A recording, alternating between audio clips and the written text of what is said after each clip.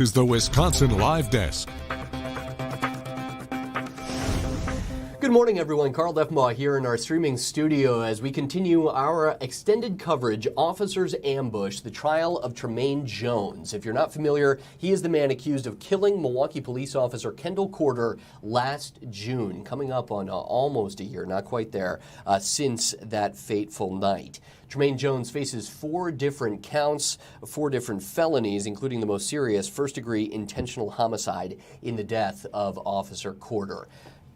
Now, the related parties just got into the courtroom moments ago, so let me pull up some of the audio so we can hear what's happening now. This will be day 5 of the trial, day 4 of testimony. We had a fairly elaborate day yesterday that included a large amount of testimony with forensic evidence, DNA, fingerprints.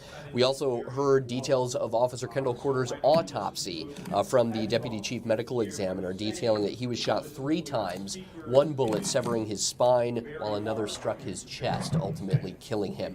One of the key witnesses yesterday was a person who was anonymous, not identified, not shown on camera in Thursday's testimony, but said he saw Tremaine Jones carrying a rifle, hiding behind some bushes, and then a notable exchange from the lead district attorney. Do you see where the shots came from? That man answered, it came from the bushes, identifying Tremaine Jones in those bushes, the defendant. Since they are on the record now here this morning, let's take you live to the courtroom of Judge Michelle Havas at the Milwaukee County Courthouse and listen live to what's happening to begin the day today, Friday, of the Tremaine Jones trial. Defense counsel, he's had it since yesterday. We had the report of that transcript. We then put it in a Word document, the exact same transcript, so it doesn't have all the law enforcement data on it and things like that. I would like to give those to the jury so that they can read along. There is a jury instruction specifically on point to tell the jury how to use this transcript. We will not be moving it into evidence. It is not evidence, although I will ask that a copy be kept for the court for any appellate reasons. We will have the deputy hand them out to the jury, and as soon as that call is done, we will take them back from the jury. It is simply meant to be a demonstrative aid, and that's what Mr. Jones is requesting, a demonstrative aid for the jury so that they can both listen to and then also have the transcript so that they can follow along. But they obviously will be instructed by the jury or by the judge in that jury instruction that what they hear on the call is evidence, not necessarily what is in the transcript. Exactly. All right, Mr. Jones, your position? Yeah, Judge, so a few things. One, my first is I object to the transcript in and of itself. I worry that it'll distract the jury. They should just simply listen to the recording. However, I do recognize that providing a transcript to assist the jury is utilized at times. So that's my threshold objection. It doesn't sound like the state wants to admit the transcript as an exhibit. I understand it's got to be part of the court record. Obviously, I don't object to that if it's utilized. It doesn't sound like the state wants to enter it as an exhibit. That would have been a more strenuous objection. If that's not the case, then I will just leave it with what I've indicated so far. As far as the transcript itself that I've been provided, it mirrors the police report I've had. I also have the call. I've listened to the call. There's some words in here that are unintelligible that's noted in the transcript, but I don't have a dispute as to the veracity or the accuracy of the transcript as best as I can make it out, right? And so ultimately, I do want that instruction for the jury. I was trying to look it up when the state was 158. Perfect. Then I will request that be read before the recording's played. I think that does help the jury. It also lets the jury know that why they're being handed the transcript. So that's where I'm at. I think it is appropriate. It is permissible to allow for a transcript to be used. It will not be an exhibit. It does not itself become evidence. The jury instruction makes that clear. 158 recordings played to the jury. It reads, you are about to hear an audio recording. Recordings are proper evidence, and you may consider them just as any other evidence. Listen carefully. Some parts may be hard to understand. You will be provided a transcript to help you listen to the recording. If you notice any difference between what you heard on the recordings and what you read in the transcripts, you must rely on what you heard, not on what you read. So I will read that just before the recording is going to be played. Obviously, it'll be teed up with the foundational issues and things like that. And then we'll take it from there. So then sorry, I thought you were done. Nope, go ahead. My only request is then when the deputy hands them up, the deputy can make sure he collects all of them. Just, we just want to make sure we don't lose track of them. Absolutely, and they will be collected. They will be handed out by the deputy, not by Mr. Huebner, and the deputy will then collect all 14 of them. I've been provided with a copy now, so I have it, and we will then collect those back because they can't keep them and reference them and things like that. So we'll make sure of that. Thank you. All right. Anything else before we get started? No, Judge. Okay, great. We will bring the jury out then.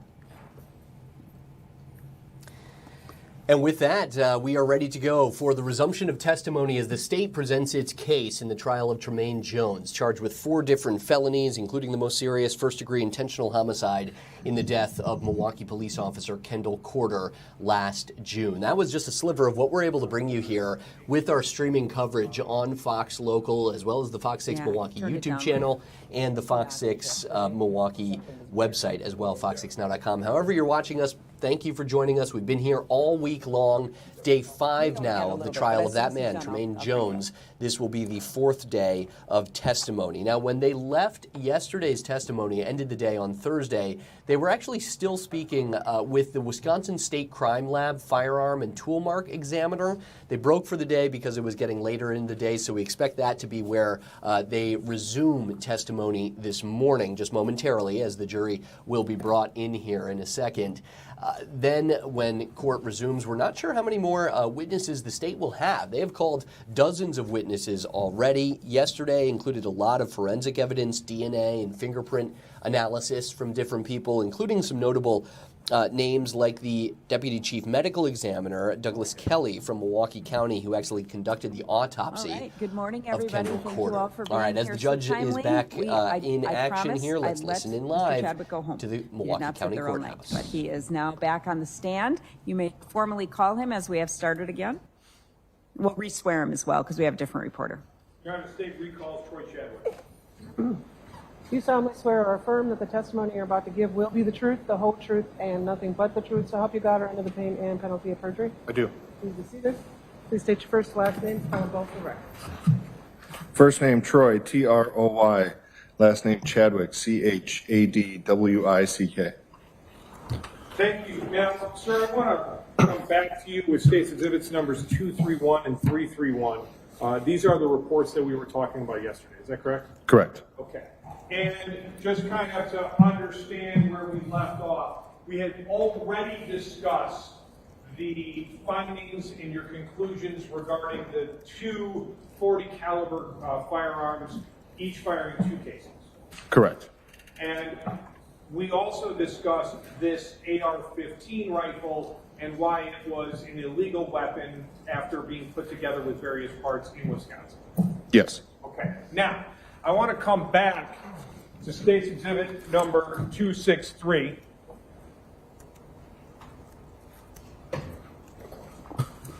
And when we are taking a look here at 263, which again remains and continues to be a safe weapon, regarding this particular weapon, did you test fire?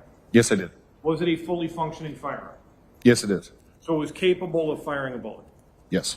Okay. Did you receive test-fired cartridges or test-fired casings as well as bullets that you were able to recover? Did I receive them? Did you recover them after you test-fired? Yes, I test fired it. Okay. Now, coming back just for one moment. I want to show you what has been marked as State's Exhibits, and this is going to be a long time here, so just bear with me here. State's Exhibits numbers 299, 301, 300, 272, 267, 265, 266, 276, 273, 269, 275, 271, 268, 274, 264, and 270. I would ask you to take a look at all of those for me and tell me if you recognize them.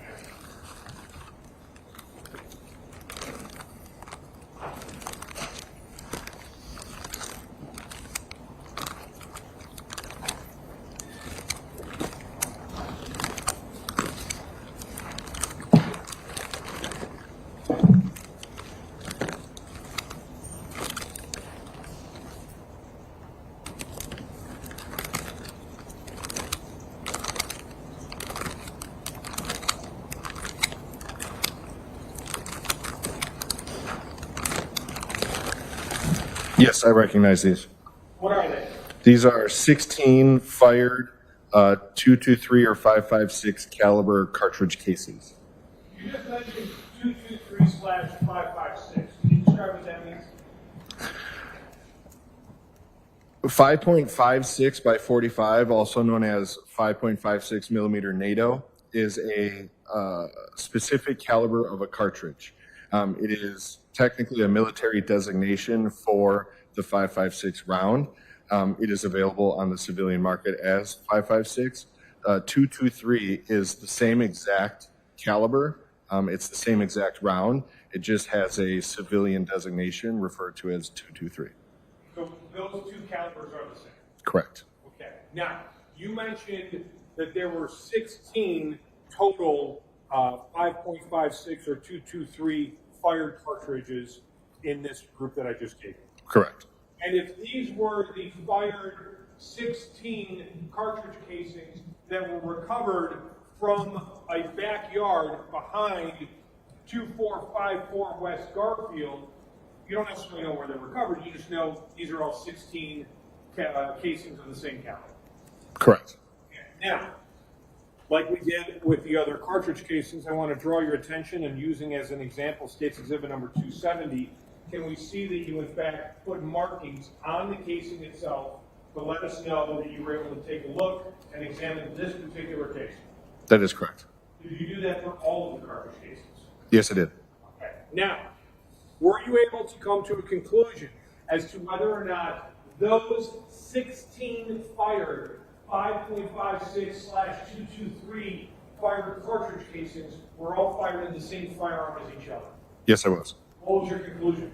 Based on my examination of the tool marks and the agreement of the individual characteristics, it's my opinion that all 16 of these fired cartridge cases were fired in one single firearm. Now, I want to ask if you compared it to State's Exhibit number 263, this AR-15 short barrel rifle that you were asked to take a look at. Yes, I did. What was your conclusion? So when comparing the fired evidence of all 16 of these individual items with the test fired cartridge cases that I personally recovered by firing that weapon, in my opinion, based on my examination, all 16 of these cartridge cases were fired in that firearm. All 16 fired by this gun? Correct. Now, I would like to show you what has been marked as State's Exhibits numbers 282, 279, 280, and 281. I would ask you to take a look at those 4 exhibits and tell me if you recognize them. Yes, I do. What are they?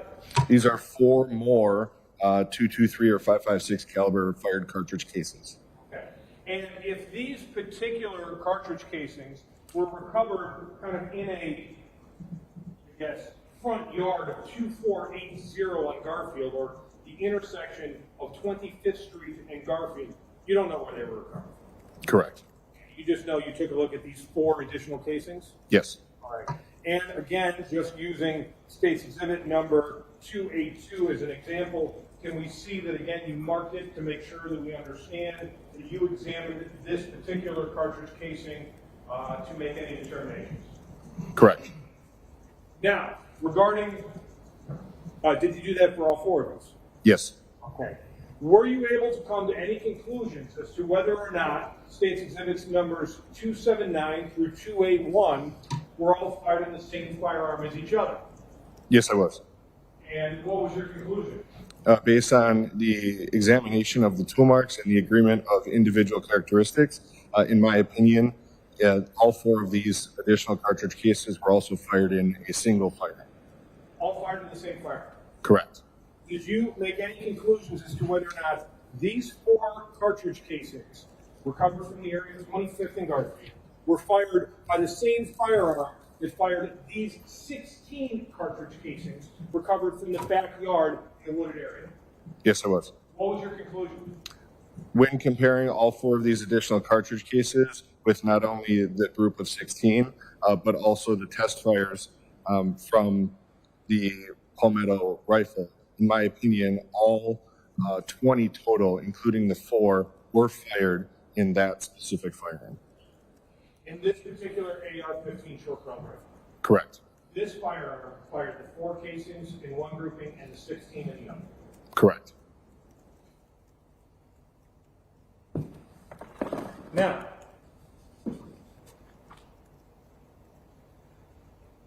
I would like to show you, let me get that back.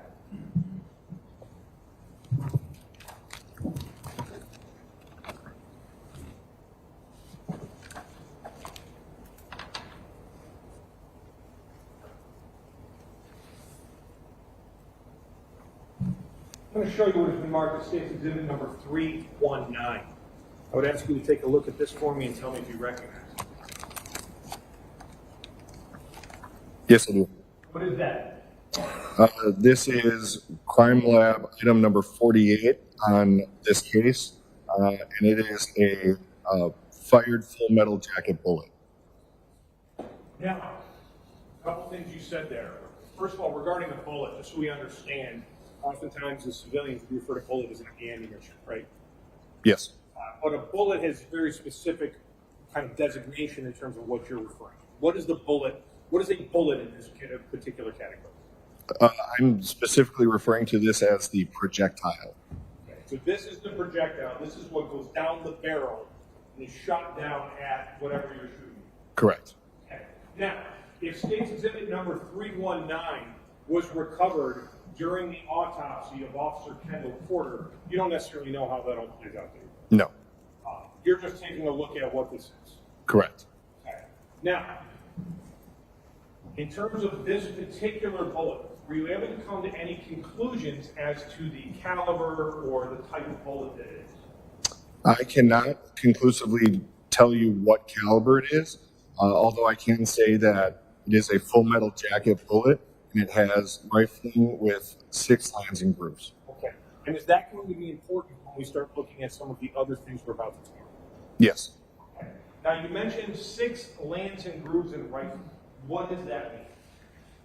So earlier yesterday when we were discussing the transfer of tool marks in a barrel, specifically when we were talking about the rifling, and the helical pattern that is physically cut into a barrel that is rifling, there are various numbers or different ways that rifling can be done. And that was referred to by the lands and the grooves, which is the specific rifling, how many lands and grooves there are, and which way they twist. They can either twist left or right. Those are referred to as class characteristics, which are just general physical descriptions of a firearm or firearm characteristics. Now, I want to draw your attention back to State's Exhibit number 263, again, that AR-15 short-barreled rifle. Its firearm variant. What was its lance and grooves, and what was its twist? The rifling characteristics of that firearm specifically has 6 lands and grooves with a right hand twist. Did you make any comparisons as to whether or not this exhibit, State's Exhibit number 319, recovered from the right shoulder of Officer Kendall Porter, was fired down this particular AR-15 short-barreled rifle? Yes. What was your conclusion? When comparing the rifling that I can observe on Court Exhibit 319 with the test-fired bullets that I recovered by firing that firearm specifically, I observed an agreement of individual characteristics, which means that, in my opinion, based on my training and experience, this specific bullet was fired through the barrel of that firearm. That gun fired that bullet? Correct. Okay. I I now want to draw your attention to State's Exhibit number 233, a bullet recovered during the surgery of Officer Kendall. Please take a look at that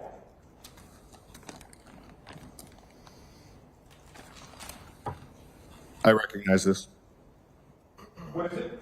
This is an additional full metal jacket bullet, which is laboratory item number 30 submitted for examination on this case. Now, were you able to come to any conclusions as to whether or not this particular bullet that we see here in State's Exhibit number 233 was fired down the same firearm barrel that fired 319? Yes. What was that conclusion? Based on the agreement of individual characteristics, in my opinion, that bullet was also fired through the same barrel as that projectile, meaning they were also fired through the barrel of the specific firearm. It was fired through that short barrel AR-15? Correct. Okay. Now, I want to draw your attention to another piece of evidence. State's Exhibit number 303, a bullet fragment that was recovered from Officer McCray during his surgery. Could you please take a look at that and tell me if you recognize it? Yes, I do. What is this? This is a fired bullet jacket fragment. Can you explain what that means? So when bullets are fired and they exit the muzzle of a firearm, they have to stop at some point, whether it hits something, somebody, or another object or the ground. It has to come to rest at some point. And that force will damage a bullet to a certain extent, even in the best of cases. And when that happens, depending on how the bullet was originally constructed, it may break apart. So this specifically is referring to the fact that this is not a full intact bullet. It is just a portion of the jacketing of a fired bullet. And when you're referring to the jacketing of a bullet, I'm just going to use State's Exhibit number 303 kind of as an example. We can kind of see in this bottom portion aspects of kind of both parts of the bullet. Is that fair? Yes. So when we're referring to the jacketing, is that kind of metal sheet that wraps around the kind of core of the bullet? Correct. What is that core of the bullet made? Lead. Okay, so when we're looking, for example, here at State's Exhibit number 319, we can see a fully jacketed bullet, but in the inside, kind of at the back of it, we can see what appears to be kind of a grayer metal insert or something that is inside that container. Is that fair? Yes. So that would be the lead core with the jacketing around. Yes. All right. And if we're looking here at State's Exhibit number 303, you can see what appears to be a fragment of the core as well as a fragment of that jacket. Yes. Now, on the core, is there any ever tool marks that you can use to kind of look at a core to figure out if it was fired by a firearm barrel? No. Because that's what the jacket is. Correct. The tool mark transfer happens from the rifling in the barrel to the jacket. The core is the inside of the jacket, so it does not receive any transfer of tool marks. The jacketing position is to get gripped and then spun to give us that distance and that accuracy. Yes. Okay. Now, in this particular case, we have what appears to be a fragment. Are you still able to conduct an analysis to determine what type of barrel fired that jacketing? Yes. And did you do so in this case? Yes, I did. What did you determine? So there are observable tool marks present, even though this is just a portion of the jacketing. I was able to observe that there are conventional rifling impressions, which can be observed and measured and used for comparison. How many lanes and grooves and what twist was there on this particular one? There's not enough to conclusively say how many there were on the original bullet, but there were observable land and groove impressions on this fragment. Now, in terms of those observable lands and grooves impressions, even though you don't have the full everything we've talked about, can you still use that to try to make an identification? Yes. Did you do so in this case? I did. Explain what your conclusion was. So based on the comparison of the observed rifling impressions on Court Exhibit 303, the fired jacket fragment, I compared that with the test fired bullets from the AR-15 rifle we are discussing, and based on the agreement of the tool marks and the individual rifling impressions, in my opinion, this fragment was part of a bullet that was fired through the barrel of the AR-15. So this fragment was fired by the same short-barreled rifle. I'm sorry, this 303 was fired by the same short-barreled rifle that fired the 2 bullets that were recovered from Officer Porter's body, both during surgery and during the autopsy. Correct. Now, last piece of evidence that I would like to discuss with you. I'm going to show you what has been marked as state exhibit number 236. A metal jacket fragment recovered from Officer McCray's vest. Can you please describe what we're looking at here? This is also a portion of a bullet that I will refer to as a fired bullet jacket fragment. Again, is that part of that kind of like jacketing that goes around the core? Exactly. All right. And this appears to be even smaller than the last part.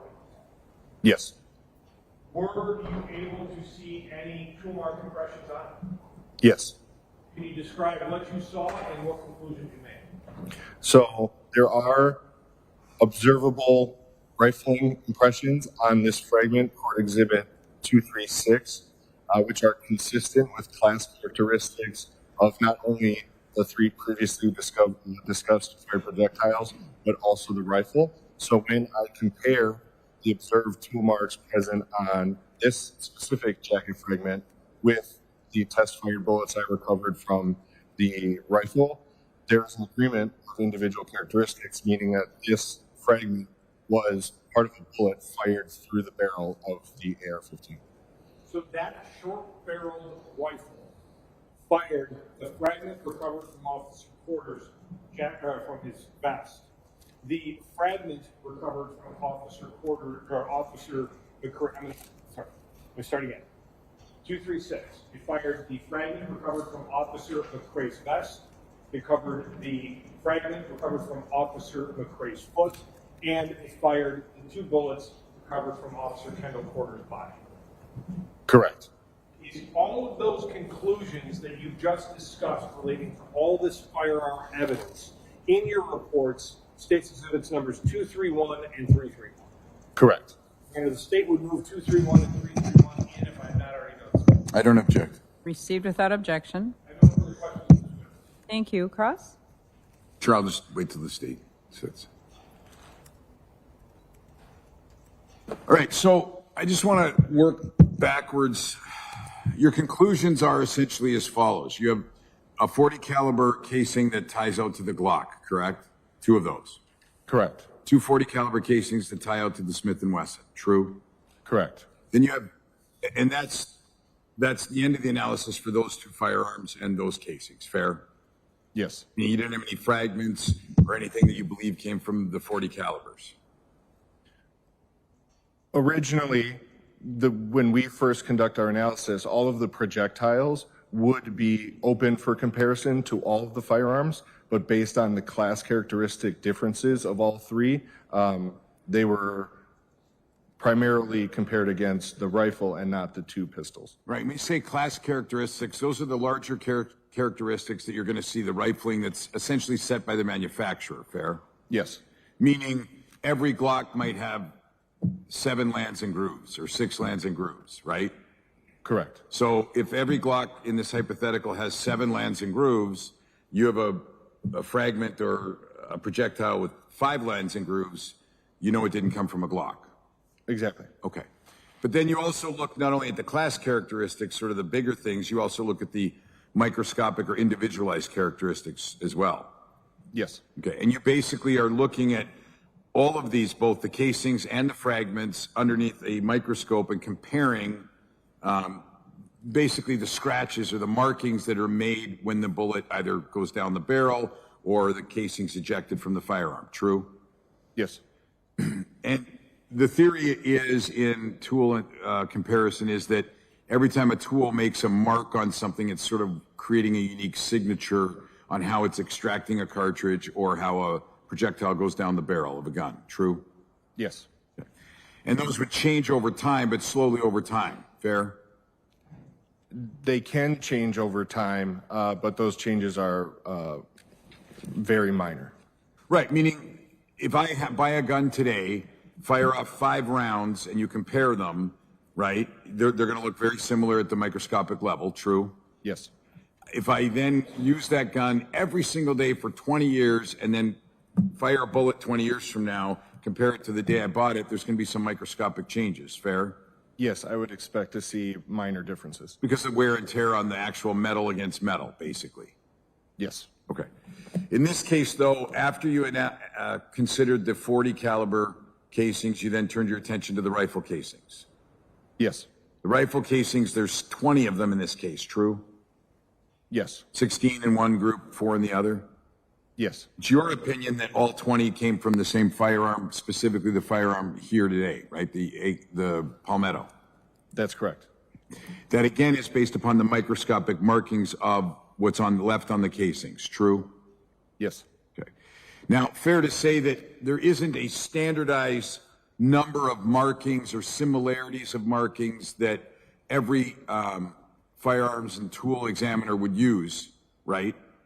Correct. Okay. In other words, you just believe, in your opinion, based on your training experience and looking through the microscope, when you're comparing them, that there are sufficient enough markings for you to render an opinion that they match. Fair? Yes. I assume then also your work is peer reviewed. True? It is, yes. What that means is that someone from your lab internally also looks at your work and sees if they come to the same conclusion. Correct. But your lab does not send out your findings to another lab to independently verify, do you? No. Just internally you do a peer review. Correct. On the fragments, you get less data generally or less information, at least in this case, than you would off of a casing. Is that fair? I wouldn't say it's more or less, but because of the nature of the fragment, it's incomplete. That's a better way of putting it. So you have less pieces to the puzzle, but you believe in this case you had enough pieces to that puzzle to make a comparison on the fragments. Yes. I have nothing else. Thank you. Thank you. Redirect? And based on all of that, you were able to determine that all 20 rifle rounds were fired by that AR-15 short-barreled rifle. Correct. You were able to determine that all 4 bullet projectiles or fragments that were recovered from both officers were fired by that same AR-15 short-barreled rifle. Correct. No follow-up, Judge. Thank you. Thank you. You may step down. Thank you. All right, Mr. Huebner, you may call your next witness. Your Honor, the state calls on Detective Driscoll.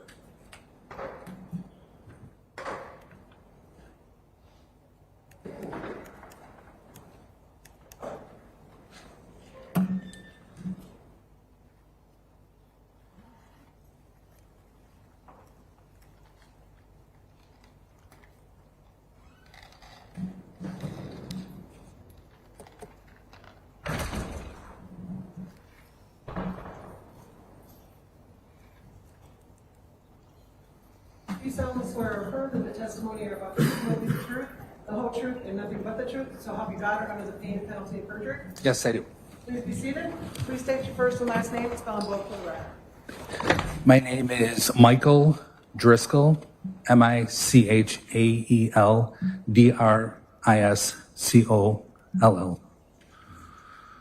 are you employed?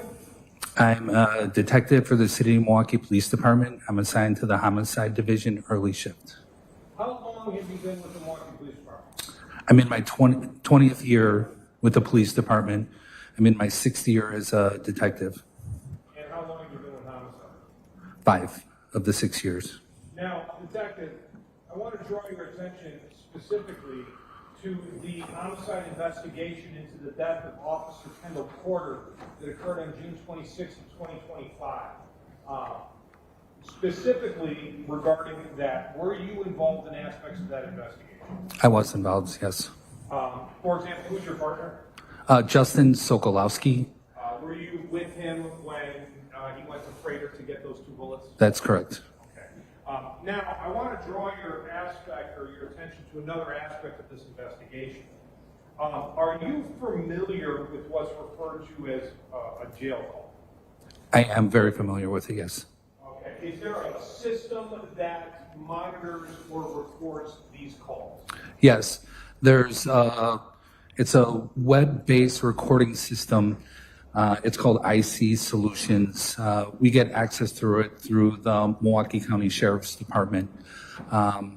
It's a fairly easy database. We have our own logins where we log into this computer system, and every single call or even attempted call by someone who is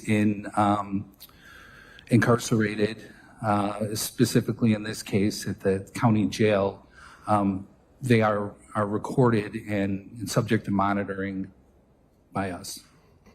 Now, I want to just kind of talk a little bit about your familiarity with the system. Do you have access to this system? I do have access, correct?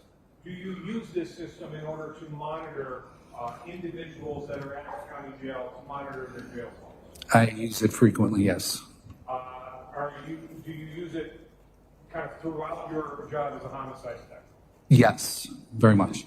Is this something that is often done in your duties? Yes, almost every day. Now, your training experience in how to use this system and how the system is set up and all of that, is that fair? That is correct. I was trained in it when I became a detective, and to be honest with you, it's not super difficult. Okay.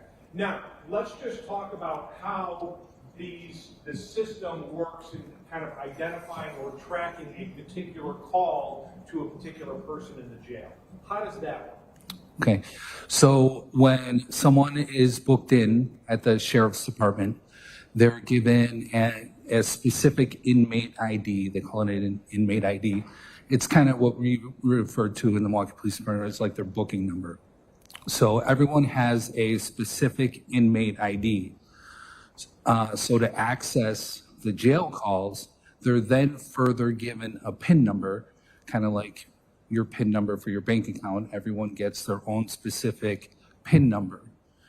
So for someone to make a jail call out of the jail, they have to go through a series of prompts that are recorded that on my end I can hear. So they pick up the phone and they hit the voice prompts if they want it in English or Spanish. Then from there, they have to enter their unique inmate ID and their unique PIN number. From there, they have to voice recognize, the system voice recognizes, they have to say United States of America for the system to continue on. From there, they dial in the number they want to dial. So the person they want to call, they put that number in. And then the system connects to the person and asks them to hit 1 or 2 if they want to accept or reject a call from an inmate who is incarcerated at the Milwaukee Criminal Justice Facility. And then it says in the person who's dialing out's name. So for instance, if it was me, it would say, will you accept the call from Michael Driscoll, who's incarcerated at the Milwaukee County Justice Facility? Do you accept or decline? So if they accept, there's an automated recording that says that the calls are recorded, all calls are recorded, and they are subject to monitoring at any time. And this gives the warning that it is a recorded call and it can and will be listened to, so that both parties, the person dialed and the person calling, both know that they're on a recorded line. And after that warning is when they're able to have a back and forth regular telephone conversation.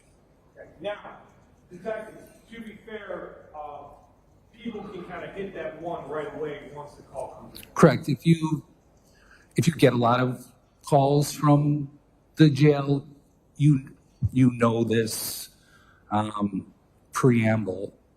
So as soon as you hear it, you can hit 1 and you can kind of jump to the conversation. Now, I want to draw your attention to listening to a series of phone calls or kind of monitoring an inmate number 2025011410. Who was the individual that was associated with that inmate number? That's the inmate ID for Tremaine Jones. Do you see that individual in the courtroom today? I do. He's at the table to the right, wearing the white collared shirts. Does he have time? He does not have a tan. Your Honor, may the record reflect that the defendant has looked at, described, and identified the defense. It's accurate. All right, the record will so reflect. And during these calls, are they associated with the inmate number of the defendant? They are all, yes, under his inmate ID for him. And that would mean requiring to use the defendant's PIN then in order to make these calls. That's correct. Now, this system, in terms of making these phone calls, bills out per minute. Is that fair? It does. They are allotted some free calls at times.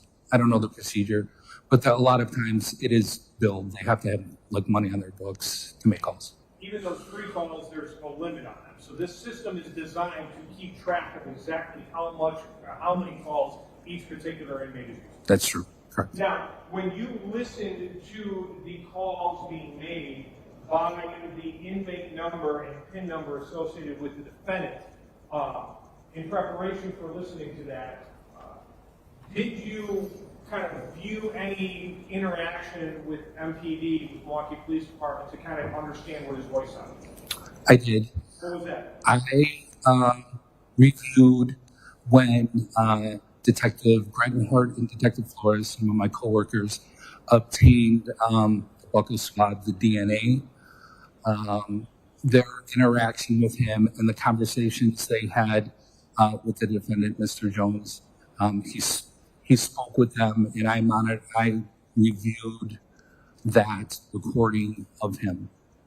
Additionally, these calls, and we're only going to play one, but in regards to the calls that are being made by this PIN number and this ID number of the defendant, are they to his family members? They are, yes. Is he referred to as Tremaine in these calls? He is, by his mother, yes. Now, in fairness, inmates do have the ability to lend out their PIN. Is that fair? They do. They do. And when you're monitoring, do you ever, can you sometimes run across this when you're monitoring certain individuals' PINs? I do. It does happen. And so most people who are making calls call about maybe a handful of people, mom, families, a couple family members. If I'm monitoring someone's jail calls, you kind of, you get into their conversations and their flows and you know kind of who they're talking to. And then all of a sudden, a new number pops up and you're wondering, oh, he's calling somebody new. But then when you monitor it, it's a whole new voice and it's a whole new conversation and it's not related to anything you've already monitored. So this is an instance where one person let another inmate use his PIN, and it's usually just like a one-off. Did you ever encounter anything like that in listening or monitoring the defendant's calls? No, they were all him. Now, I want to draw your attention specifically to a phone call that occurred on July 2nd of 2025 at 16:39. Are you familiar with that call? I am familiar with that call, yes. Did you monitor that call? I did monitor that call, yes. Did you download that call from IC Solutions? I did. Have you listened to it in preparation for today's trial? I have. Is this what we have, which is, Your Honor, the folder and the audio file on State's Exhibit number 329? That exhibit has already been moved into evidence. I'm moving in another audio file from that CD. That is a jail call, or a call on there that is labeled inmate 20250114110, comma, Tremaine D, ending in 3040. I'll be moving in and playing the portions of that call from 14 minutes and 48 seconds to the end of that call. Any objection? No. Received without objection. Now, detective, In this call, just so we understand, the defendant's voice, is it a little low? It is, yes. And who is he speaking to? His mother, Lindsay Eaton. And her voice is a little high. Correct. Your Honor, before we proceed on to the jury instruction and to this, I would like to make the record, just so we have this, so the jury understands, based on the best audio equipment that the county can buy, we have that audio equipment currently set up to the highest level. That will allow us to hear the defendant's voice, but the other voice, the female voice, will be a little loud and distorted because hers is very loud. As a result of that, we have created a transcript so I would ask the court now to read the jury instruction, and then once you're done, the deputy to hand those out. All right. You are about to hear an audio recording. Recordings are proper evidence, and you may consider them just as any other evidence. Listen carefully. Some parts may be hard to understand. You will be provided with a transcript to help you listen to the recording.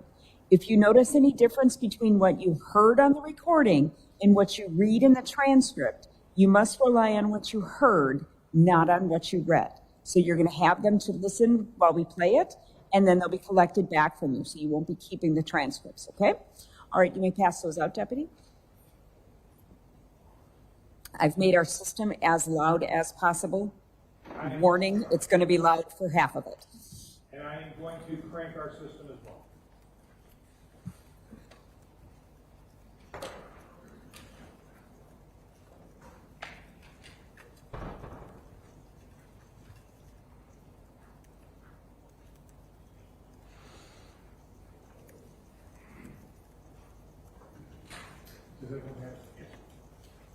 All right, at this point, I will be playing a 14 minutes and 48 seconds into the recording.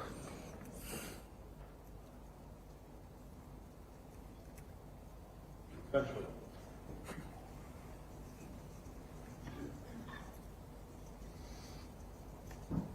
Oh.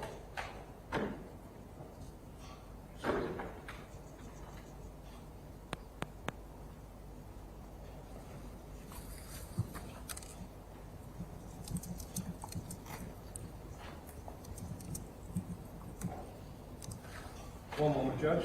Had it working just a second ago.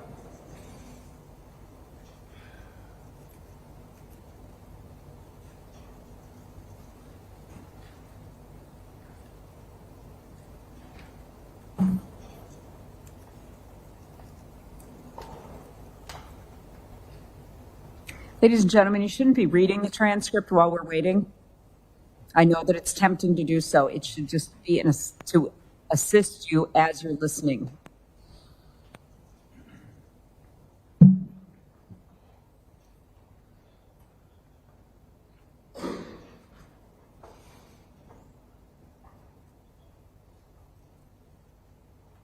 Waiting for the CD to catch up then.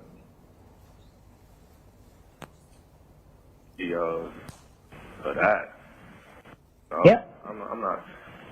We're not focused on that right now. I'm not focused on that right now. What I'm doing is, okay, when bro came up, did what he did towards me, I didn't instantly react. I might have let off in the air beforehand, whatever the case might be, but I didn't instantly react to that. So, I followed my instinct, and I got up out of there. That's what I did, man. And I went to literally get myself together. Get all my stuff together, put in my bag, I'm getting ready to leave. As the police, this thing, if the police are responding to me, you gonna be expecting them to be in that car, see flashing lights, or hear sirens or something, you know what I'm saying? And this is the fact of the matter. Regardless of what anyone said or nobody, right here, that police coming up. No, I was not aware of any of that. I would have never sat in one place. When that stuff happens, We bumped heads. Did I sit there at your house? No. I moved away for a minute. I did what I had to do. So, you know, I still let them come and detain me though. So I didn't want to.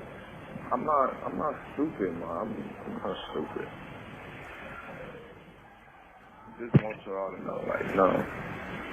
The boy didn't crash out. No.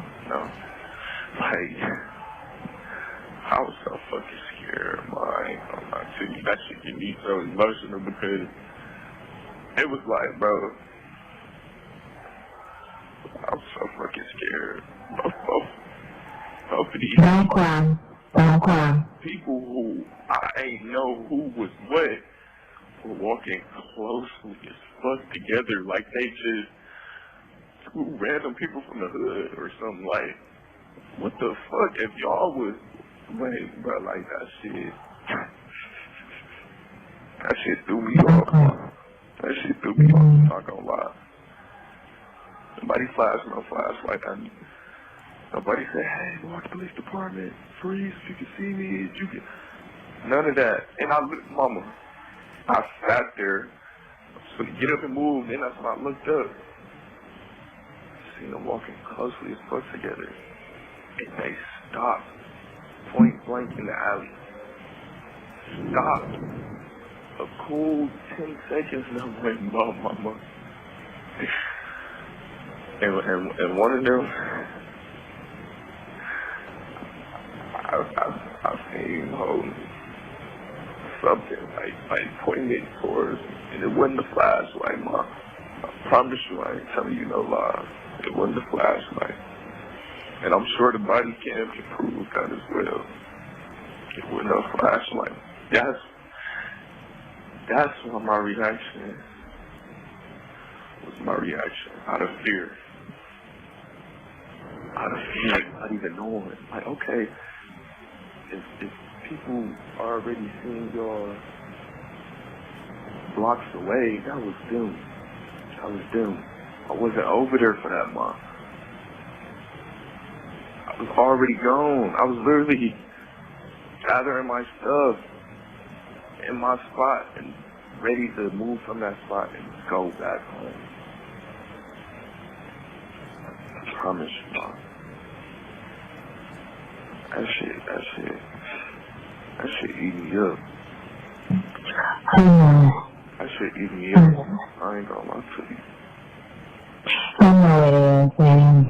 I told you I'm gonna try my best. For me, I ain't even been praying for my freedom for real. I've been praying for him, Mom. I know. Man, family, Mom, for real. I mean, as long as you know, son, like, baby, and there's a law that's out here that, I mean, they can hit you with them charges because they're cops. I know. No, for sure, you know, and from that evidence that they have, it's piled up against you. That body cam, yes. I mean, that may prove that it wasn't intentional. It wasn't, Mom. You know, so that's a good thing. If we can get access to that, that's a good thing. Like I said, it'll bring some of them charges down that they're trying to hit you with. I don't know how long you have to come up with an attorney. Well, what's today, Tuesday? Wednesday. It's Wednesday. 1 minute remaining. Yeah. Man. Hello? Yeah, I can call Hello? you back. I can hear you, Mom. I just got. Tremaine. Yeah, can you hear me? Yeah, I can hear you now. I said I could call right back right quick just to. Okay. Let me call right back before it just hang up. All right. All right. We'll gather up the transcripts from you folks. We need all of them.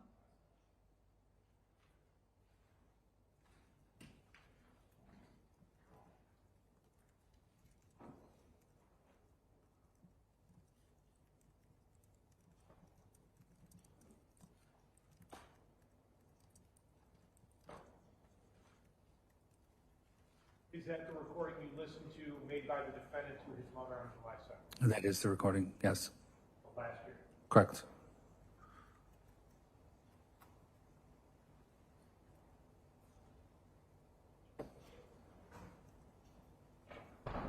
Nothing else, thank you. Thank you. Cross? Thank you. Let's just back up a bit. So you're saying in this case, there wasn't anybody using someone else's PIN number that you at least discovered, fair? Correct. So you were able to figure out all the calls that Tremaine Jones had made while in jail, true? No, I listened to 22 of them from June 30th to July 5th. That's the only calls I listened to. Right. What I'm saying, though, is that as far as you know, those are the calls that he made, meaning you don't have any suspicion he made calls on some other PIN, backdooring, or anything like that, is what I'm saying. Correct. Okay. So out of these, you listen to those 22 calls, right? In the context of those calls, this is just what we heard is about 5-minute segment of one of those calls, true? Yes. Okay. Are you also aware that Mr. Tremaine Jones was arrested on June 27th? Correct. Okay. And this phone call was on July 2nd that we just listened to? Right. I don't know when he got shipped from MPD, which does not have jail calls, to the sheriff's department, where he was able to start getting his jail calls. Right. Do you remember the first date of the first jail call you listened to? If it was earlier than July 2nd? I believe it was. I believe the one we just listened to was the 8th call I listened to. So I believe it was a day or two previous. Okay. So the point is he gets arrested on the 27th. It takes a day or so. I'm not holding you to it specifically, but this is just generally the way it happens, for then people to get processed and then moved to the county jail. That's generally the process. Fair? Correct. So it's reasonable to assume he would be at the jail by maybe June 29th or so, June 30th, somewhere in that range? Yes. Okay. My point is, though, this phone call is 5 days after his arrest. That's true. Yes. Okay. He also made multiple calls prior to this call we listened to, true? I said this about his believe- 8th. I think he made 2 or 3 prior to me listening. Okay. So you said this is about the 8th one you listened to, and he had 2 or 3 prior, so maybe a dozen calls before this one? Is that what you're saying? Yes. I'm not holding you to the exact number, but... and then are you also aware that he was charged with this crime on July 1st? Yes. Okay. So this call was made 5 days after his arrest, yes? Yes. And 1 day after he was formally charged, correct? Yes. Thank you. I have nothing else. Thank you. Any redirect? 1 day after he's formally charged with the death of Officer Corder, he makes his call. Correct. He's describing what he's seeing at that alley in front of those bushes. Objection calls for his opinion. The recording speaks for itself, Judge. Sustained. Does the defendant ever say he didn't do it? No. Does he ever say there's anyone else there? No. He just says it wasn't intentional. Correct. Okay. No follow-up to that, Judge. Thanks. All right. Thank you. You may step down. You call your next witness? One moment, Your Honor.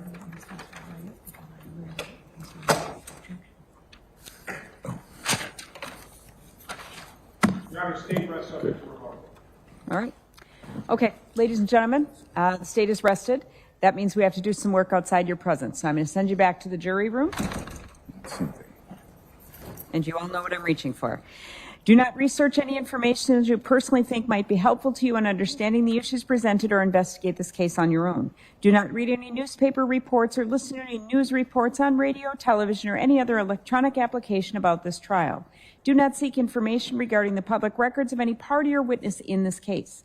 Do not communicate with anyone about this trial or your experience as a juror while you are serving on this jury. Do not use any electronic device to share any information about this case. Do not permit anyone to communicate with you about this matter, either in person, electronically, or by any other means. We'll get you back. It won't be a real quick one, so it may be about half an hour or so, but we'll get you back as soon as we can, and we'll continue on, okay? Thank you so much. Enjoy your break.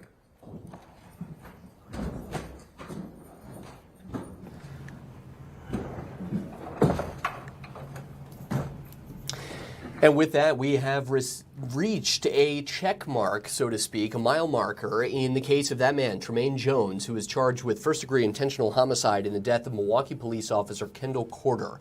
The state in this case, led by Assistant District Attorney Grant Hubner, who you heard leading so much of the questioning this morning, has now rested its case. They called dozens of witnesses over 4 days of testimony that began Tuesday and on this Friday morning, and it remains to be seen what the defense will do in terms of its case after this. So the jury has now been dismissed. As you heard from the judge there, Michelle Havas. Could be a little bit of a longer break, maybe 30 minutes or so.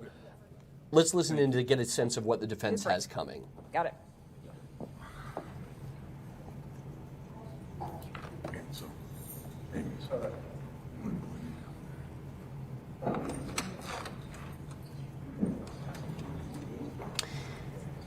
And as that camera has often done, it moves to the eagle on top of the American flag there inside this courtroom at the Milwaukee County Courthouse. So the different lawyers on both sides now have to deal with the next phases of the trial, as well as the judge detailing, figuring out where things go from here now that the state has rested its case against Tremaine Jones. But some of the things we've heard already this morning, let me get you some of the info. So 2 different witnesses took the witness stand today. One of them was a continuation of a testimony that was paused yesterday at the end of the day. That was Troy Chadwick with the Wisconsin State Crime Lab, firearm and tool mark examiner, who was on the stand going through his examination of some of the different cartridge casings as well as bullets and bullet fragments recovered both from the scene of this alleged crime and then also from the hospital as autopsies were done on Officer Kendall Corder and surgeries were done on Officer Corder as well as his partner,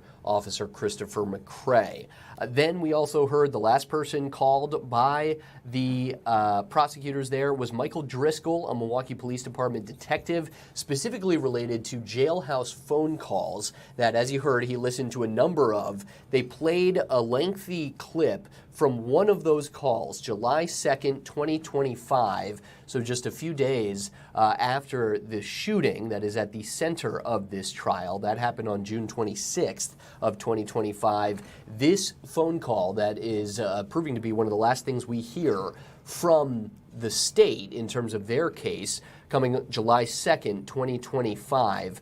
Among the different things, as you probably listened to, as did I here at our FOX6 streaming studios, difficult to make out some of the audio levels for Tremaine Jones' mother on the other side of that phone call, much higher than what we were hearing from Tremaine Jones. But some of the things that we heard Tremaine Jones say in that phone call, "I'm not stupid, Mom."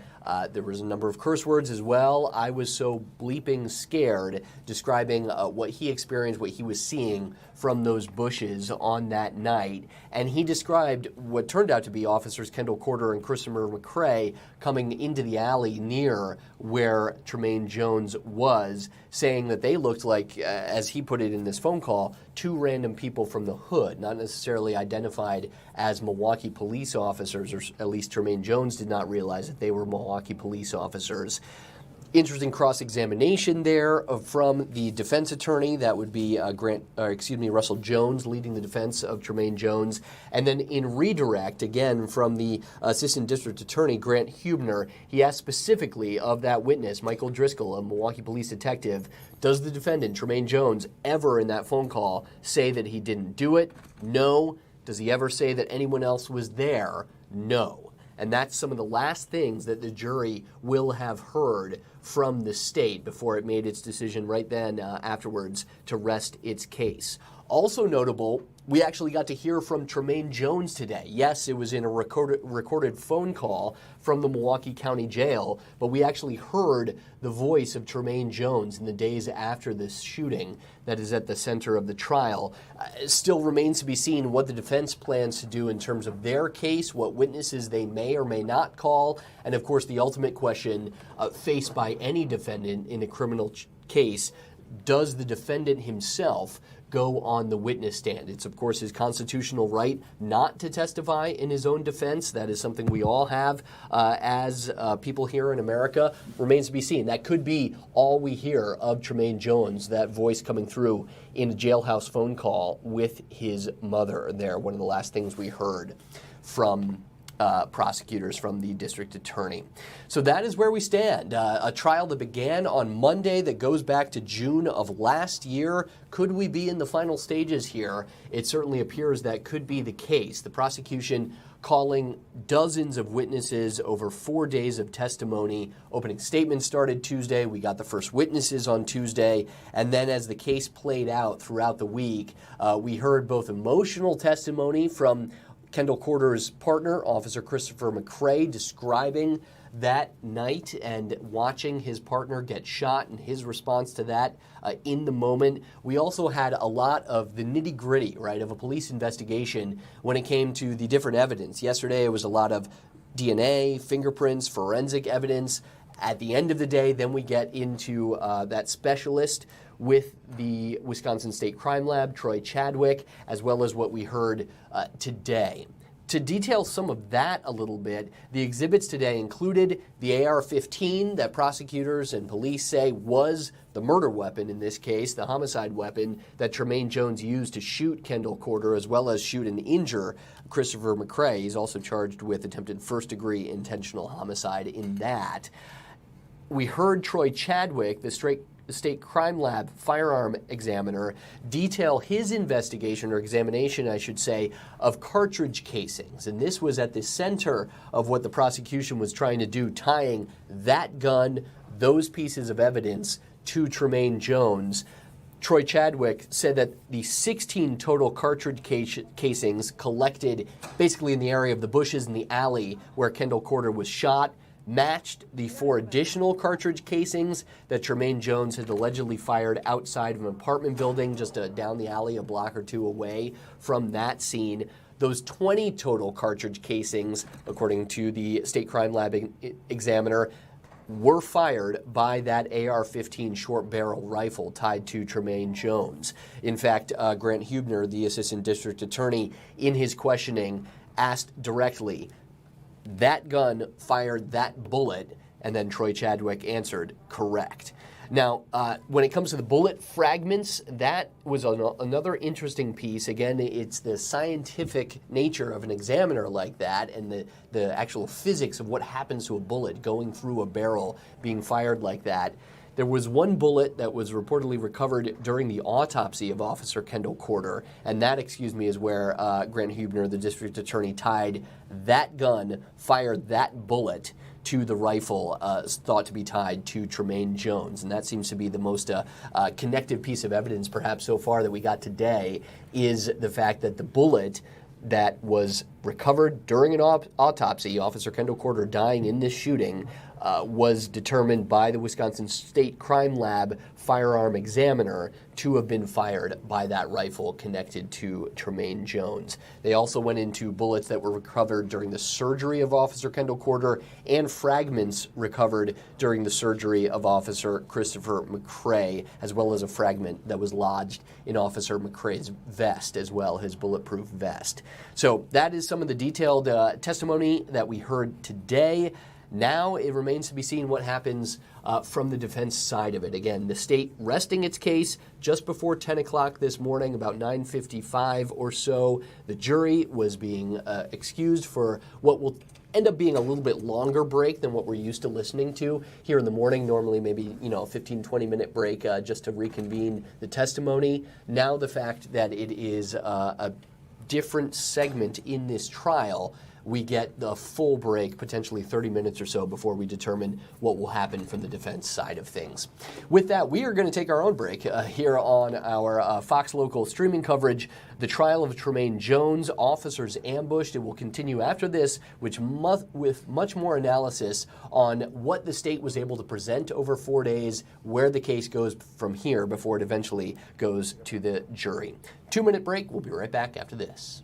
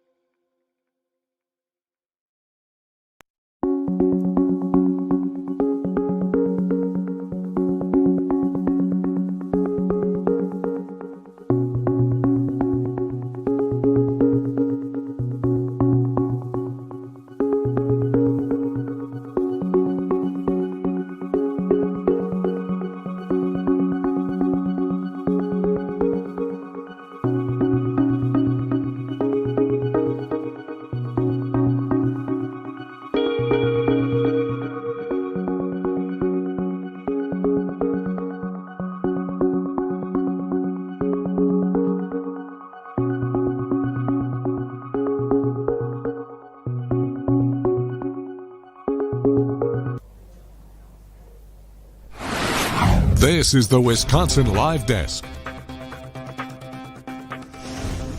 And good morning, Fox 6 investigator Brian Polson here at the Wisconsin Live Desk, taking over for Carl Deffenbaugh. It is 10:12 right now on Friday morning, April 3rd, and the state has rested in its case against Tremaine Jones on trial for the homicide, the shooting death of Milwaukee police officer Kendall and his partner, the injuries to his partner, Officer Christopher McCray. We've been talking all week, wondering how the state would wrap up its case. What would they bring it back around to? We ended yesterday with a tool mark expert, Troy Chadwick, who then came back onto the stand this morning as the first witness, a continuation of the 31st witness of this case for the state.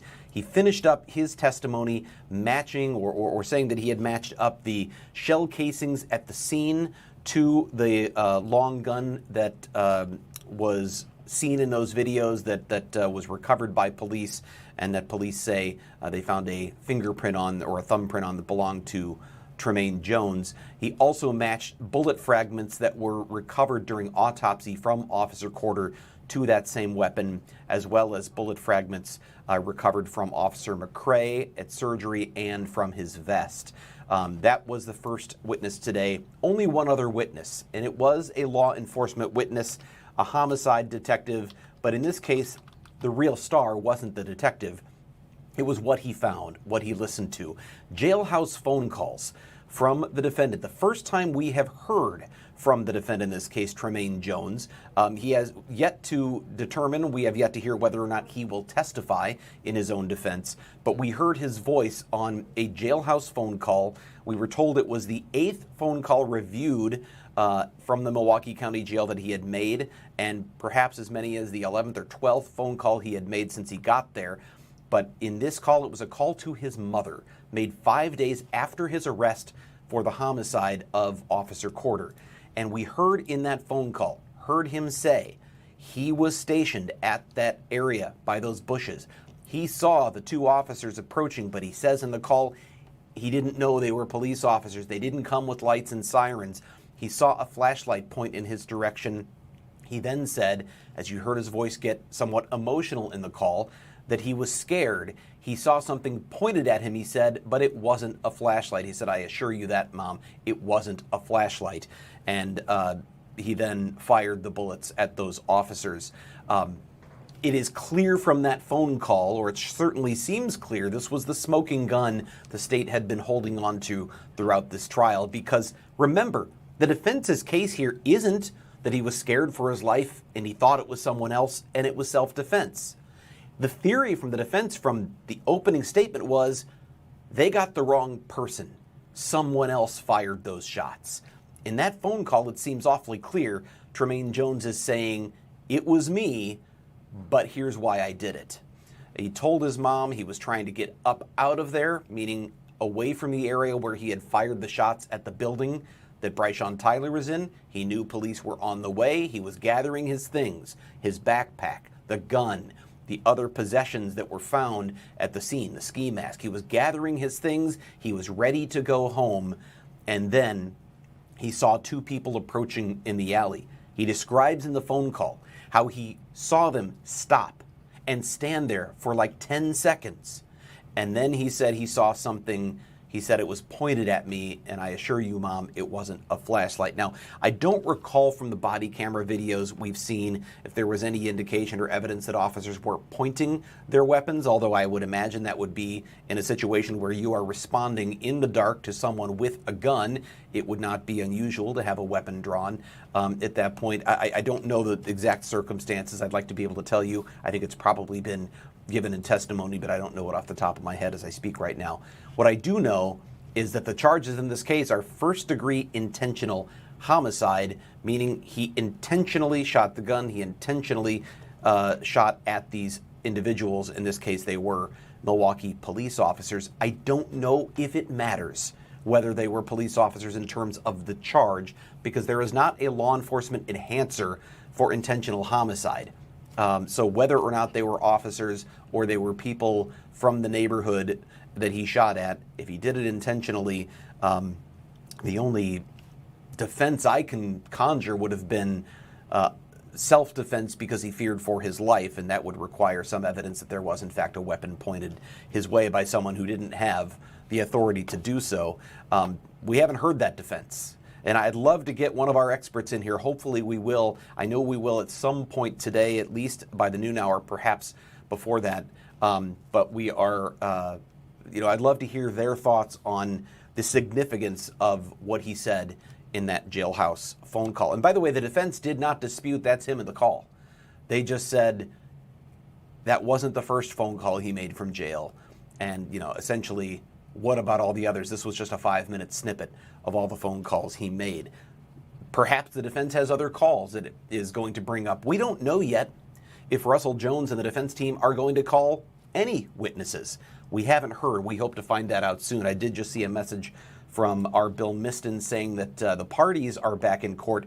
Judge Havas is on the bench, so we may learn a little bit more here shortly. And as you can see, we still see the eagle at the top of the flag, which means they are not on the record at the moment. But if I see any movement or hear any indication that they're going to go back on the record, we'll take you back out to the courtroom to find out what happens next. They are on a 30-minute break, and I believe that break started right around maybe 10 o'clock. I think it was right around 10, so they only have about another 10 minutes to go before they were going to resume. It's not clear if they will start talking any sooner.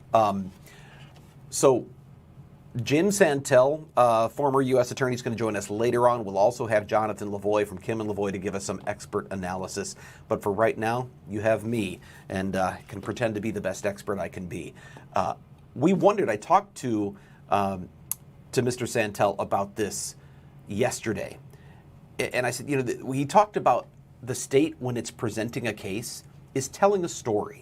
That there are some, and he used the term lowercase t, theatrics to how you present a case. And what he meant by that is you don't just front load all of your citizen witnesses and then do all of your evidence witnesses and then wrap it up and say that's done. You have to sort of tell a story in a way that keeps the jury engaged, that gives you some sense of a chronology moving from place to place. But we also knew they weren't going to end the case with a crime lab expert.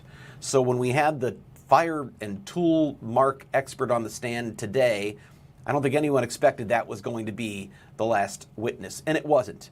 The last witness, in fact, I figured they had some citizen witness waiting to come on. Maybe they were going to call Bryshawn Tyler. That's what I wondered, is if we might not hear from the other man who'd been there with a gun. They did not call Bryshawn Tyler. Instead, the state wrapped up its case not with a powerful citizen witness, but instead with the words of the defendant himself, Tremaine Jones. That may be the only time we hear from the defendant. We don't know yet. Is there any chance that the defense will call him? It is not common for defendants in homicide cases to testify, and the jury would be told immediately and very strongly that they cannot hold it against him. It is his constitutional right not to testify. The burden is not on the defendant to prove he didn't do it. The burden is on the state to prove he did.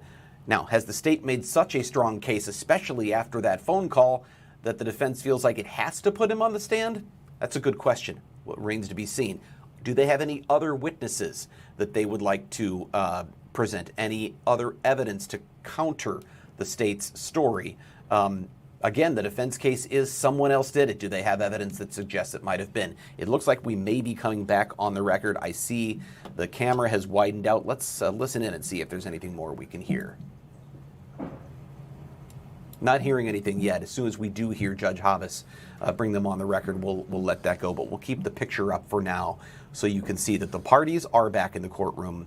The jury, certainly not, but I imagine there will be some discussion of what's coming up next before they do call the jury back into the courtroom. If you are just joining us, the state has rested its case against Tremaine Jones. They finished up. Their last witness was a detective from the homicide division who played a jailhouse phone call of Tremaine Jones calling his mother, in which he described the moments leading up to his shooting of those two officers, or at least what they say was his shooting of those two officers. Again, the defense case is someone else fired those shots. But we just heard in Tremaine Jones' own words his reasoning for why he did what he did, his explanation of the scenario. He said he was afraid. He didn't know they were police officers. It was dark. He saw what he thought was a gun pointed at him. He said it wasn't a flashlight. He didn't use the word gun, but he said something was pointed at me, and I assure you, Mama, it wasn't a flashlight. It was a pretty powerful piece of testimony. It is what the state decided to land on when resting its case, and now we find out what happens next. Depending on how long the defense has prepared in terms of witnesses, if it's not a very long case, or if the defense immediately rests, then we could have closing arguments yet this afternoon, or even potentially later this morning. Of course, still jury instructions as well. Are we on schedule for a Friday verdict? Well, that remains to be seen, but it certainly seems like a possibility at this point that the case could wrap up today, unless the defense has a substantial list of witnesses. We're about to find out a little bit more about that. You see the defense team there sitting with defendant Tremaine Jones. He is in the background in the white shirt. Russell Jones there in the foreground, the lead defense attorney. We have on the other end of things, can't see him right now, but Grant Hebner, the assistant district attorney, lead prosecutor in this case. We have our Bill Miston, who is in the courtroom filing all of this information for us and keeping us up to date on what's going on. I did ask Bill if he had heard any indication that the defense was or wasn't going to call witnesses. He said he hadn't yet, so he is keeping his ears open and will let us know what he hears as well. You can see Judge Havas right now speaking to her clerk. She is not on the stand, so we're still not quite underway, but we're just going to keep this picture up. As long as we have a picture, I'm going to let you see what I see. Well, just as I say that, it's like they listen to me. There we go, back to the eagle on top of the American flag. So we'll bring the audio down for now. I'm just going to keep it up here because I have the sense they're going to be back on the record pretty shortly. To recap what we've had so far this week, if you haven't been tuned in, if you haven't been following, this is the homicide case, first-degree intentional homicide. Tremaine Jones, a 23-year-old, now 23-year-old Milwaukee man who was charged with killing Milwaukee police officer Kendall Corder and his partner, not killing, but injuring his partner, Christopher McCray, on June 26th of 2025, so last summer. Officer Corder actually passed away at the hospital a few days later. End of his watch officially June 29th of 2025. His was just the latest in a string of Milwaukee police officer deaths in recent years. And Officer McCray testified, a rare situation where you actually see a police officer on the stand describing the fatal shooting of another police officer. Harrowing testimony, particularly the evidence that was played, which was Officer McCray's body-worn camera. You heard the emotion in his voice as he realized his partner was on the pavement, losing his life, and there was no one there to save him, no one else to help him. It took some time for other units to respond, and that entire time you heard him yelling, "No, no, no, Corder, no, please, no, don't do this to me." It was a desperate call. It was a difficult one for some of the jurors to hear. According to Bill Miston in the courtroom, he saw some wiping tears from their eyes. We've talked about the legal strategy in this case. We noticed that the defense attorney did not ask any questions, no cross-examination of Officer McCray. And we've heard from our experts that was strategic. First of all, he's a law enforcement officer. He's a crime victim in this case, and he had just given some really powerful and difficult testimony that was clearly affecting the jury. The strategic decision not to cross-examine him was one so as not to offend the jury and come off as aggressive to a victim and a law enforcement officer in a case like this. They did more aggressively question some of the other witnesses, particularly the civilian witnesses who lived in the area, some of whom have their own history with law enforcement, their own credibility issues. They challenged some of the testimony of Janira Jones, for instance. She is really where this all started. Janira Jones was Tremaine Jones' girlfriend at the time. Both last name Jones, not related by blood. But she thought she was the father, or he was the father of her child in June of 2025. Turns out later she found out it was someone else.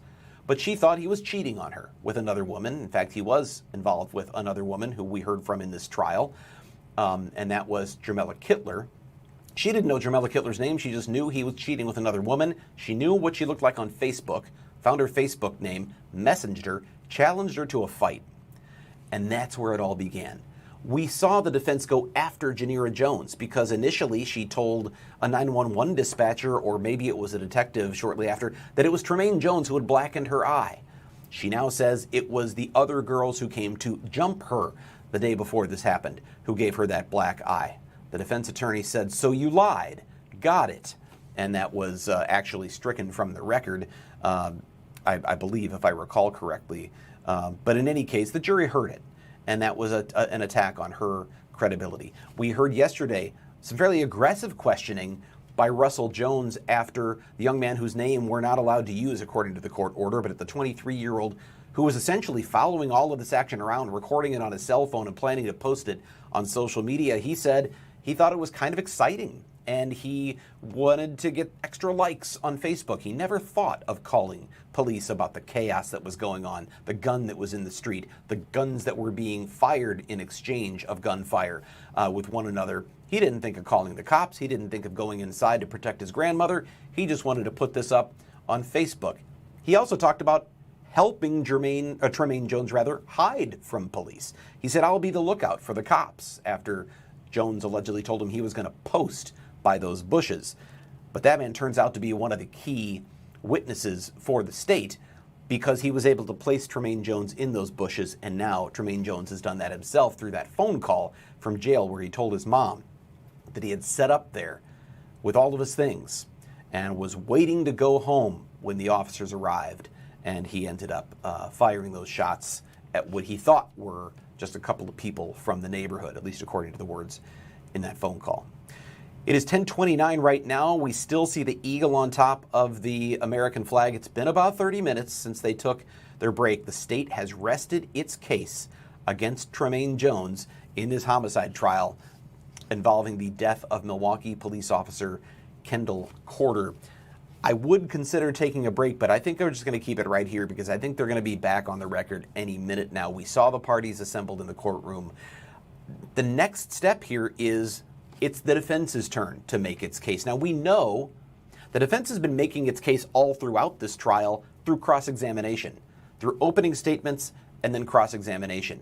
And we have seen recent trials where that's exactly where the state makes its case, or the defense makes its case, and then the defense calls no witnesses. So it is possible that the defense could immediately rest as soon as they're called back into session here, and then we would work toward jury instructions and closing arguments. Don't know if that's going to be the case, but that is certainly a possibility. It is also possible that the defense could have witnesses to call. One of those witnesses could, in theory, be could be the defendant, Tremaine Jones. We don't yet know if he plans to testify. As I said, the first time we've heard from Tremaine Jones in this entire case, other than his pleas in court, the first time we've really heard his description of what happened that day was in that jailhouse phone call to his mom from, I believe it was July 2nd, they said, July 2nd of 2025, 5 days after his arrest, and a little more than that after the shooting itself. I'd have to go back and look. I think he was arrested on the 27th. The shooting happened on the 26th of June. He's arrested on the 27th. The call was made July 2nd. So yeah, 5 days after his arrest. He was actually charged with homicide on July 1st and then made that phone call to his mom on the 2nd. The defense actually brought that up. They're the ones who, on cross-examination, Russell Jones asked the detective, when was he charged and when was this call? So to be clear, this call came after he was criminally charged. Not really sure the significance of that question. I can speculate. I'm not an expert, but I'll do my best to pretend. And I would suspect that he's saying the details in the criminal complaint may have spelled some of these things out, and maybe he was trying to explain those details that he had read. Maybe they're saying it planted some ideas in his head. I don't know. That's pure speculation. But for some reason, he's suggesting the charges were filed before this key piece of evidence, before this phone call, and the defense made a point of that. Getting some new messages from Bill in the courtroom. Let's see what he's telling us now. The parties are back in court, then they went back into chambers, still waiting on them to come back out. It sounds like they are going over jury instructions, and if that's the case, it means the defense probably does not plan to call any witnesses, because they would start by having the defense go through its case before they started planning jury instructions and verdict forms and all of those sorts of things. So if they're lining this up for sort of the home stretch, then that may be where we are right now.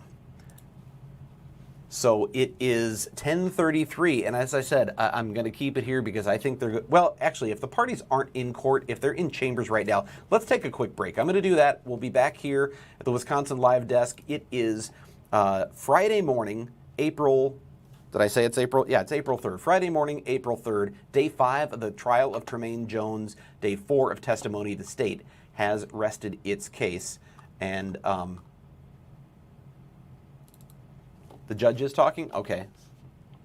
Oh, here we go. We're going back on the record. We're not going to take a break. Let's head back out there. there. Over some things in the back. We'll go over those. But first, I believe, Mr. Jones, you have a motion. Do you want to do the colloquy and do both motions simultaneously, or do you want to do motion? Well, okay. At this point, Judge, I'll move to dismiss without argument. Okay. At this point, I need to take the evidence in the light most favorable to the state. I do believe that there is evidence in this record that a reasonable jury could use to convict Mr. Jones on each of these charges, so I am going to leave it to the jury to render their decision. So I'm going to deny your motion. You wish to do the colloquy now? Yes, Judge. All right, Mr. Jones, I'm going to start with your lawyer. Then I'm going to ask you a bunch of questions, then I'm going to go back to your lawyer, okay? I'm not trying to change your mind or anything on anything. I'm simply wanting to make sure that we are getting a full and complete record to make sure that you are making a knowing decision, okay? I'm sorry, I assumed Mr. Jones. Ms. Ruckdaschel, is it you? It's Mr. Jones. All right. Mr. Jones, have you discussed with your client his constitutional right to testify as well as his right not to testify? Yes. And has your client made a decision in that regard? He has. And what is that decision? My understanding, he will elect not to testify. All right. Mr. Jones, sorry, I'm just using Mr. Jones all over. Mr. Tremaine Jones, do you understand you have both a constitutional right to testify as well as the right not to testify? Yes. Do you understand that you do not have to prove your innocence, but that the state must prove your guilt beyond a reasonable doubt? Yes. Do you understand that if you would choose to testify, you would be subject to cross-examination by the prosecutor, meaning you not only answer your lawyer's questions, but you'd have to answer all of his questions unless I told you you didn't have to? Yes. And do you understand if you choose not to testify, the state cannot refer to that fact? Yes. Do you understand that your silence cannot be used against you? Yes. Have you had the opportunity to discuss your decision to testify or not testify with your lawyer? Yes. Or lawyers, I should say. Have you had enough time to discuss your decisions with your lawyers?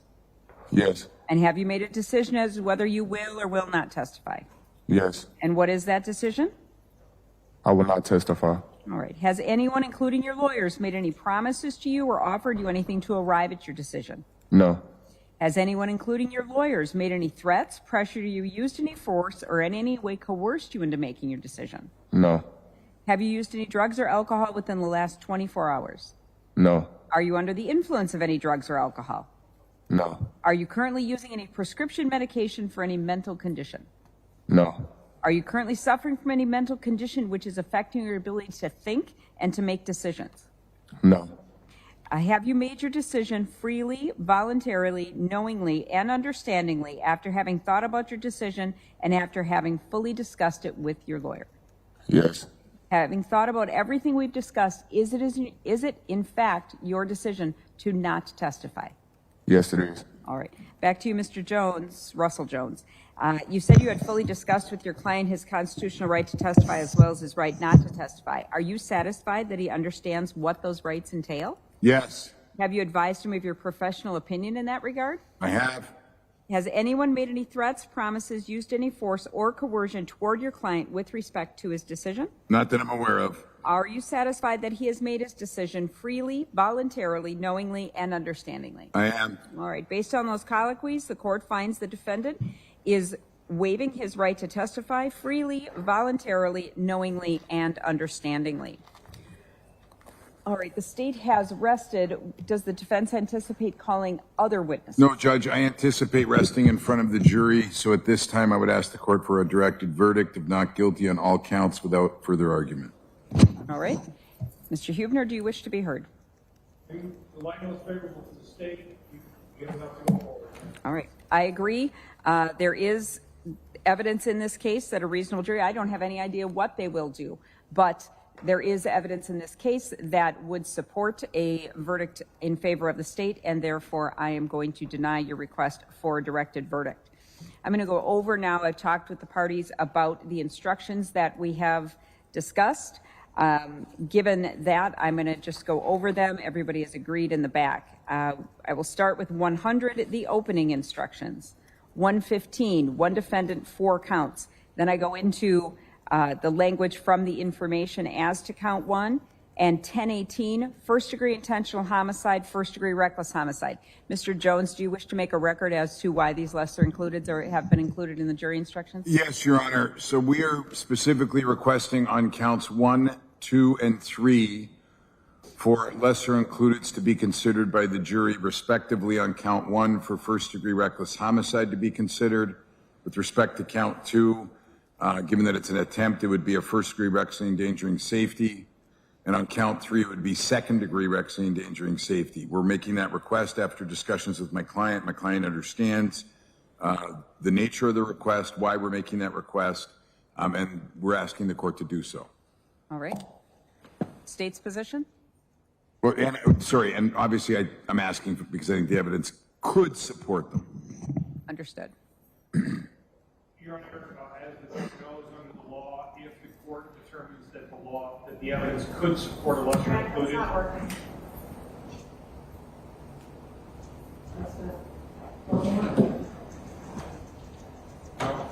going to about that. Then I would say that, as the court knows, in regards to the lesser included, if the evidence could support a finding of guilty as to the lesser included offense, and one of the parties asked for it, the court has to give it. I think, based on the evidence, while I don't think the jury should, they could, and therefore I have no position. All right. I agree. That is the state of the law. I think there is, as I said, I don't know what the jury is going to do. I believe these lesser includeds are supported by the evidence. So I'm not certain, like I said, that it will be up to the jury to make that final determination. But as they are requested, I will give each of those. And in that vein, obviously I knew that because we talked about it in chambers. I'll give 1018, first-degree intentional homicide with first-degree reckless homicide as a lesser included.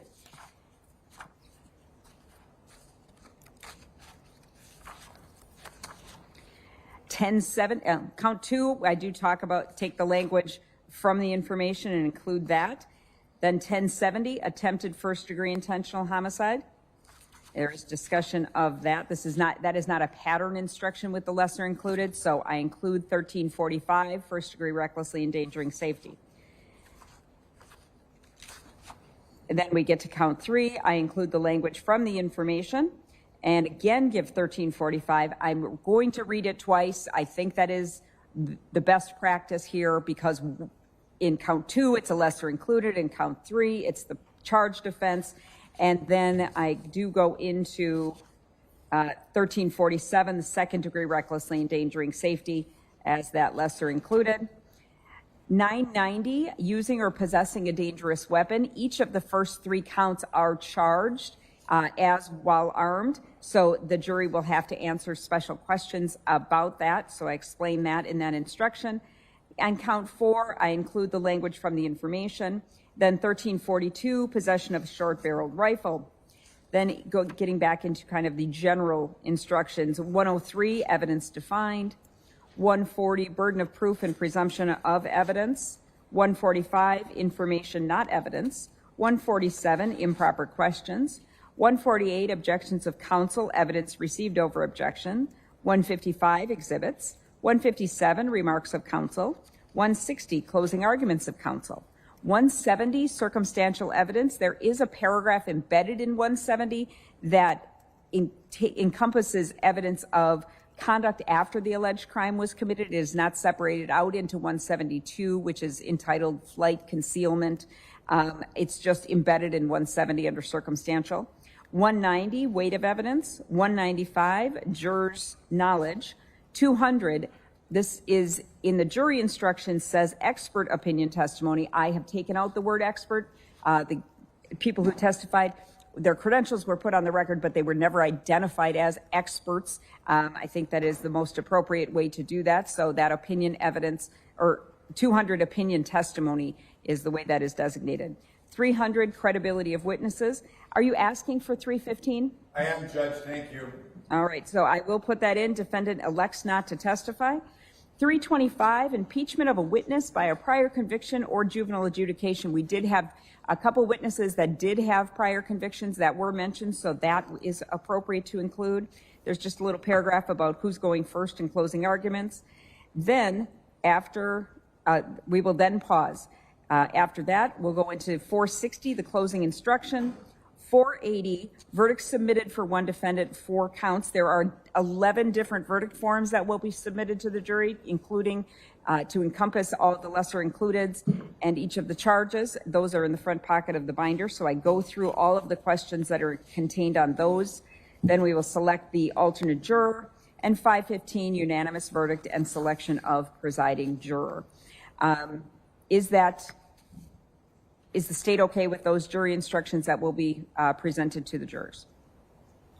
Yes. And the defense? Yes, Your Honor. All right. Just for people who are watching, this is what we're going to do. When the jury comes out, we've already collected their notebooks. I will ask Mr. Jones if he has any witnesses. You will rest. The state obviously will not be putting on any rebuttal witnesses. I will tell them that is why we have gathered their notebooks, and I will go into the jury instructions. I'm going to tell them what our plan is. It is 10:44. I'm going to read the instructions. After the instructions, we need to switch out our court reporter. Our plan is, and this is what everybody has requested, I'll give them a little comfort break. I'm going to tell them that we're planning to work through lunch. My staff has agreed to that graciously. So we will plan on that. I will tell them that we will order lunch for them and they will get it when they go back to do their deliberations. But we will work through. As soon as I'm done, we'll take that short comfort break just for everybody to switch out the court reporters and do whatever.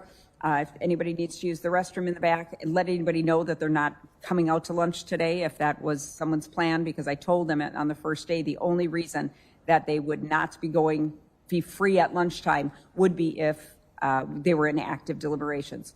We'll work through, we'll do the closings, get the alternates selected, and then send them back for their deliberations, working through the lunch hour. Is that acceptable to the state? Yes. The defense? Yes, Your Honor. Okay, great. Do we need a quick break now, or are we ready for him? Right. After you read, you get one, right? Yes. Yes. Okay. Thank you.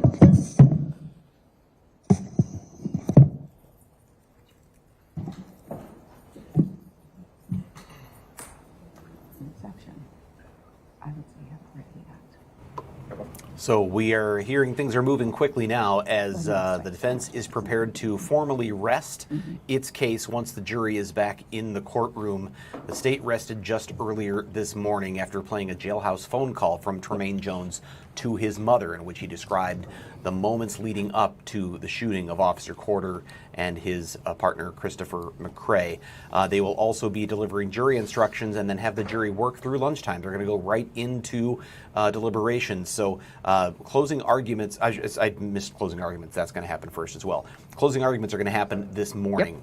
Yep. So the jury should have the case in its hands for deliberations by early this afternoon. Again, Brian Polson here at the Wisconsin Live Desk. We've been carrying this coverage for you, gavel to gavel, all week long. The trial of Tremaine Jones and the shooting, death of Milwaukee police officer Kendall Corder. There is Tremaine Jones, the man in the eyeglasses with the white shirt and collar in the background. no relation, but Russell Jones, his attorney there in the foreground, and also Abigail Ruckdaschel, part of his defense team as well. The case has been prosecuted by Assistant District Attorney Grant Hebner, assisted by the lead detective from Milwaukee Police, Cedric McFadden. All right, everyone, welcome back. I hope you enjoyed your break. Mr. Jones, defense witnesses? Rest, Your Honor. All right, the defense has rested. That means the evidence in this case is now closed. We have collected your notebooks because you're not allowed to take notes during openings, closings, or the instructions. I'm about to get into the instructions. I'm just going to give you a heads up on how we're going to proceed. We're at a weird time. It is 11:15. We've always taken our lunch break at about noon, right? I told you the only time we would work through lunch would be if you were going to be in your deliberations. What we're going to do is I'm going to read to you the instructions, which are lengthy. They have been printed out and they are in a binder for you. So I will read those to you. I will give you a short comfort break so we don't have a long running time where you're just sitting in the box and listening. I'll give you a short comfort break. We need to switch out our court reporters. And as soon as we're ready to go, then we will get into the state will do their closing. The defense will do their closing, and then the state will have an opportunity for rebuttal. Your lunch will be waiting for you when you go back to do your deliberations. Those of you that are selected as alternates, I will talk with you privately, okay? But you'll get your belongings and whatever. So at this point, we're ready to get into the instructions. So members of the jury, the court will now instruct you upon the principles of law which you are to follow in considering the evidence and in reaching your verdict. It is your duty to follow all of these instructions. Regardless of any opinion you may have about what the law is or ought to be, you must base your verdict on the law I give you in these instructions. Apply that law to the facts in the case which have been properly proven by the evidence. Consider only the evidence received during this trial and the law is given to you by these instructions, and from these alone, guided by your soundest reason and best judgment, reach your verdict. If any member of the jury has an impression of my opinion as to whether the defendant is guilty or not guilty, disregard that impression entirely and decide the issues of facts solely as you view the evidence. You, the jury, are the sole judges of the facts, and the court is the judge of the law only. Count 1 of the information reads as follows. The above-named defendant, on or about Thursday, June 26, 2025, at or near 2454 West Garfield Avenue in the alley in the city of Milwaukee, Milwaukee County, Wisconsin, did cause the death of Officer Kendall Corder, another human being, with intent to kill that person, contrary to section 940.01 sub 1 sub a Wisconsin statutes. The defendant has entered a plea of not guilty to this charge, which means the state must prove every element of each count charged beyond a reasonable doubt. The defendant in this case is charged with first-degree intentional homicide, and you must first consider whether the defendant is guilty of that offense. If you are not satisfied that the defendant is guilty of first-degree intentional homicide, you must consider whether or not the defendant is guilty of first-degree reckless homicide, which is a less serious degree of criminal homicide. The crimes referred to as first-degree intentional and first-degree reckless homicide are different types of homicide. Homicide is the taking of a life of another human being. The degree of homicide defined by the law depends on the facts and circumstances of each particular case. Both intentional and reckless homicide require that the defendant cause the death of the victim. First-degree intentional homicide requires the state to prove that the defendant acted with the intent to kill. First-degree reckless homicide requires that the defendant acted recklessly under circumstances which show utter disregard for human life. It is for you to decide what type of homicide the defendant is guilty, if guilty at all, according to the instructions which define the two offenses. First-degree intentional homicide, as defined in section 940.01 of the Criminal Code of Wisconsin, is committed by one who causes the death of another human being with the intent to kill that person or another. Before you may find the defendant guilty of first-degree intentional homicide, the state must prove by evidence which satisfies you beyond a reasonable doubt that the following two elements were present. Number 1, the defendant caused the death of Officer Kendall Corder. Cause means the defendant's act was a substantial factor in producing the death. Number 2, the defendant acted with intent to kill Officer Kendall Corder or another human being. Intent to kill means the defendant had the mental purpose to take the life of another human being or was aware that his conduct was practically certain to cause the death of another human being. While the law requires that the defendant acted with the intent to kill, it does not require that the intent exist for any particular length of time before the act is committed. The act need not be brooded over, considered, or reflected upon for a week, a day, an hour, or even for a minute. There need not be any appreciable time between the formation of the intent and the act. The intent to kill must be formed at any time before the act, including the instant before the act, and must continue to exist at the time of the act. You cannot look into a person's mind to find intent. Intent to kill must be found, if found at all, from the defendant's acts, words, and statements, if any, and from all the facts and circumstances in this case bearing upon intent. Intent should not be confused with motive. While proof of intent is necessary to a conviction, proof of motive is not. Motive refers to a person's reason for doing something. While motive may be shown as a circumstance to aid in establishing the guilt of the defendant, the state is not required to prove motive on the part of a defendant in order to convict. Evidence of motive does not by itself establish guilt. You should give it the weight you believe it deserves under all of the circumstances. If you are satisfied beyond a reasonable doubt that the defendant caused the death of Officer Kendall Corder with the intent to kill, you should find the defendant guilty of first-degree intentional homicide. If you are not so satisfied, you must find the defendant not guilty of first-degree intentional homicide, and you should consider whether the defendant is guilty of first-degree reckless homicide in violation of Section 940.02 sub 1 of the Criminal Code of Wisconsin, which is a lesser-included offense of first-degree intentional homicide.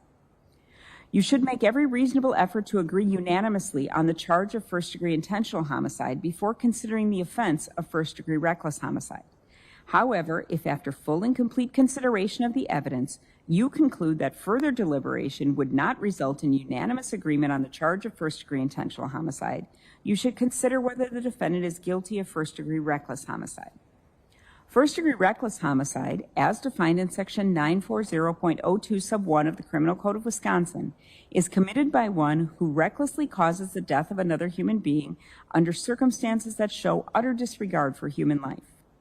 Before you may find the defendant guilty of first-degree reckless homicide, the state must prove by evidence which satisfies you beyond a reasonable doubt that the following three elements were present. Number one, the defendant caused the death of Officer Kendall Corder. Cause means the defendant's act was a substantial factor in producing the death. Number two, the defendant caused the death by criminally reckless conduct. Criminally reckless conduct means the conduct created a risk of death or great bodily harm to another person, and the risk of death or great bodily harm was unreasonable and substantial, and the defendant was aware that his conduct created the unreasonable and substantial risk of death or great bodily harm. Number three, the circumstances of the defendant's conduct showed utter disregard for human life. In determining whether the circumstances of the conduct showed utter disregard for human life, consider these factors: what the defendant was doing, why the defendant was engaged in that conduct, how dangerous the conduct was, how obvious the danger was, whether the conduct showed any regard for life, and all the other facts and circumstances relating to the conduct.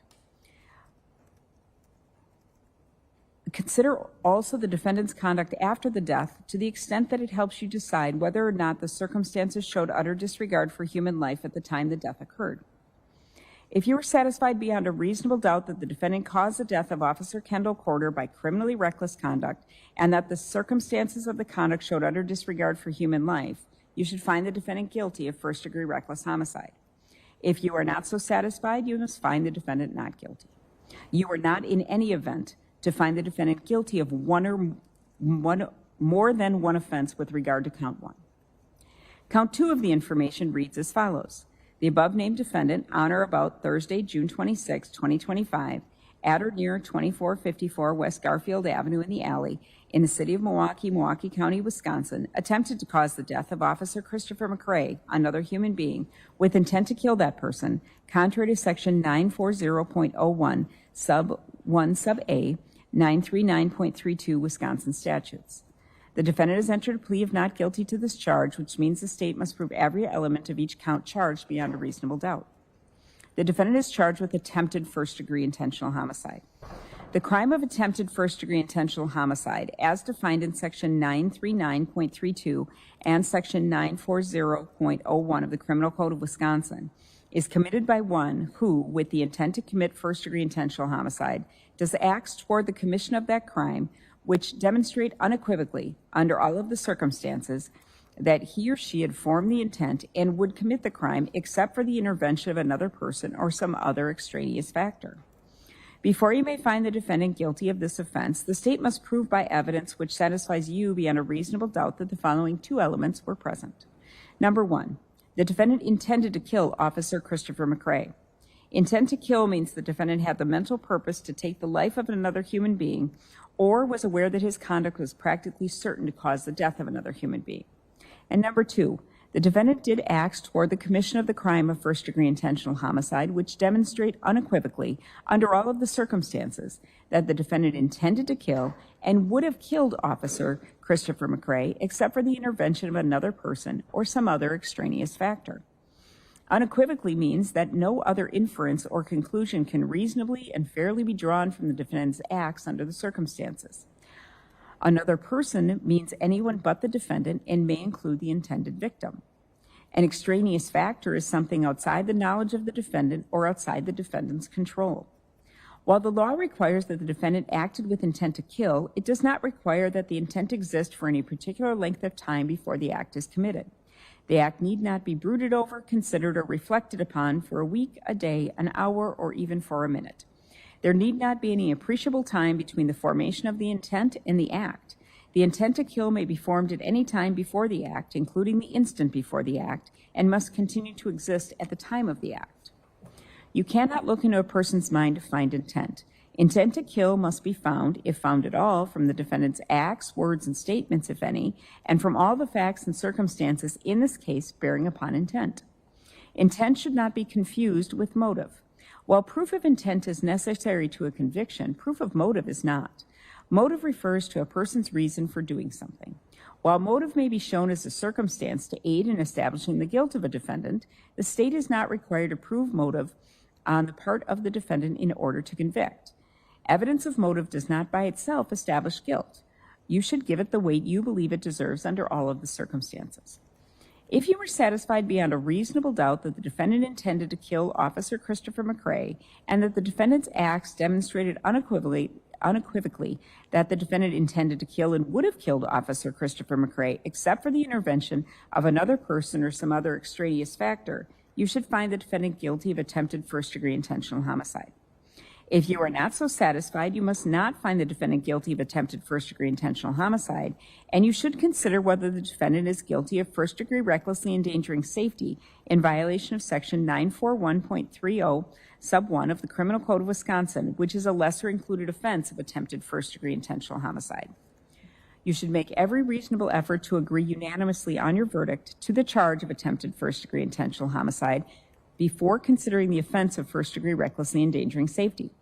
However, if after full and complete consideration of the evidence, you conclude that further deliberation would not result in unanimous agreement on the charge of attempted first-degree intentional homicide, you should consider whether the defendant is guilty of first-degree recklessly endangering safety. First-degree recklessly endangering safety, as defined in Section 941.30 Sub 1 of the Criminal Code of Wisconsin, is committed by one who recklessly endangers the safety of another human being under circumstances that show utter disregard for human life. Before you may find the defendant guilty of first-degree recklessly endangering safety, the state must prove by evidence which satisfies you beyond a reasonable doubt that the following three elements were present. Number one, the defendant endangered the safety of another human being. Number two, the defendant endangered the safety of another by criminally reckless conduct. Criminally reckless conduct means the conduct created a risk of death or great bodily harm to another person, and the risk of death or great bodily harm was unreasonable and substantial, and the defendant was aware that his conduct created the unreasonable and substantial risk of death or great bodily harm. You should consider the law of... Strike this, there's an error here. I will edit that out here. I'm not going to read it. Great bodily harm means injury which creates a substantial risk of death or which causes serious permanent disfigurement or which causes a permanent or protracted loss or impairment of the function of any bodily member or organ or other serious bodily injury. And number three, the circumstances of the defendant's conduct showed utter disregard for human life.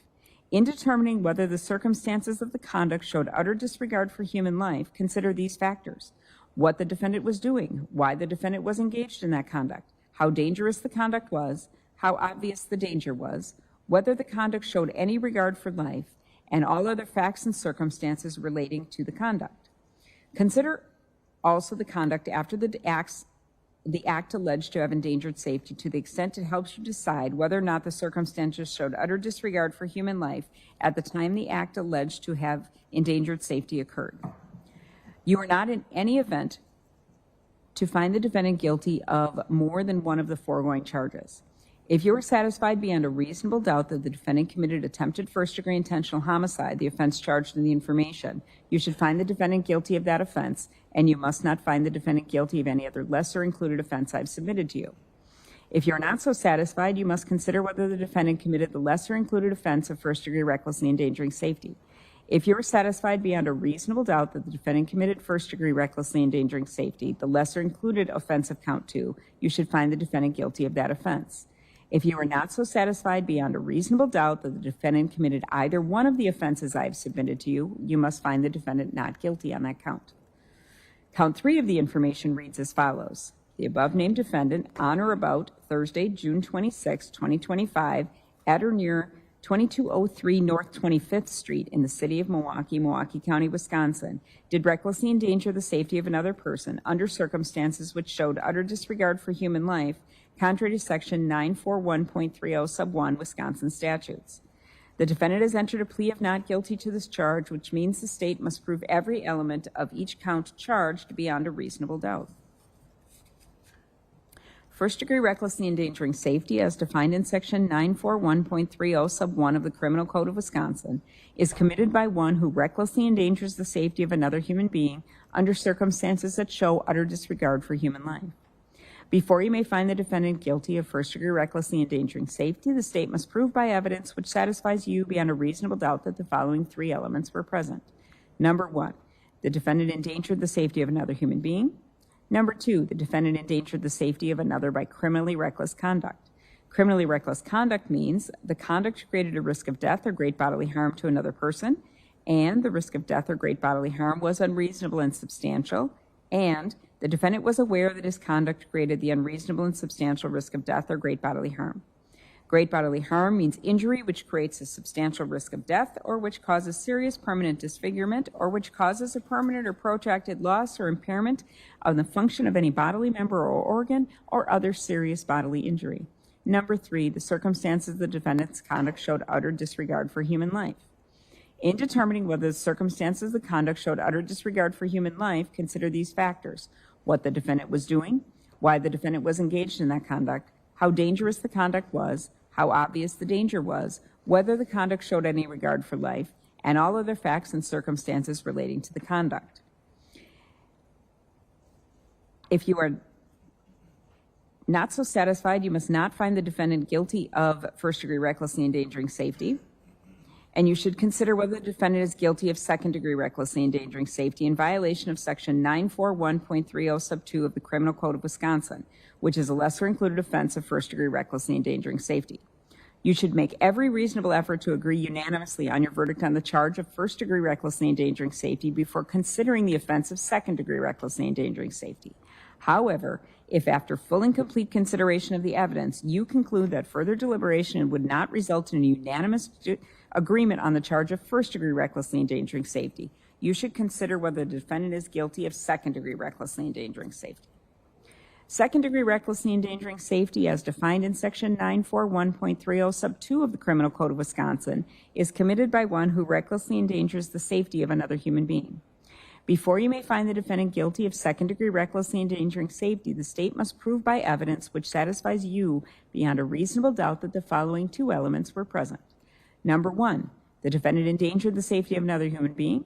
And number 2, the defendant endangered the safety of another by criminally reckless conduct. Criminally reckless conduct means the conduct created a risk of death or great bodily harm to another person, and the risk of death or great bodily harm was unreasonable and substantial, and the defendant was aware that his conduct created the unreasonable and substantial risk of death or great bodily harm. Great bodily harm means serious bodily injury. Injury which creates a substantial risk of death or which causes serious permanent disfigurement or which causes a permanent or protracted loss or impairment of the function of any bodily member or organ or other serious bodily injury is great bodily harm. You are not in any event to find the defendant guilty of one or more of the foregoing offenses.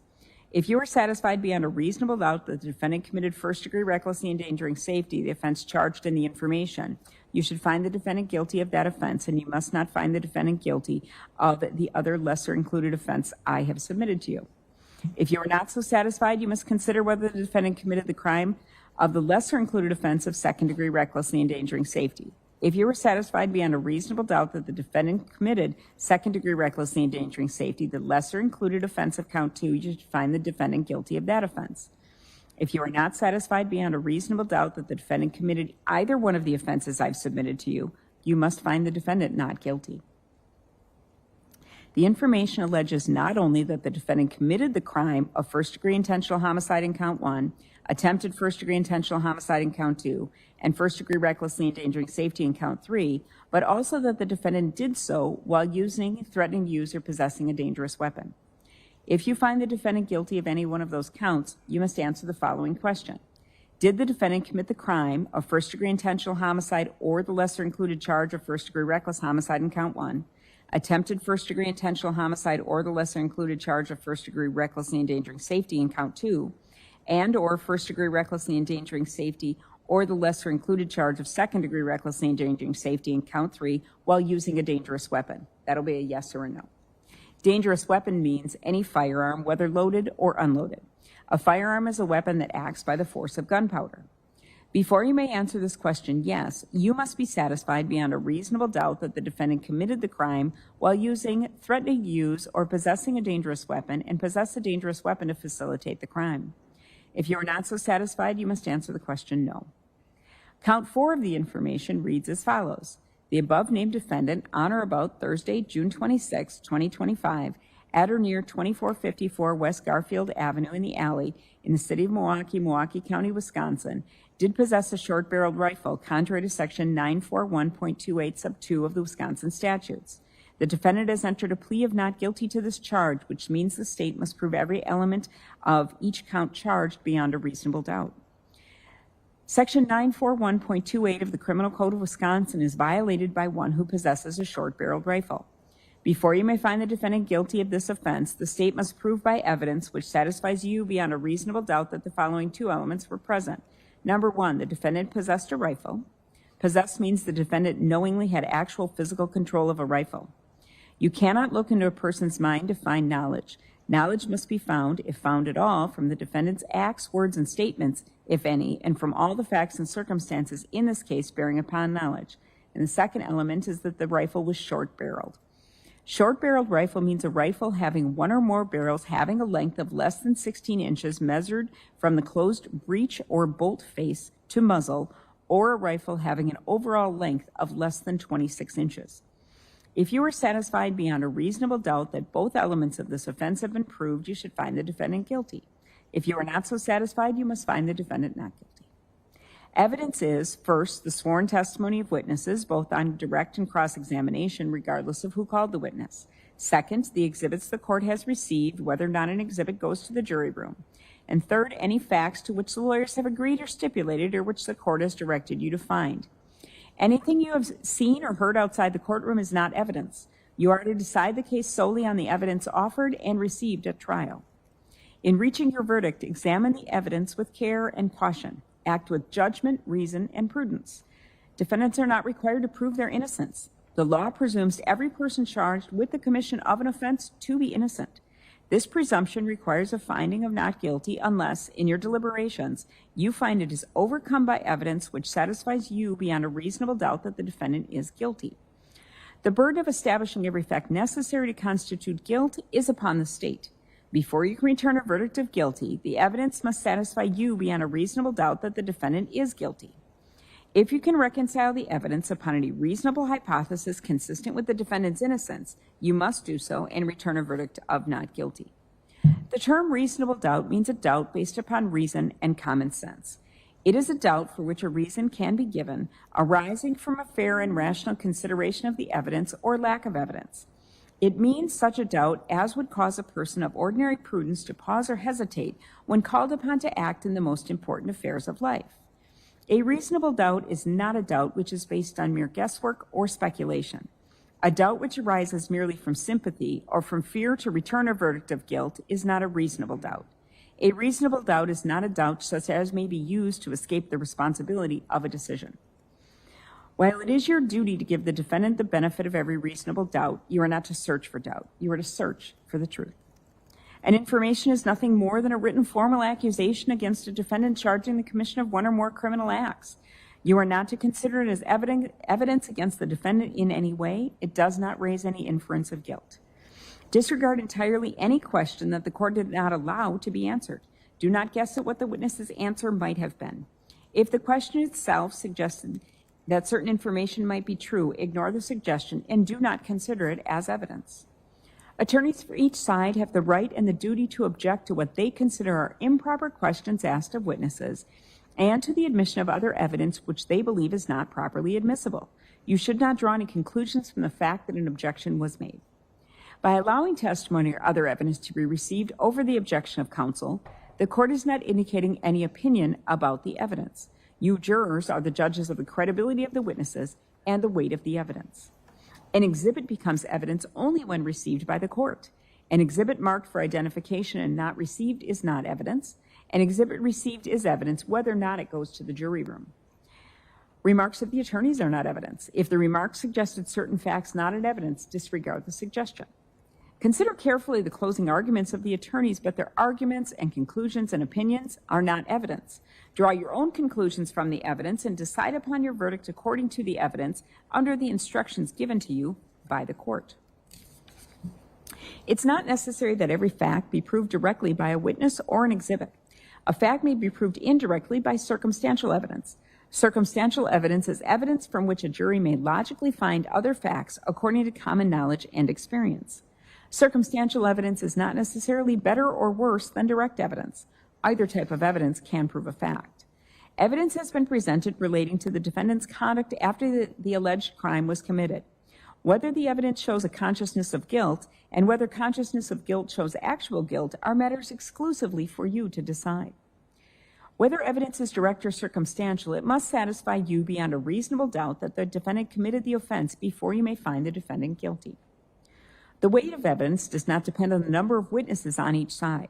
You may find that the testimony of one witness is entitled to greater weight than of another witness, or even of several other witnesses. In weighing the evidence, you may take into account matters of your common knowledge and your observations and experience in the affairs of life. Ordinarily, a witness may testify only about facts. However, a witness with specialized knowledge in a particular field may give an opinion in that field. In determining the weight you give to this opinion, you should consider the qualifications and credibility of the witness, the facts upon which the opinion is based, and the reasons given for the opinion. Opinion evidence was received to help you reach a conclusion. However, you're not bound by any witness's opinion. It is the duty of the jury to scrutinize and to weigh the testimony of witnesses and to determine the effect of the evidence as a whole. You are the sole judges of the credibility, that is, the believability of the witnesses and of the weight to be given to their testimony. In determining the credibility of each witness and the weight you give to the testimony of each witness, consider these factors: whether the witness has an interest or lack of interest in the results of this trial, the witness's conduct, appearance, and demeanor on the witness stand, the clearness or lack of clearness of the witness's recollections, the opportunity the witness had for observing and for knowing the matters the witness testified about, the reasonableness of the witness's testimony, the apparent intelligence of the witness, bias or prejudice, if any has been shown, possible motives for falsifying testimony, and all other facts and circumstances during the trial which tend either to support or to discredit the testimony. Then give to the testimony of each witness the weight you believe it should receive. In your determination of credibility, you must avoid any and all bias based on the witness's race, national origin, religion, age, ability, gender identity, sexual orientation, education, income level, or any other personal characteristic. There is no magic way for you to evaluate the testimony. Instead, you should use your common sense and experience. In everyday life, you determine for yourselves the reliability of things people say to you. You should do the same thing here. A defendant in a criminal case has an absolute constitutional right not to testify. The defendant's decision not to testify must not be considered by you in any way and must not influence your verdict in any manner. Evidence has been received that some of the witnesses in this trial have been convicted of crimes. The evidence was received solely because it bears upon the witness's character for truthfulness. It must not be used for any other purpose. The parties, we're going to take a quick break. So I think that is where we are going to end at this point. We'll just do a 5-minute comfort break, go back, use the restroom if you need to, tell anybody you're not coming for lunch plans, whatever it is, and then we'll get into the closings, okay? Please don't discuss the case amongst yourselves or with anyone else or do any outside research.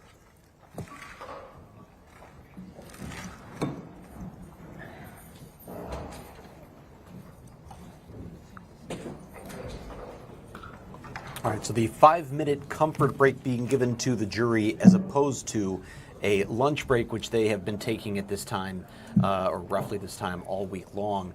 What that means is they're going to just let them kind of stretch their legs, use the restroom if they need to, do what they have to do, and then they're going to come back and they will hear closing arguments. And once closing arguments are complete, then this case will be handed to the jury to begin its deliberations. The jurors will have lunch waiting for them in the deliberation room, so there will not be the usual extended hour-and-a-half break before things convene. They will go straight into deliberations. There's always the possibility deliberations could drag on for hours. There's also the possibility, especially in a case like this where the defense did not call any witnesses, that it could be a quick verdict. And if that's the case, we could be hearing about a jury verdict yet early this afternoon. Never predict what a jury's going to do. I know that from long years of covering trials. Never predict what's going to happen inside that jury room. But nonetheless, it's possible we're going to be bringing you coverage of the of a verdict yet this afternoon in the Tremaine Jones trial. If you are just joining us, if you've been checking in now and again, I'm Brian Polson here at the Wisconsin Live Desk, and we've been bringing you coverage all week long, gavel to gavel, of the trial of Tremaine Jones, now 23 years old. Last year, I believe at this time, or at the time of the shooting, he was 22, charged in the shooting death of Milwaukee police officer Kendall and the shooting injuries to his partner, Christopher McCray. It was June 26th of 2025 when those officers responded to a report of shots fired and a man with a gun in the area of 25th and Garfield. It was a little bit after 9 p.m. on that particular night. They responded. They came with no lights and sirens. They had their lights and sirens off because they said when you're approaching a situation like that, you don't want to alert the armed person to your location and your presence. They began walking the area looking for the person who'd been reported to have the gun. They walked east down the block, down 25th Street, or down Garfield, I guess it was. Let me see if I can. I always like to pull up the map. I don't have it handy. Oh, yeah, I do. It's right here. They're walking. You see where Jones was seen with a gun. He was placed there by several witnesses, including his ex-girlfriend, and video that we've seen of him pacing outside with a long gun in his hand. The police arrived looking for him at that location, didn't see him. They walk east on Garfield Avenue. That's the east-west road at the bottom of your screen. They come upon 24th Place, which is the north-south road on the right side of your screen. They walk up around there and then get to the alleyway. And Officers Corder and McCray then decide they're going to each kind of check out a different side of the alley. McCray gets out his flashlight. In fact, I think he borrowed a flashlight. We heard on the body camera. He borrowed a flashlight from Officer Corder. Corder was standing in front of him. He flashes the light toward those bushes. There were a couple of cars we've seen parked sort of an area with overgrown bushes. That's it right there. And from that spot, 16 shots came out at the officers, several hitting each of them. Officer Corder immediately went down, was unresponsive. Officer McCray was also shot 3 times, once in the upper back, once in the leg, and once in the foot. He had surgery, survived. Officer Corder did not. He ultimately died at the hospital 3 days later. His end of watch officially June 29th of 2025. Police Officer Kendall Corder. We heard from McCray on the stand in this trial. The partner, very emotional testimony and emotional body camera video where you hear Officer McCray crying out for his partner, Corder, please, no, please, don't do this to me, as he waited for emergency help to arrive. The jury will be deciding this case on 4 counts that are charged against Tremaine Jones. That's first-degree intentional homicide for the death of Officer Corder, attempted first-degree intentional homicide for the shooting injuries to Officer McCray. First degree recklessly endangering safety for firing shots in the air and toward the building there at 25th and Garfield, inside of which was Bryshawn Tyler, another man who was armed with a gun. And possession of a short-barreled shotgun or rifle. That long gun he was carrying, we saw testimony yesterday from a crime lab expert, from a police expert, or rather, as an FBI special agent, I believe, who was talking about the length of the weapon, the length of the rifle barrel on the stock that it was on, and that the combination was illegal in the state of Wisconsin. So that is what constitutes the fourth charge in the case. The jury will, we just heard jury instructions, and one of the things they heard, you may have noticed something called lesser included charges. This was just brought up by the defense right before they went through those jury instructions. The defense asked that these lesser included charges be included as options for the jury. And what that means is, as they're, for instance, considering count one, the most serious count, first degree intentional homicide, if they don't find the facts in the case add up to first degree intentional homicide, they have a second option. They could go to first degree reckless homicide, which is a lesser offense, obviously still a very serious offense, but a lesser offense in Wisconsin. And I'm going to read to you what the difference is between those two. For first degree intentional homicide, the prosecution must prove that the defendant caused the death of another human being and that he acted with the intent to kill. That his mental purpose was to take a life. It is a specific intent crime. He meant to kill. It doesn't matter how long he was planning to do that. It could have been an instant, in the moment. He didn't have to be planning it for minutes or hours or days. First degree reckless homicide says that he caused the death of another human being, but also the prosecution would have to prove not necessarily that he meant to, but that he created an unreasonable and substantial risk of death or great bodily harm. He was aware of that risk and he engaged in the behavior anyway. So, in other words, he knew that shooting could cause someone's death and he did it anyway. That could be first degree reckless homicide. So that is an option the jury will have in this case. There are other lesser included options for the second charge of attempted first degree intentional homicide for the shooting of Officer McCray. They could go with first degree recklessly endangering safety. That's a lesser included charge. For the charge of recklessly endangering safety for firing in the air or firing at the building, they have the option of going to second degree recklessly endangering safety. And then, of course, you have the possession of the weapon charge, the short-barreled rifle.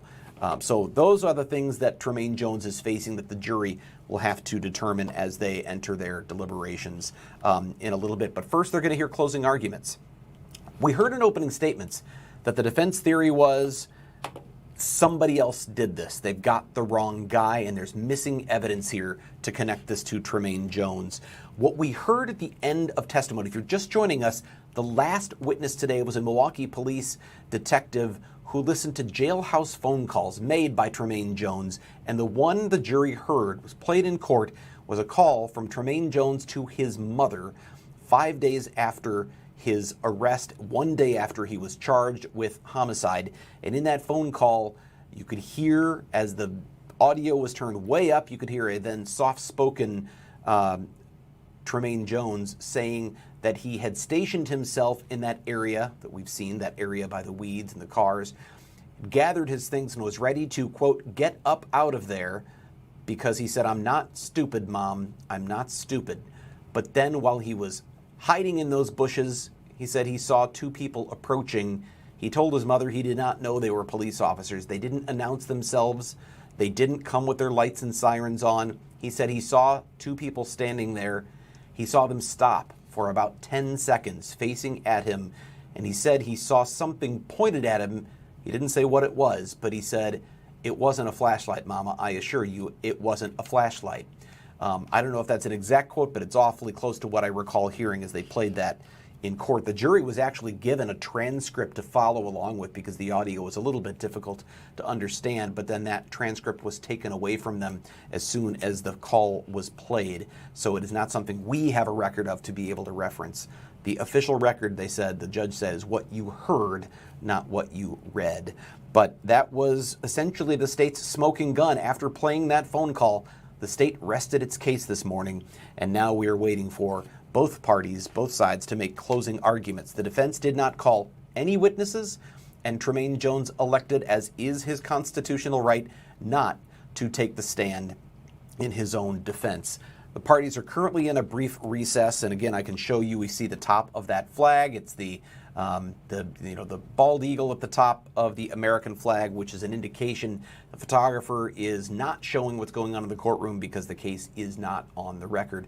But as soon as they're back on the record, we'll hear closing arguments. The way that will work, the state will present its closing argument first. The defense will then have a chance to present its case to the jury, its argument, and finally the state has one more follow-up chance. And the reason the state gets the extra opportunity, and this is true of all criminal cases, is that the state has the burden of proof. The state has the burden to meet of beyond a reasonable doubt. The defense does not have any burden. The defense doesn't have to prove anything, and that, in this case, is why the state or the defense has chosen not to call any witnesses, including the defendant himself, because the defense doesn't have to prove he didn't do it. The defense doesn't have to prove someone else did it. The defense has to hold the state to its burden, which is that it must prove beyond a reasonable doubt that it happened and that it was Tremaine Jones who did it. And of course, we talked about those elements. They have to prove that he acted to kill the officer and that he knew that his actions, or that he intended to act to kill the officer. He intended to kill. That would be what's necessary to prove first-degree intentional homicide. Of course, all the lesser included, all of the other charges are a part of their deliberations, or will be as well. So how long will this take? Once they get going, it's probably not going to take much more than an hour for this, maybe less, and then the jury will have it. It sounds like they are calling the case, so we're going to take you back out to the courtroom to hear closing arguments in the case of Tremaine Jones. Still morning, Judge. Morning. It is still morning. Thank you, everybody. We're about to get started with the closing arguments. I've finished the first portion of the final instructions. I will note that on page 12 of the written instructions, there was an error on there. It was 2 lines. I took that out. I have reprinted page 12, and that will be provided to the jury. So what I crossed off while I was reading is not included in there now at all. It's been edited out. All right. I think we're ready to bring the jurors out. Is there anything from the state at this point? No. Defense? No, Your Honor. All right. I'm not limiting anybody on the length of their closing, but I trust you to use your good judgment. Okay. So the jury is being brought back into the courtroom, and that'll take just a few moments. As soon as the jury is seated, it will be Assistant District Attorney Grant Huebner who gets underway with his closing argument to the jury. That'll be followed by, I would assume it'll be Russell Jones, although in opening statements it was Abigail Ruckdaschel who gave the opening statement, but I would expect it will be the lead defense attorney, Russell Jones, who will give the defense's closing argument.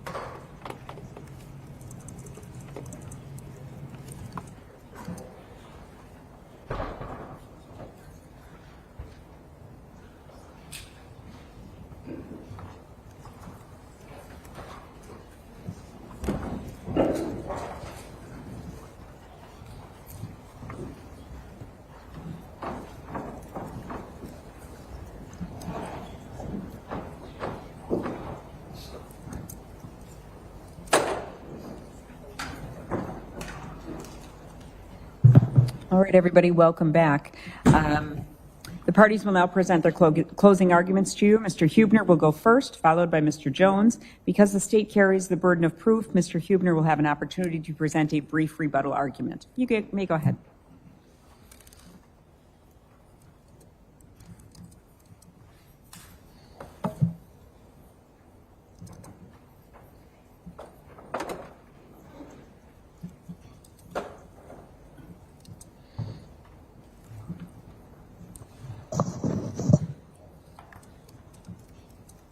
Can everyone hear me? Okay. Ladies and gentlemen, thank you for the last week. I know this has been trying. You have listened to, I think, approximately 35 witnesses. We've gone through over 300 exhibits. I've drank like 97 Diet Cokes. And what you heard was an absolute tragedy. I'm sorry you had to go through that. We have a little bit more to go through.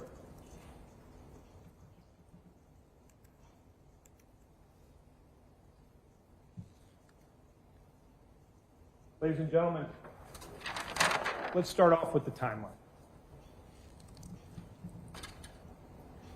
Amazingly enough, this entire incident, this entire tragedy,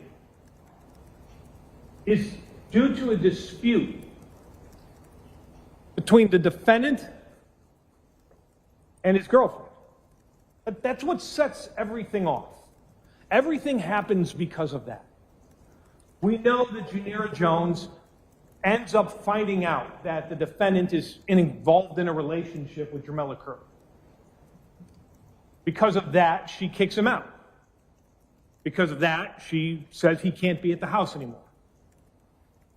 A house that he knows who lives there. He knows there's small children in this apartment.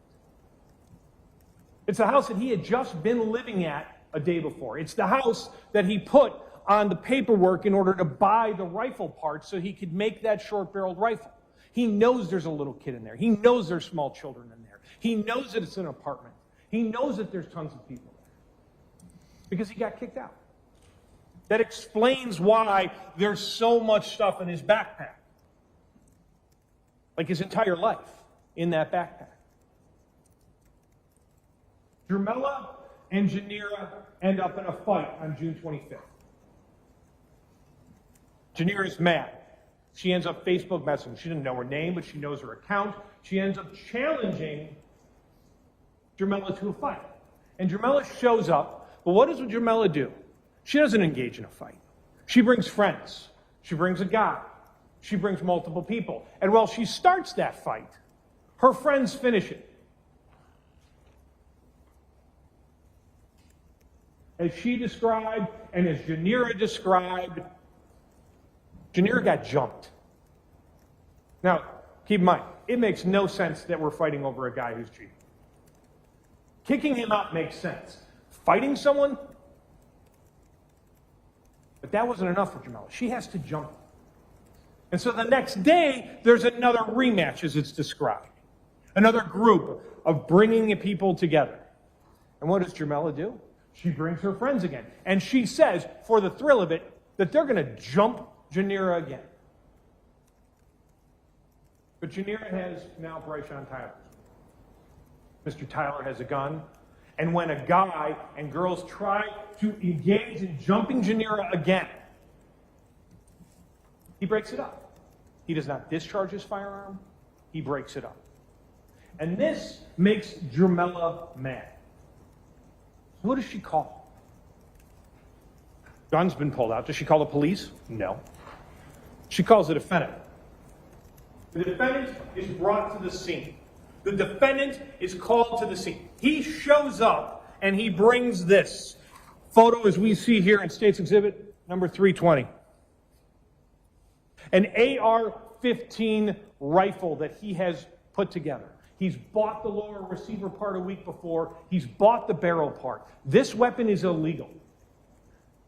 Its barrel is too short. Its overall length is too short. It's been made and is great for concealing. Without that buttstock and with that shorter barrel, this is designed as a weapon that is shorter in length. The defendant brings it. The defendant brings that, and he brings his backpack, which has his entire life in it. Visa, Social Security card, work ID, Social Security, or his birth certificate, and then also the paperwork that clearly identifies him as being the person that bought those parts. Put that gun together. He brings this gun to 25th and Garfield. He's wearing a Just Do It Nike windbreaker. He has a poo shiesty or some sort of ski mask over his head. You have seen the videos. You have seen the Ring doorbell. You have seen the cell phone videos that have been captured by numerous people. one of the most amazing things about this trial is that we are learning not only is there security camera, but people, when they're seeing fights or people, when they're seeing people with guns, are whipping out their cell phones and taking videos of them. Some because maybe they're going to tell the police. Others we know because they're putting it on Facebook for likes. And as weird as that may sound, thank God they did. Because those videos show the defendant.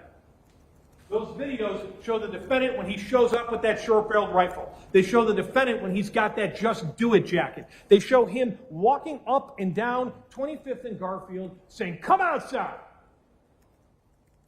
Bring it outside. I'll shoot your house up." Ladies and gentlemen, we know Alicia Moore calls 911. She is telling us and letting us know from the Ring doorbell camera, what we get from her house, as well as we get from video cameras from Markeisha Jones, that we get from Janira Jones. We get these particular videos, and they all show the same person. The person that everyone identifies as the defendant, that Irvin Toombs says is the defendant, that Janira says is the defendant, that James Johnson identifies both in the photo array and when he got up there and said, he looks different, but there he is. It's him, the defendant, with that weapon that he bought on 25th and Garfield. And we know, ladies and gentlemen, that at 9:10, he's there threatening to shoot the house up. At 9:13, we've watched that Ring doorbell. At 9:13, the defendant, who's taking the backpack off and he's walking into the street, discharges that round. In the later one, you can actually remember, we actually saw him kind of reach down by the curb and pick something up. Later, in the second video. But on the first one, discharges that gun. That gun right there. On 25th and Garfield. He is discharging a 5.56 military-type round. A short-barreled rifle that he designed. Outside a house that he knows his children in. In a neighborhood that he used to live in. An apartment building that he knows has someone's grandma. That he knows has old people and young people and everyone around. And he's just firing off a round in the middle of 25th and Garfield because he's just pissed because there's a guy in the apartment. And then he continues to threaten him. And he continues to demand people to come out. And the 911 calls continue. From 9:14 to 9:26. You saw that 10-minute video that ends right before the final group of shots that happened on 25th and Garfield. You saw it. Marching up and down, gun in his hand, backpack on, backpack off, threatening people. The girl's trying to get everyone to come out, to fight. I've never lost one of these fights, you heard him say. Come up or I'll shoot the house up. Problem is, as many times as Alicia Moore called, as many times as we heard Markeisha Johnson yelling at her kids, stay away from the window. District 3 is in crisis. They've just had a homicide. The officers are there. While those officers are there investigating that homicide, shots are fired. Officers have to go find that individual, remember? The TAC squad has been deployed to help, and they're at a shooting. The Milwaukee Police Department is responding in any way they can. So 2 officers on the south side are sent. Officer Kendall Corder and Officer Chris McCray.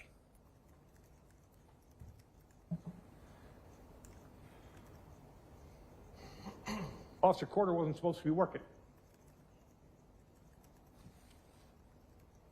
And they get there and are dispatched. And when they arrive on scene at 9:31, ladies and gentlemen, I want you to consider what we saw from all the videos. We know that at 9:25 to 9:26, from those shot spotters that you hear, 2 more volleys of shots go off. We get 5 rounds and we get 1 round. And what you could even hear, there was kind of a difference in the sounds of those shots. We heard that described by Jamela Kurtler, that she hears 2 different rounds. We hear from Urban Toombs that this is the defendant firing off rounds again, and we know from the casings inside there that this time Bryson returns fire. He's shooting at a house that has kids in it, a kid that he thinks might be his. He's shooting again in this neighborhood. No regard for anyone's safety. Just his anger, his pissed offness that there's some guy at a house. And he decides to make the city of Milwaukee, in the area of 25th and Garfield, his little punching bag.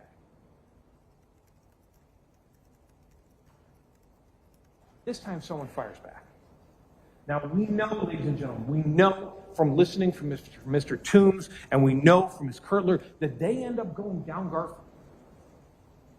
And what was so important, when we looked at that address, when we looked at that video, remember that kind of black and white video that was off by an hour, and we could end up seeing, it's the video that ended up catching Officer Corder's death.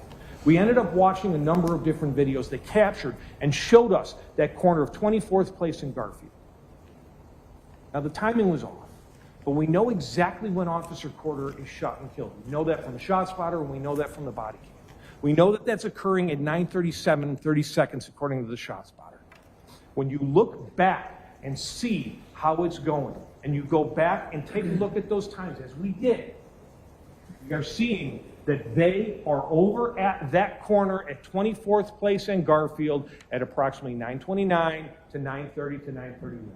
That's when they're just kind of hanging up. You just see those kind of images in the background or in the corner. And the one individual we keep seeing hanging back is Mr. Toombs. Mr. Toombs, who just seems to be following it, like the little kid following the older brothers and trying to see what's happening. He's just following it and seeing it and trying to watch what happens. That, we know, ladies and gentlemen, is when they're around that corner, Jamela Kurtler sees a squad pull up. Officer Corder and Officer McCray show up, and they have their lights off. She says, hey, that's the police. The next video, we now can see that by 9:33, the defendant, Mr. Toombs, and Jamela, they're at that mouth of the alley. Remember, we actually saw the defendant who has that backpack, who's got that gun, who's got that ski mask over kind of the top of his head, is like kicking, remember, kicking the grass by the alley. Officer Corder has about 4 minutes to live in this.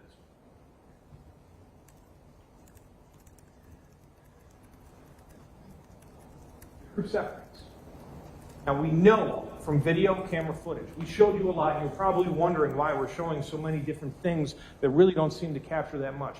But if you think about it, ladies and gentlemen, of that corner of that alley, we have the video camera that captures the mouth of the alley. It also captures right down, going south towards Garfield, and it lets us see that. It also allows us to see what's happening going west and east. We can see what happens going east down towards 24th Street, and we know from that back video, 2 houses down, we can see the alley going west towards the original 25th Street and Garfield thing. We had video coverage of east and west and south. The only area we don't have is what's going on in that wood. The defendant goes to that wooded area that he describes to his mom as his place where he's just getting stuff ready in his bag. Where Mr. Toombs talks to him, he says, I'm going to post here. The girls, they go down east towards 24th Street. They go and get in an Uber. Mr. Toombs, he goes west. He goes down the alley. We see him on the video run, and then we see him coming back exactly like he describes. But the defendant is in that wooded area, getting stuff together just like he told his mother. Sitting there with that backpack, with that gun, with that mask.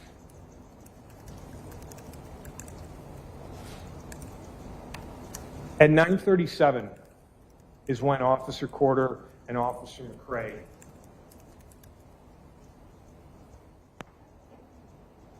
place themselves out at the corner.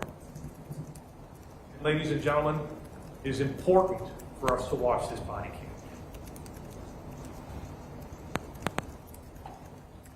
I have the exhibit in 3 minutes and 9 seconds. Keep in mind what we've just seen. what we know. Officer Kendall Corder and Officer McCray have walked down this street. This Corder's going to kill me. Now, this Corder, when we're sitting here regarding this, ladies and gentlemen, they're at this corner. What is so important about what we're hearing is Officer McCray told you that when they get to that corner, they're going to this corner because they saw people there. We know from the video that that's the defendant. We know that's Mr. Toons. We know that's all the girls that went to go jump somebody because they can't fight a fair fight. We know that they're now looking for what they're fighting. They're looking for the guy with the AK, with the AR-15. They're looking for the defendant. They're looking for the defendant that everyone's taking a picture of. And where is he? As he's telling his mom in a jail call a few days after this, I'm sitting in a spot getting my bag. Officer McCray hears something.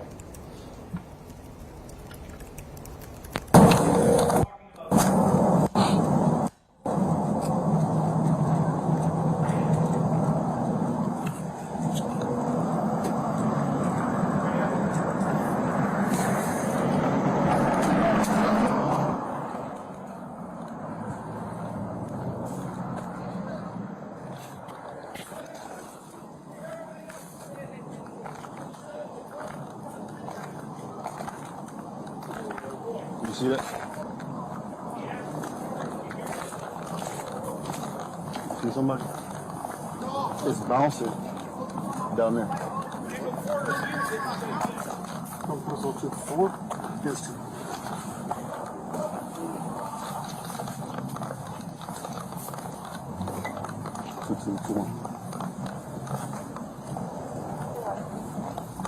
You put us out to for right there.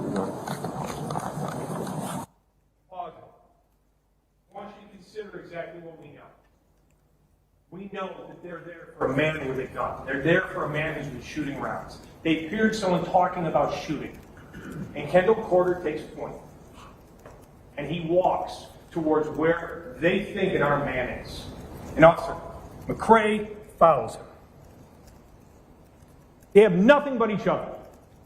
They are two officers in an area they don't know on a day he's not even supposed to be there. And he answers the call. And this is what happens. Let me see. You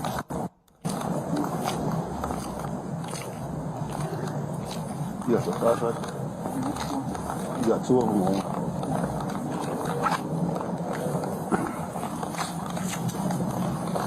When you hit the avenue, you straight to the left.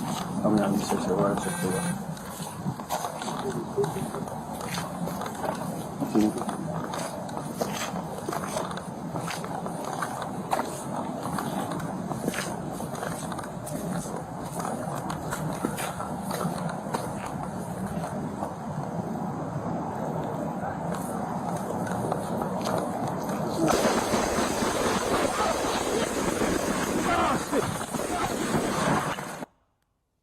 And pausing at 4 minutes and 57 seconds.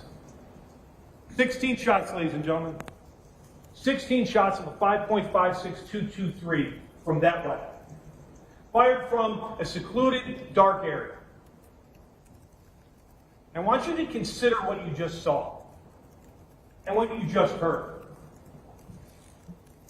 Officer Corder drops. We know because he gets around, comes in on the left side of his shoulder, and goes to the right shoulder, and severs his spine. Severs it.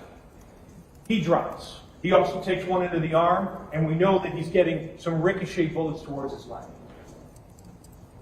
Actually, on the right side in. So important is all his rounds are coming while he is facing in a front direction. He's dropping within the first 2 to 3 rounds. 13 more rounds go off. Officer McCray has already turned and is looking for cover. He is running for cover. And the defendant shoots 13 more rounds. Officer Corder is already down on the ground, 13 more rounds coming. Officer McCray is trying to find cover across the street, 13 more rounds coming. He takes one in the foot, he takes one in the leg, and thank God for his vest. That vest deflects the round that comes in on the right side of his shirt. saw where that was. You saw where his injury was. That little graze wound after that bulletproof vest deflects that rifle round. It's right by his spine. They were shot at the head.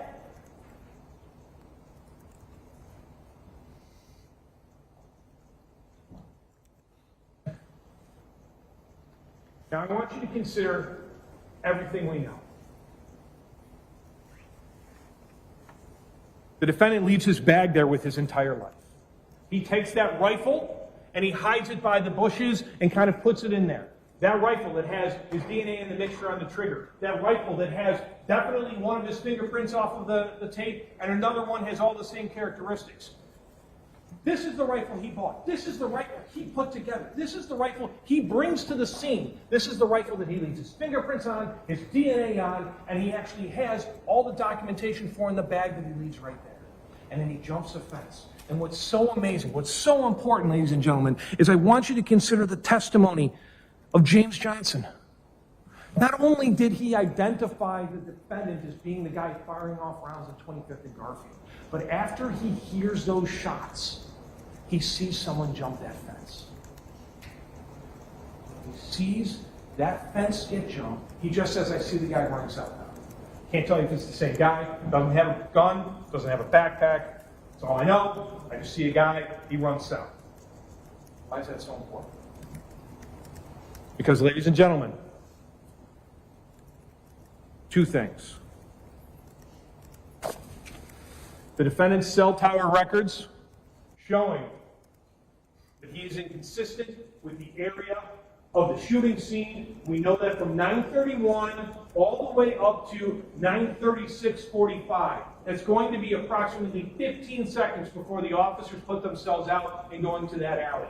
The next contact we have is 9:39. That's after the homicide. He's moved, the phone has moved south. Who moved south? The man that jumped that fence. And what else is right by that fence? A Pushaisky ski mask. Ski mask that we saw the defendant wearing in every single video that was taken. Isha Johnson's, Janira's, the Ring doorbell, that alley. You see him in that backpack, that mask. You saw the body. Two officers walking very close to each other. Out of the alley. Just like he told his mom. He didn't have the body cam yet. We heard them talking about it.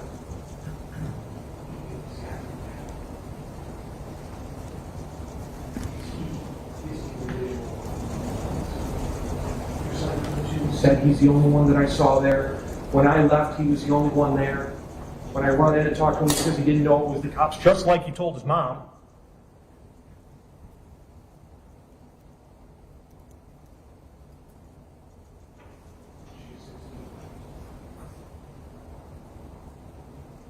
Now, ladies and gentlemen, those are the facts. Here's the law. Counts 1 and counts 2 are first-degree intentional and attempt first-degree intentional. Counts 3 is the recklessly endangering safety for shooting at 25th and Garfield. Everyone has identified him as doing that. Everyone has identified him as shooting. He's showing utter disregard for human life. And everyone has agreed that he has this rifle, which is short barrel. So let's talk about 1 and 2. Number 1, the element is caused the death of Officer Porter, or, and it's actually the second element of attempt first-degree intentional homicide, did acts that would have killed Officer McCray but for the intervention of some other factor outside his control. It's basically the same element for both. He shoots 16 times. He shoots after Officer Porter's on the ground. He shoots after Officer McCray has gone for cover. He severs Officer Porter's spine. He definitely would have hit Officer McCray up around that area of the spine had it not been for that vest. His acts show that he is intending to kill. He uses a rifle he bought and made and brought, and now we get to intent to kill. And I understand that when the defendant is describing what he's doing, when the defendant is describing seeing those officers that he doesn't know are officers, seeing what's happening with these two individuals, he says it wasn't intentional, like he didn't know it was cops. We don't have to prove he knew they were officers. This isn't a killing a cop charge. It's killing a person. He sees two people. He tells his mom that. And he shoots them out of fear, according to what he tells his mom. He may say it wasn't intentional, ladies and gentlemen, but his actions show exactly the opposite. He wouldn't be the first young man to tell their mother, it's not as bad as everyone says. I didn't mean it that way. Which is what he's doing when he's describing exactly what the shooter is doing. And what are his words to his mom? That's why my reaction was my reaction. As though firing 16 shots at an individual who's fallen to the ground and another who's running away is just a reaction. He shoots 16 times. He's intending to kill. It means you have the mental purpose to take a life, or you are aware that it is practically certain to cause death. And I want you to think about that barrage of shots, that volley of shots, that 16 shots. What is the one thing that you notice about it?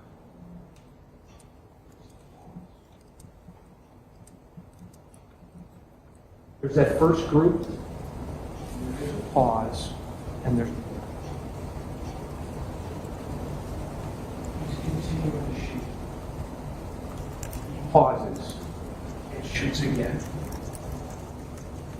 And that is why, ladies and gentlemen, the defendant is guilty of first-degree intentional homicide, an attempt first-degree intentional homicide. He killed Officer Corder. He knew it was practically certain. He was shooting at him until the man was not moving, and he continued to shoot at Officer McCray, despite the fact that the man was running away, and the only reason Officer McCray is not dead is because that vest did its job. If for whatever reason you do not believe that it is intentional, then we get to reckless.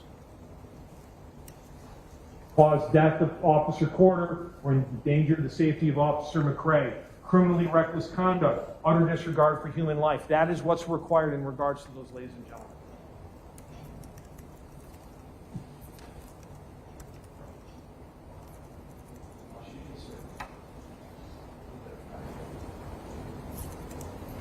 When everybody else left the area, the defendant was in that dark spot. We know he can go through the cut between the two houses. We know he can jump the fence. He can do any number of different things, but he does not go anywhere. Stays there. Officer McCray hears talk of shooting because Officer McCray and Officer Corder are heroes. They go to investigate. And when those two individuals are walking down that street, close together, flashing their flashlights, just trying to get an idea of where this man might be hiding,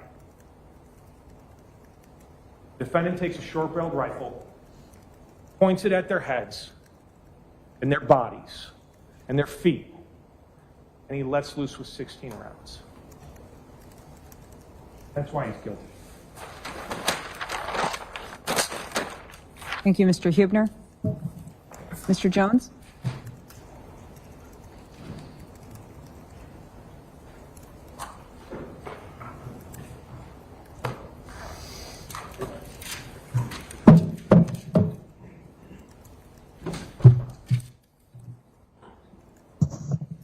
Well, I too want to thank you for your time and your attention to this case. It has been grueling, and I appreciate it.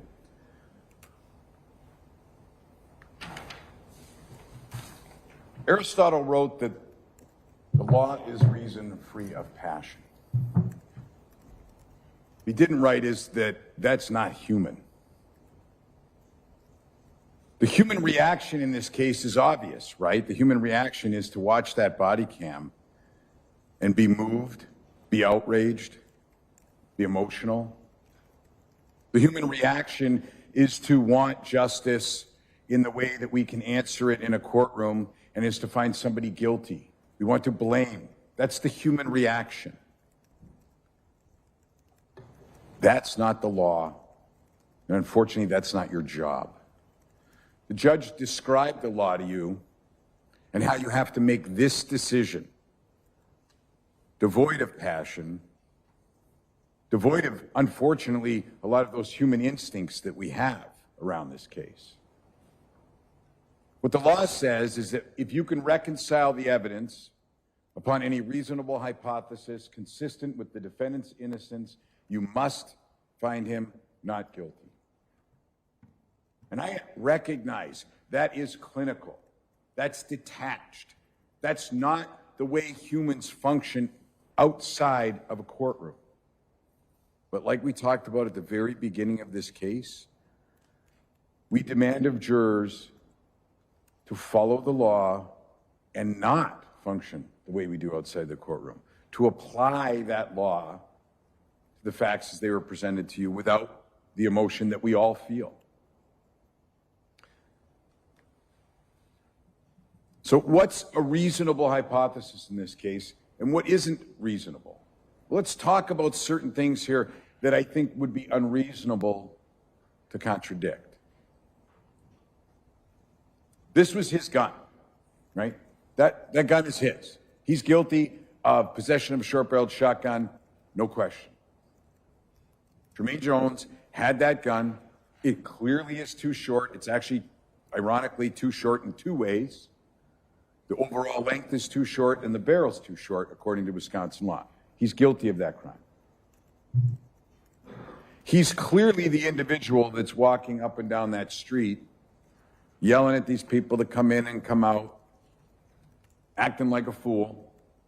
Most everyone in this case is acting like a fool. So he's guilty of count 3.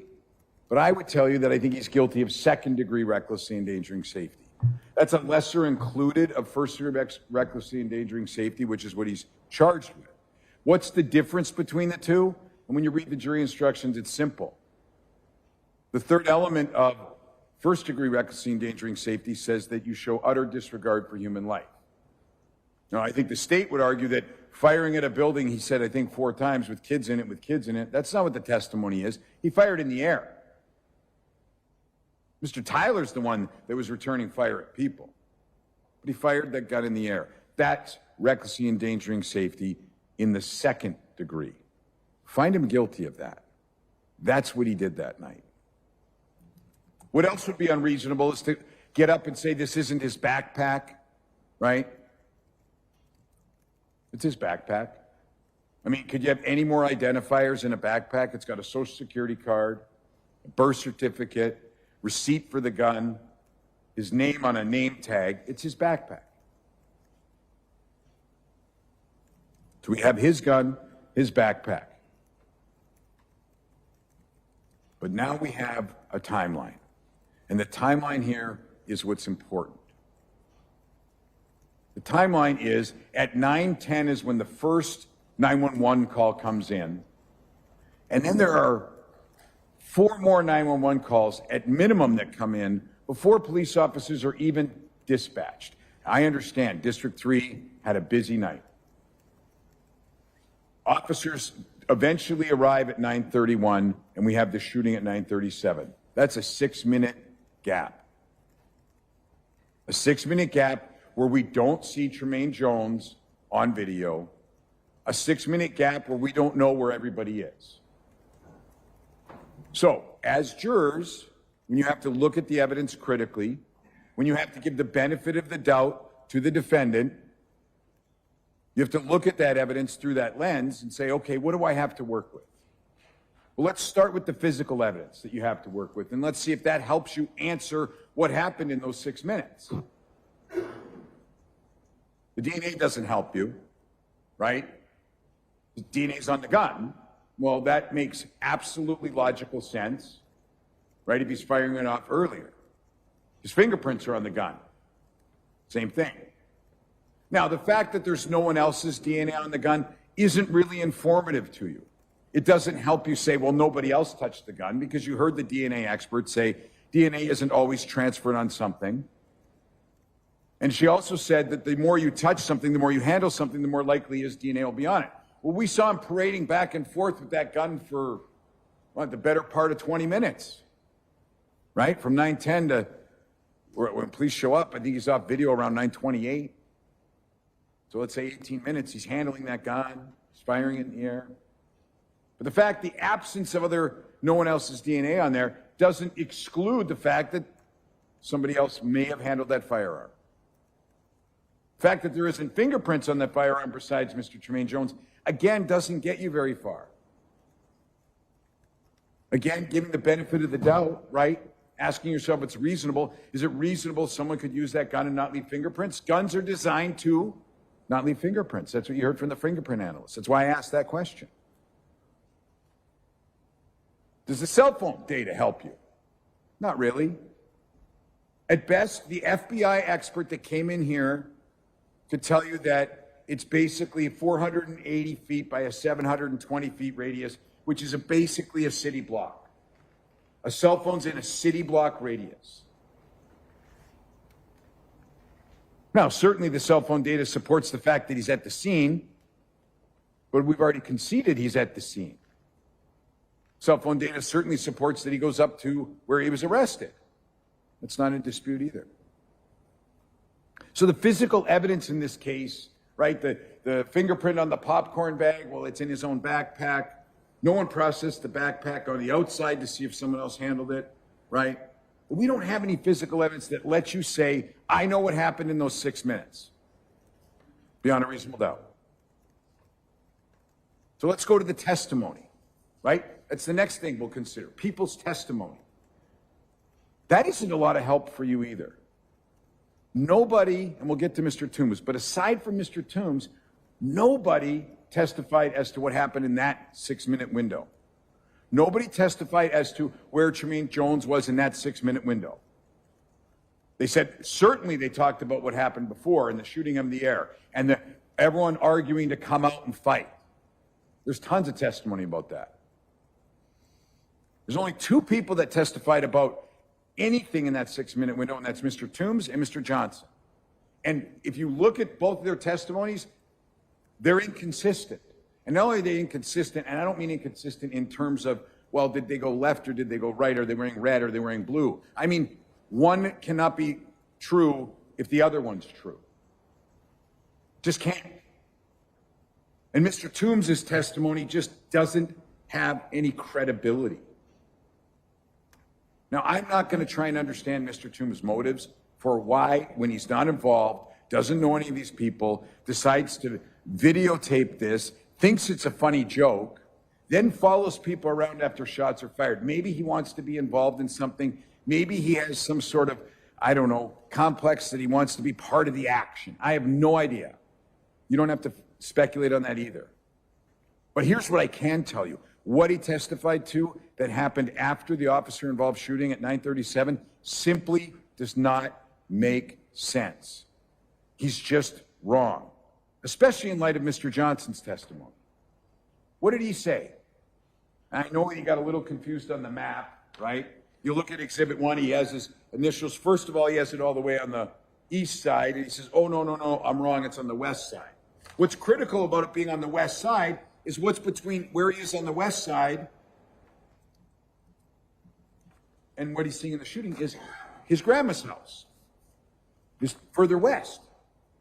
But what he says is he's west there, he witnesses, at least sees shooting from the bushes, and then we do know that Mr. Toombs approaches the officers, right, to try and help, or at least he says to try and help. We don't know.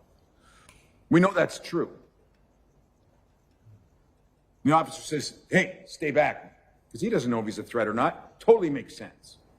Now he claims that then he backs up, not runs, backs up from the officers, full half block, and goes back to Grandma's house. And at Grandma's house, he happens to run into Tremaine Jones, who says, I thought it was other dude. That's a lie. It's just a flat out lie. Now, I don't usually call witnesses liars. I usually say maybe they're mistaken, but that just isn't true. How do we know that? Well, we know a few things. Mr. Johnson, right, what did he testify to? He said he sees someone hop the fence and head south, and they're running. Presumably the shooter. Well, if the shooter, right, is just involved, 16 shots, officers down, and you're booking out of there south, which the state says that's supported by the cell phone data, he's not going west towards Grandma's house, and he sure as hell isn't waiting around for the time that it takes Mr. Toombs to approach the officers, find out what's going on, and then back away. The shooter would have been long gone. We also, at no point in the video footage, don't forget, you could see 25th and Garfield from that Ring video footage, right? Did you see any Ring video footage after the shooting at all that showed Tremaine Jones back interacting with Mr. Toombs? The answer is no, because it doesn't exist. So now with Mr. Toombs, you don't have anything you can rely upon reasonably. You just don't. So you don't have this alleged statement that Mr. Tremaine Jones made that he thought, oh, I thought it was dude, or I'm going to be holed up in this area. Everything Mr. Toombs says is suspect. And I don't know why. And maybe he just wanted to insert himself into something that had, I don't know, some sort of media coverage attached to it, or he wanted to insert himself into this situation. I know he said in the Senate, I don't want to be here, and he was all quiet. But he wasn't quiet when he was videotaping, was he? He was laughing pretty loud. I don't understand Mr. Toombs. But what I do know is you can't rely upon his testimony. Certainly not in light of Mr. Johnson, who I thought was very credible. Said, guy took off south, jumping over a fence. Which, by the way, also makes sense. What doesn't make sense is that someone like Tremaine Jones, who's never met Mr. Toombs, would take the time to stop and talk to him and tell him what he's doing after a shooting like that. So what else do we have? What else can you do to answer what happened in that 6 minutes? You have an exhaustive investigation here. What could have happened?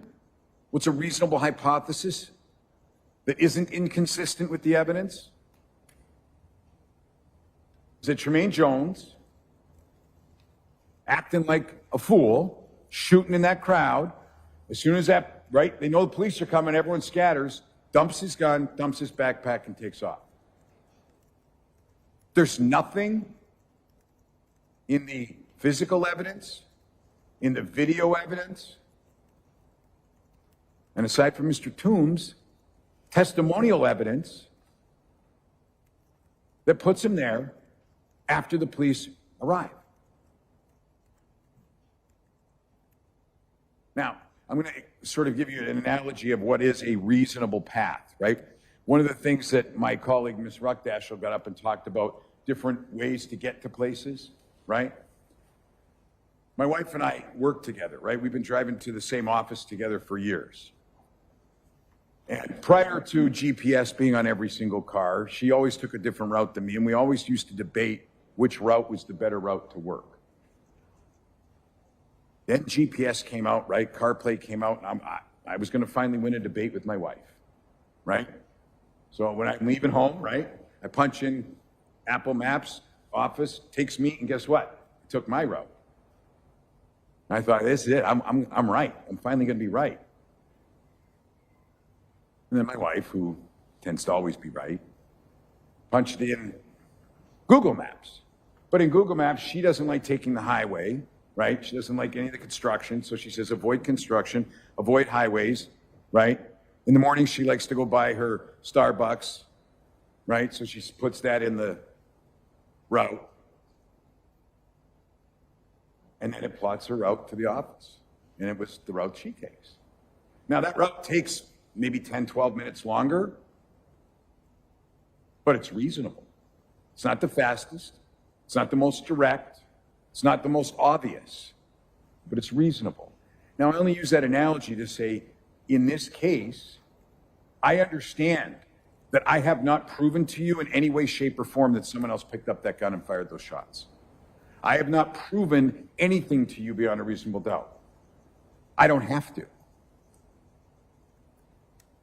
You just have to ask yourself, is there a reasonable alternative, and can I eliminate that reasonable alternative? Can I eliminate it as being unreasonable in light of the evidence? And I've shown you how the physical evidence can't get you there, and the testimonial evidence can't get you there. And we have this investigation that was exhaustive. And the one thing that is not in this entire exhaustive investigation is any video of somebody fleeing, the shooter fleeing the scene. Anywhere. It's reasonable that maybe the shooter hid in plain sight. Maybe the shooter approached the officers afterwards. Maybe the shooter hid out. Now, I'm not asking you to speculate. The state would probably get up in rebuttal and say, well, he's asking you to speculate. I'm not. I'm saying here's a reasonable alternative. He needs to eliminate it. Now, I know the state's going to probably get up in their rebuttal and talk about this jail call. Now, this jail call in isolation doesn't sound great. But remember, this is 5 days after he's been arrested. He's already made, according to the officer, about a dozen phone calls. This is one small snippet of context that the state is presenting to you. It's after he's had media reports saying what they think happened. It's after all of the allegations are now flooding in towards him. And I think one way of reading those jail calls or interpreting that jail call is he's explaining what they're saying happened. Thomas Jefferson wrote that the jury system is the only mechanism designed by man to anchor our government to the principles of our Constitution. What did he mean by that? What he's saying is the jury system is critical to our jurisprudence because we don't allow elected officials to decide cases like this, and we don't allow the government to decide cases like this. We bring people out from the community. And yes, we ask you to do something difficult. We ask you to remove sort of that human element I talked about. But we ask you to understand when we're making a decision this important that we give that reasonable doubt to a defendant because that's what the community demands. Anytime you're going to convict someone of a homicide, something that serious. Now, the rest of that jury instruction I gave you about the reasonable hypothesis goes on to say, although you're to give the defendant the benefit of every reasonable doubt, you're not to search for doubt, you're to search for the truth. The truth here, when you apply the law as you're required to, is you cannot answer the question about that 6-minute gap. The truth is you don't have enough evidence to convict Tremaine Jones of the homicide or the attempted homicide. The truth here is that doubt lingers. And the truth here is that I'm asking you to do something that I recognize isn't in your normal human instincts. An acquittal feels like an unfinished story. Feels like we haven't answered the question. Guilty feels finished and resolved. It makes you feel good and human. But an acquittal is what's demanded of your duty as jurors. An acquittal on the homicide, an acquittal on the attempted homicide. I implore you to do your jobs. Thank you. In rebuttal, Mr. Huebner.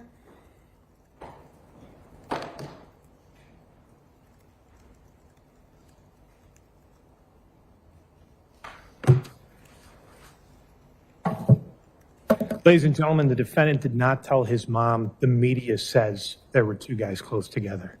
He says, I'm there putting stuff in my bag when I look up and I see two guys that look like they're from the neighborhood, people I don't know. I didn't know the cops were there. I see them, and my reaction was what my reaction was. They pointed something at me. It definitely wasn't a flashlight. He's not saying, I think this is what it was, or this is what other people are saying. He's describing what he saw. He's describing what happens when he's in the back of that wooded area as two officers are walking. He describes it to a T. You've seen the video. His description is exactly what happened, and he didn't have the video. They're talking about how he doesn't have it. He doesn't say someone else did. He doesn't say, Mom, I left my gun and my bag and my ski mask and gave them to someone else. He doesn't say any of that. What he says is, I'm there and I see two guys, and my reaction was my reaction because he says he was scared. That's not saying other people. That's saying, Mom, I'm sorry, I just killed a cop. And that's why she's saying it wasn't intentional. Not I didn't do it.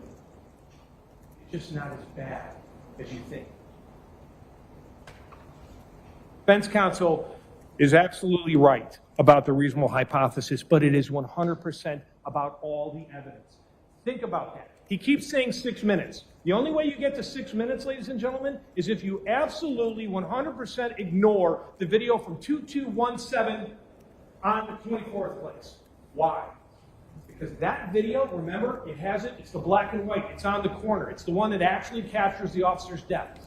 Why is that so important? Because that video shows the defendant in the alley.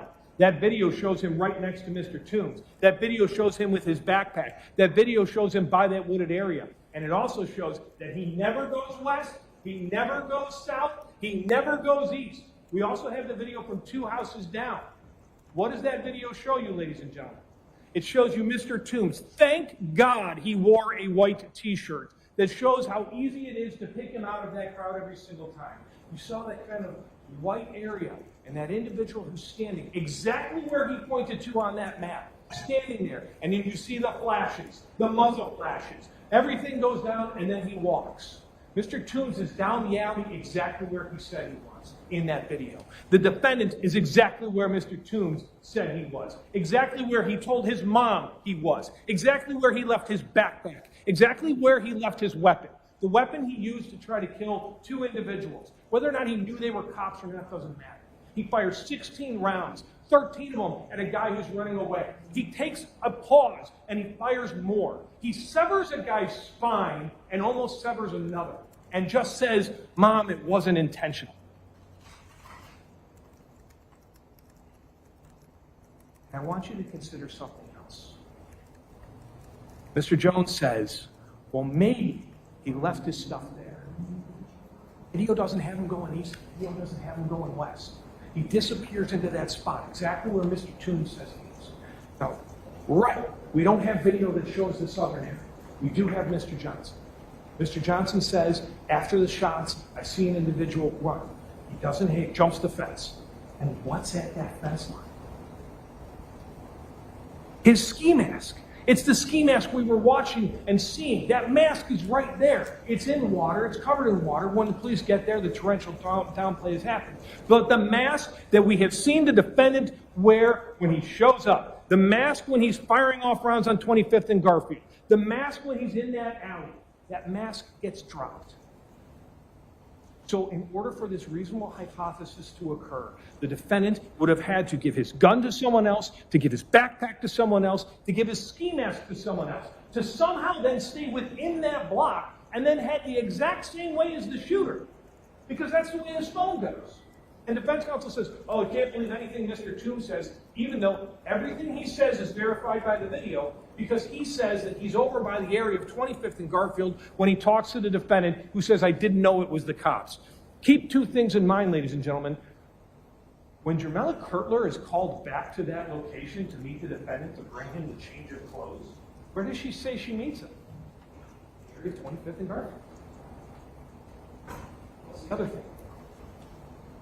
Mr. Toombs, who's talking to the police that night, says, he tells me he didn't know it was the cops. What does he tell his mom? He didn't know it was the cops. Mr. Toombs just somehow, according to Mr. Jones, wants to be a part of a media case, even though he had no desire. You could see his body reactions. He did not want to be here. That man somehow is able to guess what he's going to tell his mom 4 days later in a call? It's not reasonable. The evidence is very clear. The defendant shows up because he's mad about a guy who got involved in a fight between two girls that he's involved with. And we'll also remember James Johnson, Mr. Johnson, who Mr. Jones, the attorney, stated he totally believes him, 100% honest. What does he say? Angle, shooting towards the house. Ladies and gentlemen, you're firing off rifle rounds. The sorts of rounds that can actually penetrate and get into a bulletproof vest, that's utter disregard for human life. The defendant fires one round, and then he fires 4 more. Yeah, we don't have video of everybody coming back to 25th and Scott. We also don't have video of the exchange of gunfire, but defense counsel agrees that happened. So the simple fact we don't have video of it doesn't mean anything because he agrees we proved that. What do we have? We have video that's showing the shooter in this case stood in that tree. Backpack was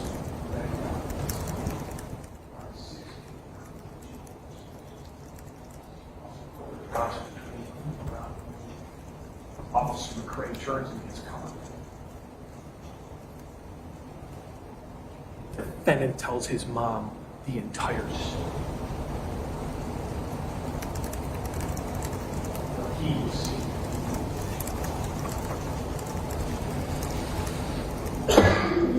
Ladies and gentlemen, the facts are clear. The defendant is guilty. The evidence is clear. Guilty. The verdict is clear. He's guilty.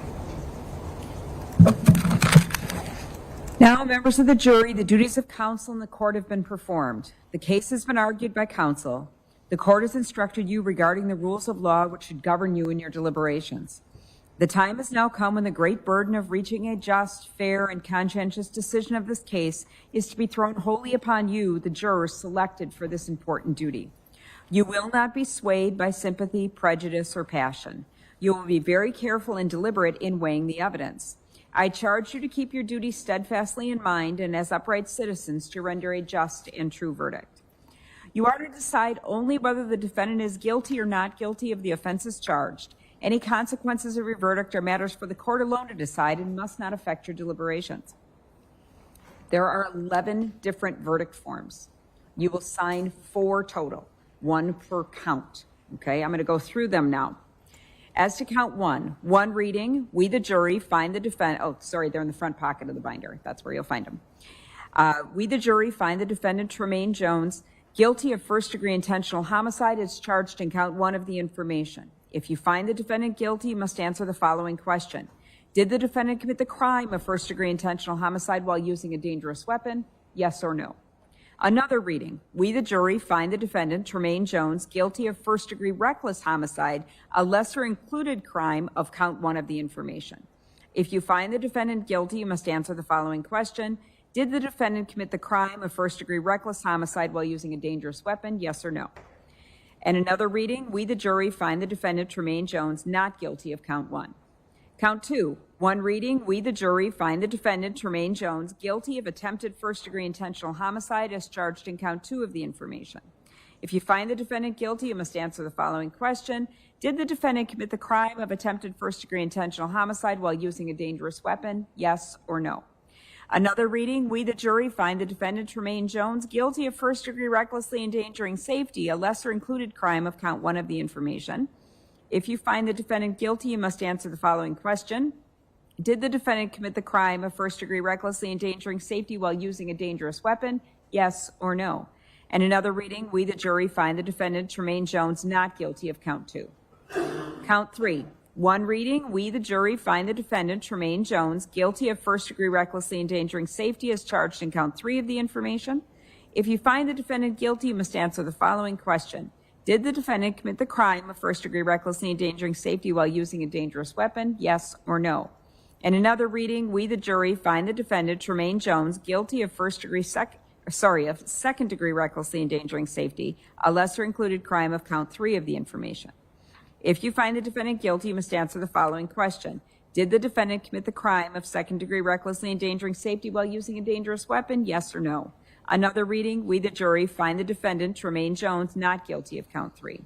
As to count 4, one reading, we the jury find the defendant, Tremaine Jones, guilty of possession of a short-barreled rifle as charged in count 4 of the information. Another reading, we the jury find the defendant, Tremaine Jones, not guilty of count 4.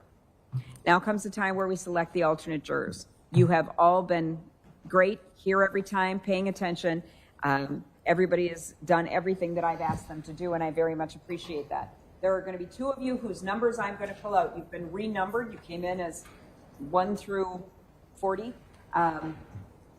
You are now going to be known as jurors 1 through 14. I've got you renumbered here. I've got the list. I will reach in. There are 14 numbers in here. I'm turning my head. I'm closing my eyes and pulling out 3, which I didn't see. It is juror number 5, Kaylee. That is our original juror number 15. On the renumbered list, you are 5, Kaylee K. All right. And juror number 6 on the renumbered list, that is juror 17, Paul K. All right. The 2 of you will be the alternates. I'm sure you have belongings in the back. You can go back when everybody else does. Gather your stuff. The deputies will bring you to my chambers, and I will speak with you privately, okay? So just hang tight for a minute. This is a criminal, not a civil case. Therefore, before the jury may return a verdict which may legally be received, the verdict must be reached unanimously. In a criminal case, all 12 jurors must agree in order to arrive at a verdict. When you retire to the jury room, select one of your members to preside over your deliberation. The presiding juror's vote is entitled to no greater weight than the vote of any other juror. If you need to communicate with the court while you are deliberating, send a note through the bailiff signed by the presiding juror. To have a complete record of this trial, it is important that you communicate with the court only by a written note. If you have questions, the court will talk with the attorneys before answering, so it may take some time. You should continue your deliberations while you wait for an answer. The court will answer any questions in writing or orally here in open court. When you've agreed upon your verdict, have it signed and dated by the person you have selected to preside. After you've reached a verdict, the presiding juror will notify the bailiff that a verdict has been reached. Everyone will return to the courtroom. The verdict will be read into the record in open court, and the court may ask each of you if you agree with the verdict. You may swear the officers. You swear or affirm that you will keep the jurors sworn in this trial together in some private and convenient place until they have agreed on and rendered their verdict or are discharged by the court, and that you will not permit them to communicate with any other person regarding their deliberations on the verdict they have agreed upon except as authorized by the court. So help you God under the pain and penalty of perjury? Yes, sir.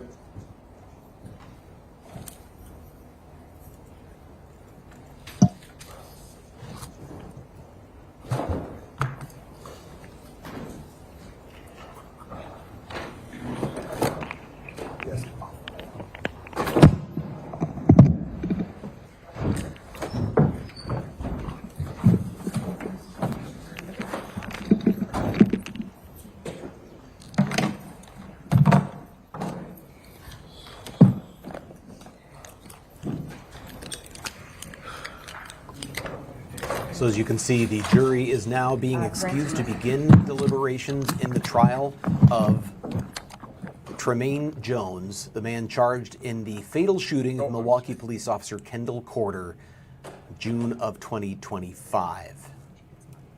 We can see the defendant still in the courtroom at the moment, talking with defense counsel. And now the wait begins. Lunch is awaiting the jury. It's 12:35 p.m. Let's hear what the judge has to say. Record. I'm going to speak with the alternates. I want to thank everybody who's been here all week. Everybody's been extremely respectful of the court's policies, procedures, and respectful of the seriousness of this matter. I appreciate that from everybody. Do you want us to agree on exhibits if we can, Judge, or are you going to bring us anyway? I'm still going to call you back in. Okay.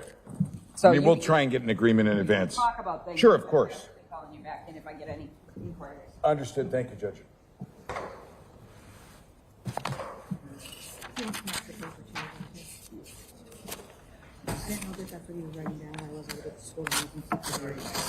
Case is now off the record. The jury beginning its deliberations. Again, Tremaine Jones charged with the fatal shooting of Milwaukee police officer Kendall Corder, injuring his partner Christopher McCray and endangering the lives of others in the area of 25th and Garfield on the night of June 26th, June 26th of 2025. I am Fox 6 investigator Brian Polson here at the Wisconsin Live Desk at 12:36 p.m.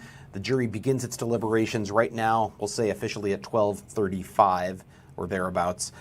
It is the fifth day of this trial, fourth day of testimony. We heard from just two witnesses today, a continuation earlier today of a crime lab witness, a firearms and tool mark expert, and then we heard from a detective who played a jailhouse phone call that really appears to have been the proverbial smoking gun in this case. It was the defendant himself making a call to his mother and talking about what had happened in the moments leading up to the shooting of those police officers. We just heard closing arguments from both Assistant District Attorney Grant Huebner and from the lead defense counsel Russell Jones, no relation to his client Tremaine Jones. I can tell you this, the four counts that are being deliberated on right now by the jury include first-degree intentional homicide, which is a Class A felony, maximum life in prison.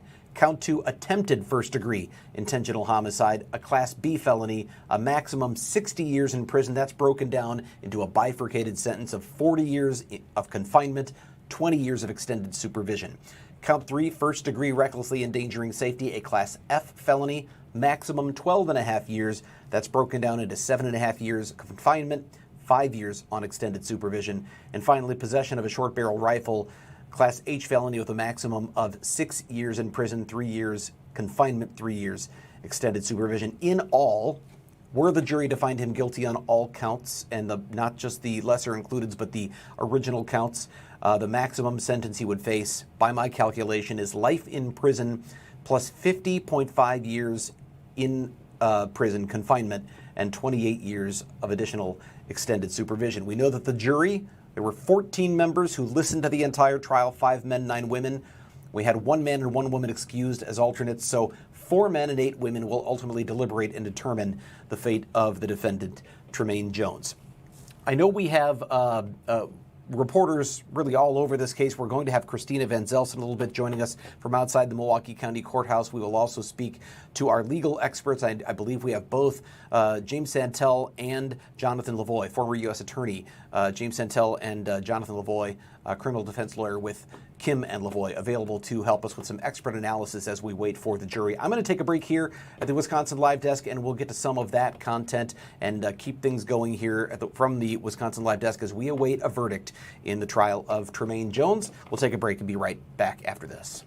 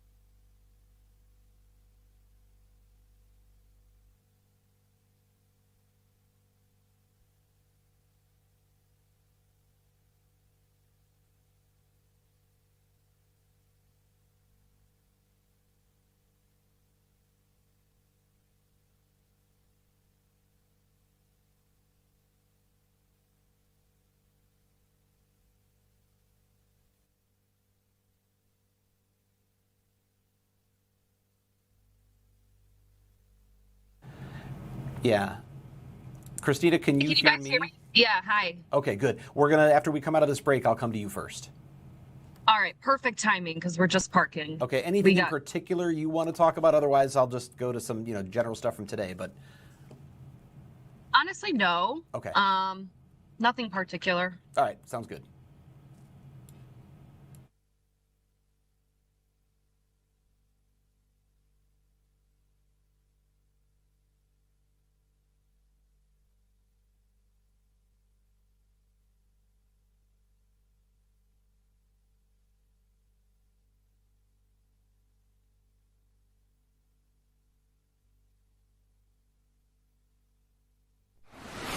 This is the Wisconsin Live Desk.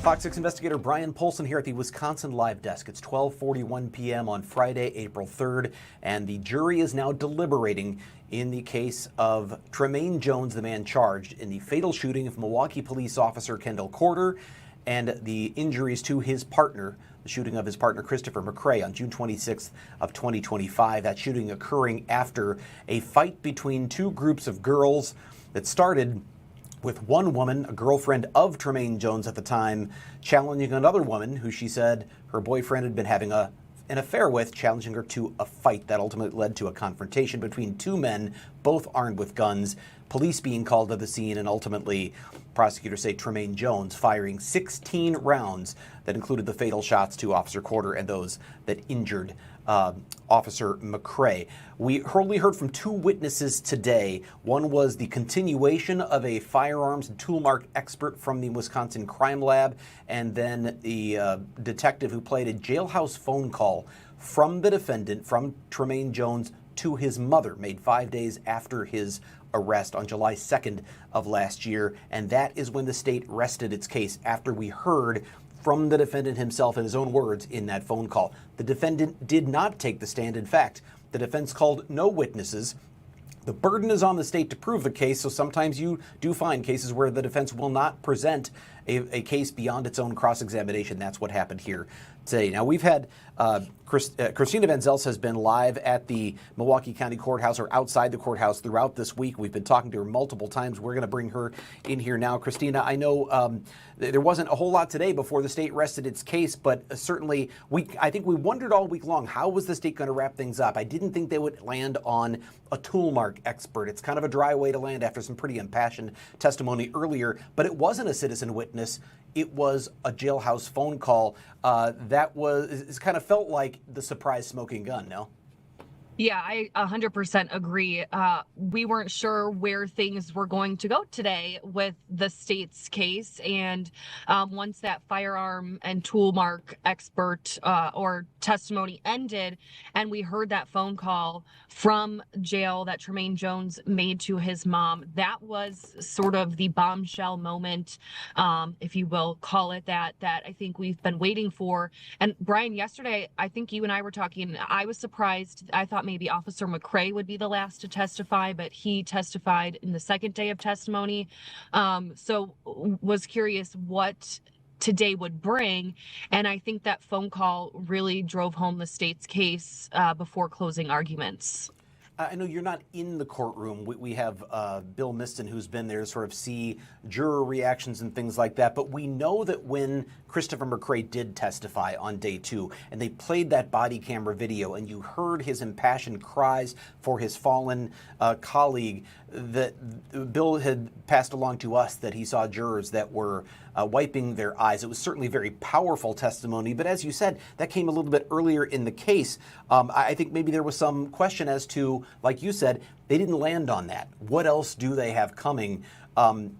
Any sense of how important this phone call was? Because we sometimes never even hear from a defendant.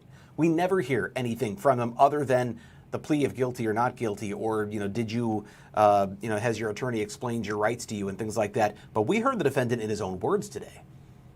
Right. And I know you already said this too, but obviously Tremaine Jones did not testify himself. That was something we didn't expect him to, but you never know. So we didn't hear from him on the stand, and I have my notes from that audio. So in case, just to catch viewers up to speed, this was a phone call that was made on July 2nd, 2025. So a couple days after that shooting, and he called his mom from jail. And in that call, you hear Tremaine Jones starting to cry, and he explains that he was posted up gathering his things when he saw people walking with flashlights and stop at the alley for about 10 seconds. And then Jones tells his mom on that phone call that he thought it was, quote, 2 random people from the hood, and that the shooting was his reaction out of fear. So that was really, when you hear those moments, I don't have the exact time of how long that phone call was or how long we heard from him. Brian, do you have that number? It was a pretty long phone call, though, that we heard. I don't have the timing, but I was gripped by it. I was actually driving in my car this morning listening to it, and it was just gripping testimony, because you're hearing a young man essentially confessing to his mom what he had just done and trying to explain to her why he did it. Right. And it was hard to hear what his mom was saying in response. The court addressed this, that the audio was turned up all the way because it was hard to hear Tremaine Jones talking. So her response was a little bit distorted, but the jurors were also handed out transcripts of the call, and you heard the judge describing that's just a way to kind of help if you're not understanding exactly what that exchange was. But that was really the big moment from this morning. And then, of course, following that, the defense did not call any witnesses and rested its case quickly after that. So you hear about the phone call come up again in closing arguments, which I thought was a big moment too. You know, you talked about him thinking it was maybe people from the hood rather than being police officers. And the state made a point, Grant Huebner made a point in those closing arguments of telling the jury, it doesn't matter. We don't have to prove that he thought he was killing cops. We just have to prove that he thought he was killing somebody. And he said, Grant Huebner kept going back to the phrase from the phone call where he says to his mom, "My reaction was my reaction." That seems to be suggesting my shooting 16 shots at them is how I reacted because I was scared. Right. And I thought that was a part of the rebuttal in the closing arguments too, when the state brought that up. Again, just really the big moment and the big part of what we've kind of been waiting for through the last couple of days of testimony from the evidence and from the state's case. And I think you bring up a good point, which also the state talked about, how they don't have to prove that he knew they were police officers or not. It's that intention to kill. And Brian, we also heard the defense asking for those lesser charges to be included on these counts. So the jury will have to look at that as well, because right now he's charged with first-degree intentional homicide, but the lesser inclusion would be first-degree reckless homicide, meaning jurors will have to look at specifically if he intended to kill or if it was more of the reckless portion of that. So that'll be interesting too, to see what happens as the jury deliberates this afternoon. You know, one of the things that I was thinking about in that part there, when you talk about the lesser included, if you don't look at the law or you look at the actual elements, it's easy to look at this and say, if the jury heard a little bit of, maybe got a little bit of sympathy from that phone call, because you do hear him get emotional and say, basically, he realizes he's messed up big time. And if there's any sympathy, maybe they just go from a sympathy standpoint, gosh, he freaked out in the moment. We're not going to get him for intentional. We're going to go with the one lower. That's an emotional reaction. That's not what the law says. The law says, right, did he have intent to kill? And they have to determine if that's what. And you heard Grant Huebner say he fired 16 shots, and he pointed out one particular thing. There was a pause. And he pointed out the pause in the barrage of shots to suggest that when he continued shooting, that demonstrates the intent. He meant to kill who was ever in his sights.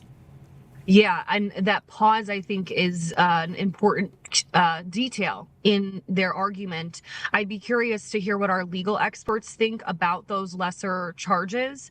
And Brian, I'm looking at your notes as well, because if you're a juror and you're looking at these charges, the lesser one is the first-degree reckless homicide. And so for that, the prosecution has to prove that the circumstances showed disregard for human life. And I think the biggest difference between that and the bigger charge of intentional homicide is that he meant to kill someone. So I'd be curious to see what our legal experts think, because we heard from the state, they didn't take a position on it. They don't agree, but the judge did agree that the evidence could point to those lesser charges too.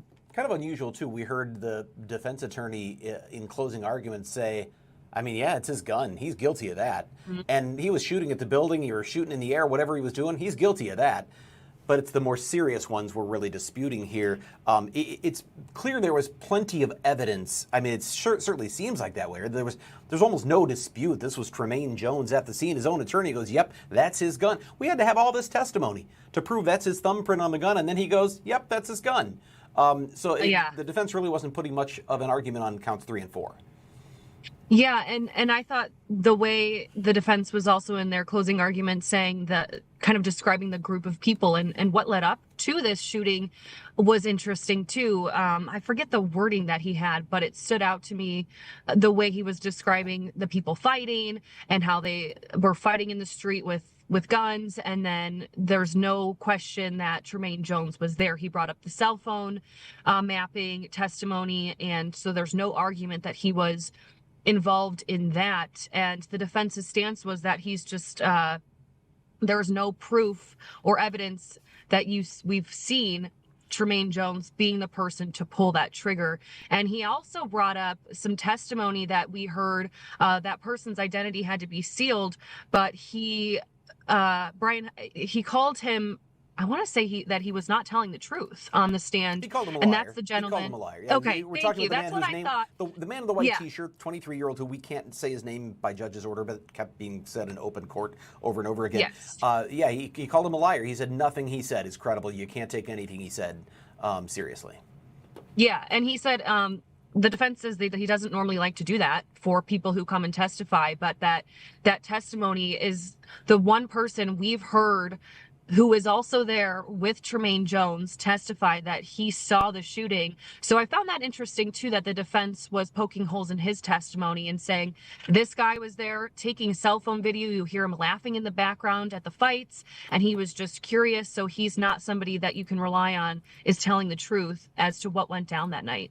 Well, Christina Van Zels, thank you so much for the time you've had. We're going to come back to you in just a little bit, but we're going to break away for just a moment and talk to, and I've lost some of my audio capabilities here. We'll see if we can get that back up and running. But we're going to end up going to speak to Jim Santel, and yeah, I think I've lost my ability to control much of anything here. So you know what we're going to do? We're going to take a break. We're going to talk to Jim Santel, the former U.S. Attorney for the Eastern District of Wisconsin, to get his expert analysis of what we've heard today and what the jury may be talking about back in that jury room. We'll take a break, and we'll come back here on the live desk right after this. And I may have to have you, I don't know if you can from back there, Delaney, if you can fire the close on this one. Yeah, thank you.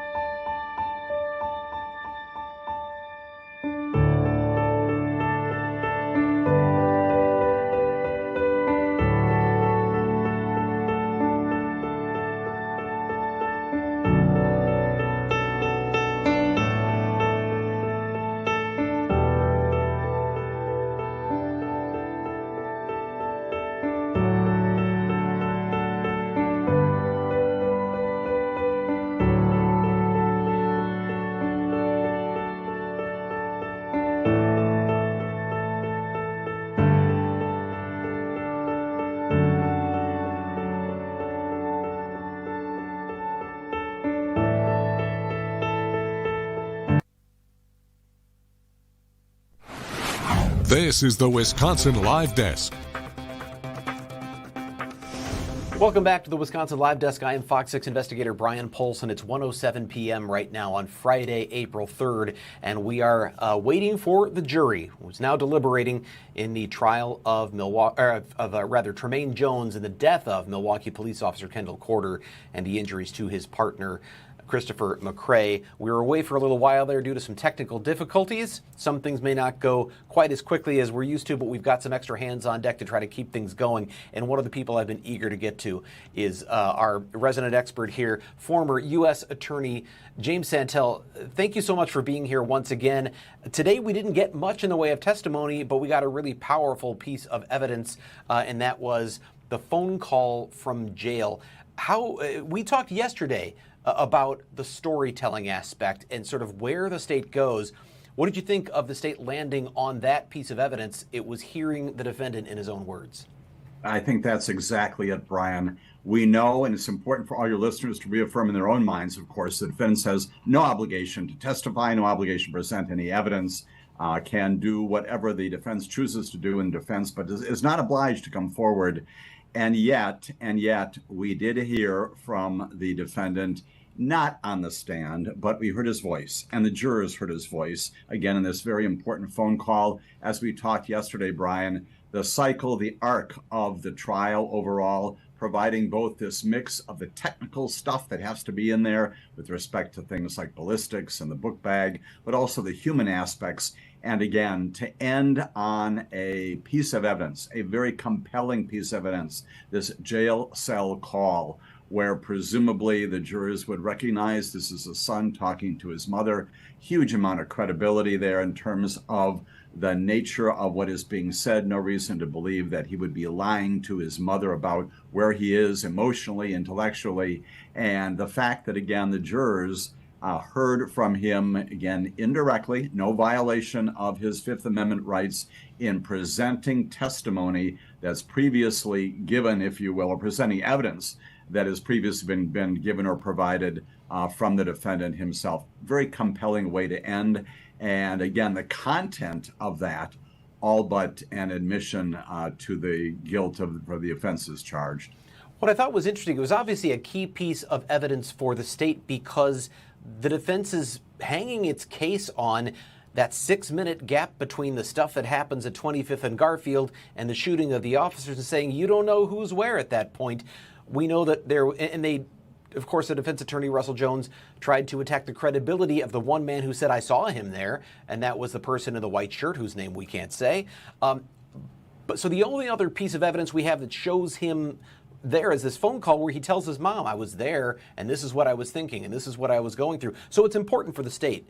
But I wonder about this, too. It was kind of the first time we get to hear that instead of this being a scary, violent guy with a big gun and a sadistic killer, he's suddenly, for a moment, a young boy telling his mom, I'm so sorry for what I've done. In a sense, he didn't exactly say, I'm sorry, but he's explaining, I was scared. You hear in his voice, he gets emotional. I wonder, does that play a little bit to the jury, too? Do they, for a moment, have a little bit of compassion for the person who now looks like all the evidence points to him killing a police officer? Absolutely. And again, defense counsel suggested that during the course of closing argument that what you heard there was from someone who was very disturbed, very upset by the fact what happened. And it does go to this issue of intent, which of course Grant Huebner focused on so much during the court, appropriately during the course of his closing and the rebuttal as well. And undeniably, Brian, jurors listened to that and recognized that, yes, an horrific thing has happened here. A police officer is dead. Another one is injured. The community is shaken by this. As I said yesterday, this is all human tragedy from start to finish. It's also human tragedy by the fact that we have a human being on trial for this event. It's all tragic. And so jurors can, in fact, listen to this and think about the human toll that this is taking on the community, on the victims, on the victim survivor, on all of us, and also nothing wrong with their, whether it's implicit or explicit in their deliberation, considering the fact that this is a human being who is on trial. That phone call, the tenor of it, the tone of it, the way in which it was presented would certainly prompt them to think down that line. it does not, from my perspective, again, that of a former prosecutor, erase all the other good things, and by good, I mean compelling things, that Grant Huebner identified, rallied, and inventoried during the course of his closing. The rebuttal doesn't erase that, and that's what the jurors are going to be focusing on. But it certainly could present an opportunity for the jurors right now in deliberation to chat a little bit about who this person is. And even though they should not be at all focused on the remedy here. What is, if they do in fact find Tremaine Jones guilty, they are not to focus on the exposure that he may have in terms of prison time. It certainly does convey this sense of human tragedy, a human consequence for everyone as a result of this horrific thing that happened in June of last year. We heard Grant Huebner in his closing argument say, we don't have to prove he knew they were officers. This isn't a killing a cop charge. We had to just prove he knew they were people. They were human beings. How important is that? Why is that important with the evidence we've seen and the testimony we've heard? Right, because the way that the law reads and in these various counts here, it is just about that. And you and on Fox News there have articulated so very well, graphically and orally, exactly what these charges are about. It is about intentional conduct here. It's the murder, the homicide of another individual. It happens to be that this particular victim was a police officer. Is the jury mindful of that? Of course they are. All this entire event, as Grant began his very good closing arguments leading up to how we got to this point. So they should know about that. They should appreciate that. But they do not have to make a specific finding that this particular victim, who is now dead in our community, a huge loss, not only the police, but to the entire community. You don't have to make a specific finding that he was a police officer, but that, yes, indeed, a human being, as Grant so eloquently said, is now dead. And as he pointed repeatedly to the defendant, this is the individual who's responsible for it. Find him guilty. Again, I'm not making Grant's argument for him, but that compelling nature of the loss of a human being, regardless of who it is, whether it's a banker, a teacher, the person who cuts your grass, the grocery bagger at the grocery store, or a police officer, an official of government, a civic servant, as Grant called him during the course of his closing argument. All of that you should know about and appreciate, but it doesn't change the fact that there is a murder that happened here and a human being is dead. I want to go to that point quickly again, though, because I wonder if, I think about it for a moment, it doesn't matter in terms of the law, whether it was a police officer or a civilian. If he had an intent to kill, that's homicide. But if he thought it really was someone from the hood, as he said to his mom in that phone call, we know that Officer Corder had his weapon drawn and pointed because he's investigating someone with a gun, someone who's fired shots. He's following proper procedure for his own protection. Police officers can do that. Someone from the neighborhood can't walk around with a gun pointed like that. Could that have been a defense theory here if they had gone this route to say, yes, he fired the shots, but he thought his life was in danger because he didn't know they were police officers? Might that have been a route they could have taken?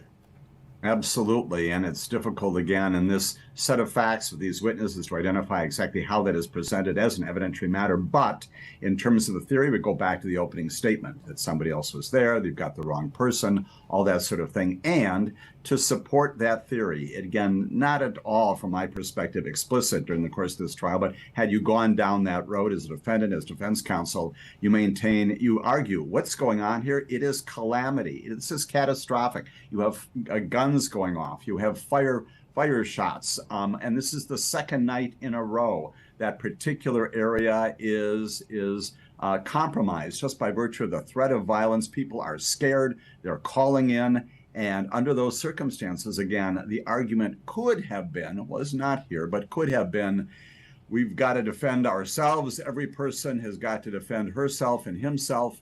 And there is so much going on, so many people with guns, so much firing of those guns going on, that I felt obliged in an uncertain circumstances. It's dark, I'm in the bushes. You could have raised that issue. Again, I think it's difficult under the facts and the witnesses that are available to support that, to raise that and be sufficiently clear about that. but it plainly could have been done. Again, what I'm about to say does not in any way suggest the defendant has an obligation, but that is the kind of thing that defendants, when they do take the stand, will look at a jury and say, let me explain to you what was going on in my mind. Let me explain to you why I did this, just in this case, as I did this to my mother. Again, Tremaine Jones, no obligation to do that, none whatsoever. And the jury cannot consider the fact that he did not testify. But in those cases that I've had, that other prosecutors, defense attorneys, judges, court staff have had, where defendant takes the stand, it is principally because they want to be able to look at a jury and explain their intent and deny the intent, deny that they had the purpose, the motive, the intention of doing what the state has charged. And that, when it is done, not here, but when it is done, can be very compelling. And especially if the defendant taking the stand is reasonably articulate, again, appropriately emotional about this horrific thing that happens, contrite about what has happened. But again, we don't have that here. It could have been a route under a different set of evidentiary packaged materials here. I'm going to let you go here shortly because we have Jonathan Lavoie who'll be joining us from Kim and Lavoie as well. But I want to ask this because as a prosecutor, for as long as you were, you have to make, I mean, obviously it's more efficient for the criminal justice system if a guilty person pleads guilty and we don't have to go through a trial. Witnesses don't have to be called. Evidence doesn't have to be produced. Experts don't have to be summoned. And so we hear a lot of plea agreements that lead to guilty pleas, and there's all sorts of philosophies on whether or not that's good for the system as well. But my question here is, whenever a case gets to trial, I always look at what comes out of it and I go, there's a moment where you go, okay, that's why this one went to trial. Okay, I get it. This one may be a little bit harder because it seems like there was so much evidence, overwhelming evidence against Tremaine Jones, except for the fact that there was no direct eyewitness to the shooting, and that may be the one and only thing that is why. But I also wonder, is it a factor when the victim is a police officer? Is it harder to make an offer that the public might find acceptable or that law enforcement might find acceptable? Is it harder to get an offer? If you're a defendant and you're not getting much of an offer, you might as well take a shot, right? Does that play into this? It does, absolutely. From the defense side, if in fact the stakes are so high, and they are at the top here, as you've indicated earlier in your broadcast, and there is no reasonable offer that would even get you out of prison in a small number of years, then you do go to trial because you never know what happens. As we talked before, trials are these amazingly curious events, but also very important events where all kinds of things can happen. In this instance, absolutely. I'm certain Grant, I'm sure Ken Lovern, the district attorney, thought about what is their cap, if you will, where would they accept a plea, and it would be quite high. And it certainly would have been. Again, none of that comes in during the course of the trial. That would be inappropriate to present discussions of trial negotiations and settlement discussions during the course of the trial. But it certainly has happened out there. And to your point, Brian, about this being a law enforcement officer, the other reason you go to trial is, look what we're doing right here appropriately. You, other news reporters and broadcasters are covering this. What is the effect of that? It's what I often say, it's the D word, it's deterrence, right? Certainly deterrence as to Tremaine Jones. I'm going to assume that sometime later today that this jury will probably return a verdict of guilty, and as to all, if not maybe just a few of the counts. But in the end, it also has a larger impact, which is, look what happened. A person in our community has used a weapon in a way that has resulted in the death of a police officer. All of us know about that. If there's anybody out there today, tonight, tomorrow, in the coming weeks, months, remembers even this coverage and what's going to happen with Tremaine Jones, likely in terms of his conviction and likely sentenced to a long period of time, it deters you from doing this. You say, okay, I've got a calamitous situation here. I'm afraid for my life, but I don't want to take that next step. And it stops people from making that decision. The deterrence impact, which is also a huge role of law enforcement, is also accomplished through trials themselves. You're sending messages to the people in the courtroom and to all of us out there about how we should act and how we should not act, even under the most difficult circumstances. James Santel, former U.S. Attorney for the Eastern District of Wisconsin and frequent guest lately here on Fox 6 News and here on the Fox 6 live stream. Thank you so much for your time once again. Brian, good to be with you as always. All right, we will take a break. We will come back with more here from the Wisconsin Live Desk. I'm Brian Polson. It's 1:21 p.m. on Friday. The jury is deliberating in the case of Tremaine Jones in the shooting death of Milwaukee police officer Kendall. We'll be back right after this.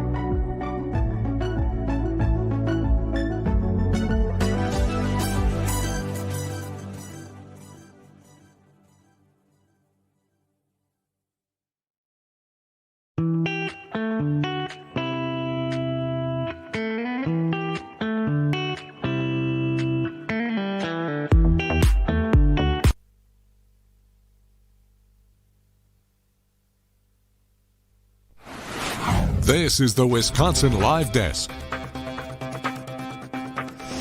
Welcome back to the Wisconsin Live Desk. I am Brian Polson here at 1:24 p.m. on Friday, April 3rd. Day 5 of the trial of Tremaine Jones. It was day 4 of testimony before the state rested its case. The defense did not call any witnesses, and the defendant did not take the stand. The jury now has the case and has begun deliberations. They began those deliberations right around 12:35 p.m., though lunch was waiting for them, so they may have started by just getting a little bit of a bite to eat before selecting a jury foreman and discussing the 4 charges that Tremaine Jones faces. Those 4 charges include first-degree intentional homicide of Kendall Corder, attempted first-degree intentional homicide of Officer Christopher McCray, first-degree recklessly endangering safety for firing that modified AR-15 into the air and toward the building at 25th and Garfield, and possession of that gun, a short-barreled shotgun or rifle that we heard testimony was illegal. In fact, the defense attorney even agreed it was illegal and that it was his and that he's guilty of that crime. So that one ought to be a slam dunk. If nothing else, counts 3 and 4, the defense attorney said he is guilty of those. So those should come back as guilty verdicts based on that discussion there. So it really comes down to what happens with counts 1 and 2. And to talk a little bit more about that, we want to bring in let's see if I've got him punched up right. I do. Jonathan Lavoie of Kim and Lavoie. Jonathan, thank you for being here. I'm going to make sure I get your audio turned up, but you've been watching this today. First of all, tell me what you thought of today's testimony. Really, the standout testimony beyond ballistics was that jailhouse phone call from the defendant to his mom. How important was that for the prosecution, or vice versa? How devastating was that to the state's case, or to the defense's case? That was fairly shocking to me, Brian, as we were talking about what is the state going to end with. Well, they're going to end with something strong. Clearly, that was a very strong piece of evidence. It kind of brought me back to the beginning of this whole case as to what should be the defense strategy in defending Mr. Jones. Knowing that that jailhouse call existed, they chose the route of trying to prove that somebody else may have done it, even though that jailhouse call really refuted that. I'm wondering if it might have been a better strategy to argue that he wasn't guilty of intentional homicide and try to go with what he told his mother, that he was scared and try to argue that this was a reckless homicide instead of an intentional homicide. But that really sort of refuted the entire defense claim when the defense is still taking the position that somebody else must have shot that gun. You know, I wonder, I was just talking to James Santel about that very thing, and my question was, when we heard that phone call, the one thing you do hear, the one thing the jury did get to hear was, instead of it being this menacing, gun-wielding criminal, it was suddenly, for the moment, a young boy, young man talking to his mom and trying to explain why he was scared. And I wondered, first of all, if that gave a little bit of humanization to him for such a heinous crime, but more importantly, from the defense strategy standpoint, you mentioned they might have wanted to go this other route. I wonder, we heard Grant Huebner say, we don't have to prove he knew they were cops. We have to prove that he killed them and that they were people, or he killed him. He killed one person that he thought was a person. But I wonder, and I noticed this, he replayed that body camera video, and we see Officer Corder, rightly as a police officer investigating shots fired, coming with his rifle pointed. And we heard in the phone call that Tremaine Jones says, he had something pointed at me and it wasn't his flashlight, Mom, I tell you that. So he knew a gun was pointing at him. If he legitimately thought it was not a police officer, maybe he thought it was Bryshawn Tyler, maybe he thought it was someone else, could they have used a self-defense argument? He thought his life was in danger, because a police officer has a right to point his gun when he's investigating a crime like this. Maybe a civilian doesn't. Would that have do you think, would that have been a better strategy? Yeah, I heard Jim talk about that, and I agreed with Jim exactly, that could have potentially been a strategy. It, as Jim said, wouldn't have been a very strong argument to be made, but it may have been better than what they went with. If Mr. Jones would have taken the stand and kind of gone with the same version of events that he told his mother, maybe there would have been a chance for the jury to maybe look into what his mindset was at the time. As Jim described in his statement to you earlier, this was a chaotic scene. And it's pretty clear that Mr. Jones has claimed numerous times that he didn't know that they were police officers. And potentially he could have argued that he felt a fear for his safety. On the flip side of that, Brian, you probably understand that the state countered that with, you don't need to shoot 16 times to defend yourself from a ambush kind of covered area. So it would have been a very challenging defense to present. But it raises a question that when you're a defense attorney, you have to develop a strategy from the beginning and kind of stick with it. They chose a strategy that didn't really comport with the evidence, particularly in light of that last jail call. I thought it was interesting. We heard Russell Jones, the lead defense counsel, giving the jury that analogy of picking a route, and there's different ways to get to the same place, and one or another may be better, or they might both be good. He was talking to them, if I understood his analogy correctly, about the fact that there might be a little more challenging route to get to say there's some reasonable doubt here. It's not as clean and as easy as saying, yep, it was that guy. But I almost thought about maybe there was a little bit of self-reflection of which route he had to pick as defense counsel. Do we go the it was someone else route, or do we go he was in fear for his life? They chose it was someone else, and that phone call was devastating.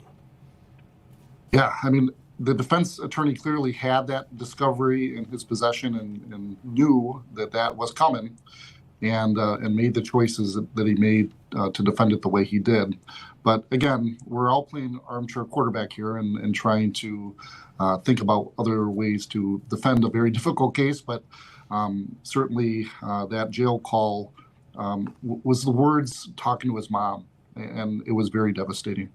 I did think it was interesting because the person in the white shirt, whose name we can't say, the witness who's 23 years old, who was following around all of this activity, who admitted he kind of thought it was exciting, who was saying I was going to post this video to Facebook, who actually told Tremaine Jones at one point, or at least claims he did, that he was going to be the lookout for the cops. He's the first one who approaches the officers right after 16 shots come out of the dark. At first, I thought they were going to try to point to him and say, well, maybe that's the guy that did it. I mean, he's the guy who shows up. How do you know he didn't have the gun? They never quite said that. But that seemed to be, maybe, was that a suggestion? Was that the hint that maybe it was this other guy? Yeah, and I've mentioned a couple times during these broadcasts that a defendant is prohibited from specifically saying that somebody else committed the crime unless the judge pre-approves that line of testimony in advance. The judge did not approve that. That was never requested. So the defense attorney is left with generally saying it must have been somebody else, but couldn't specifically point to another individual unless that was pre-approved by the judge. One thing that Russell Jones certainly did, though, in that closing argument is he attacked that witness's credibility. He said, what he said didn't make sense. And there was that question during the man in the white shirt's testimony about him saying he backed away slowly from the officers and then eventually ended up back at his grandmother's place. But we also had the testimony that the defendant had run away from the scene, and somehow they both connected back at the same place where he heard him say, "I thought it was dude." It did raise some timeline questions of how that occurred. That seemed to be at least something that maybe the defense was trying to hang its hat on there. Correct. I think that was the one effective thing that the defense did in the closing arguments, is to point out the inconsistencies between those two witnesses and the inconsistencies between their testimony and the video evidence and other witness statements. So I think that there was some attempt there to show potentially some doubt as to the credibility of the man in the white shirt. But I'm not sure that it was enough to overcome the other testimony and evidence. The phrase that Russell Jones used was, if you can reconcile the evidence with any reasonable hypothesis consistent with the defendant's innocence, then you must find him not guilty. So the question really comes down to what's a reasonable hypothesis? And I know the burden's not on the defense here to really come up with that, right? To come up and say, here's the alternative, here's what it might have been. But based on the evidence we've seen and your expertise, did the defense do enough here to create that reasonable hypothesis that there might have been another explanation? I certainly don't think they did, but I think the attempt was to try to say that he left his gun in his backpack in that area and that somebody else may have come along and did the actual shooting. But there really isn't any proof to that. There wasn't any teeth to that type of argument. So the secondary path that he talked about wasn't really fully developed. So I'm not sure that the analogy of the two ways to go to work really helped, because he didn't develop one of the ways. So I think it fell flat. It seems to me the only other possible explanation could have been, because the only other person we know of there's any evidence was in that bush area, the alley area, was the guy in the white shirt, was that he picks up the gun, fires it, and that's why he then approaches the police officers. He lies about seeing Tremaine Jones a couple of minutes later. That seems to me maybe the only other explanation, but there was no DNA on the gun, no fingerprints on the gun from him. The defense, of course, pointed out just because it's not there doesn't mean he didn't hold it, because it's not always there. But is that really the only other theory that's out there? I can't see any other. I mean, Bryshawn Tyler, there's no indication that he was anywhere near that alley. There's no evidence that he was. I can't really see any other theory than potentially the guy in the white shirt. That would have been the most logical argument, is the man in the white shirt was the shooter. The problem is there wasn't really any way to develop a motive or reason why the person in the white shirt would have interjected himself into the situation as far as shooting a gun. There just wasn't any evidence to support that individual had a motive to shoot police or anyone that night. I always say, we always do this when we're in jury watch mode, is, what do you think's going on in there? Do you think this will be a fast verdict? You never, the old saying, you never guess what a jury's going to do. They do have 4 charges to go through, but I thought it was interesting. You had the defense attorney essentially copying to 2 of them. He's guilty. It's on these other 2. Does it complicate the conversation at all by adding those lesser includeds, where they're now in there trying to look at, well, is this intent? Is it not? Is the pause in the shooting enough to establish intent? Could that be something that could hang them up for a little while? Yeah, the lesser includeds are important, but as you can see, the lesser includeds really have to do with whether Mr. Jones intended to do something or whether his behavior was reckless. The defense ultimate argument was that he didn't do it at all. I think if we would have gone back to our previous conversation, if he would have said, I was scared, I didn't know what was happening, I feared for my safety, that maybe a reckless lesser included would have been an argument that could have been made. But the defense really didn't go for that. They just basically said, you need to find him not guilty altogether. But the jury still has to consider all potential charges. And I think that because this is such a big case with such serious ramifications, the jury's going to take probably most of the afternoon to make sure that they go through the evidence and get it right. But remember, Brian, it's Friday, and Milwaukee does not hold jurors after hours, and they do not bring jurors back over the weekend. So if they don't reach a verdict by 5 o'clock today, then they have to come back on Monday. So I think there's some pressure on the jury to likely wrap this up yet today. Of course, as you described, there's no way to ever predict what a jury is going to do, but that's just kind of my gut instinct.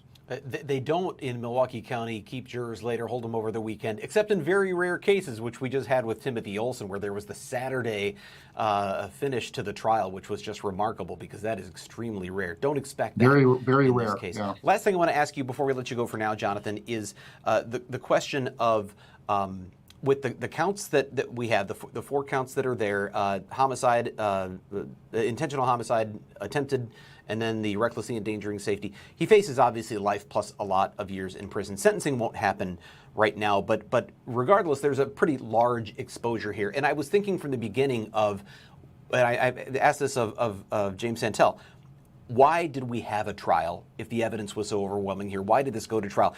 When it's a law enforcement officer, does that complicate things like plea negotiations? Because there's so much attention.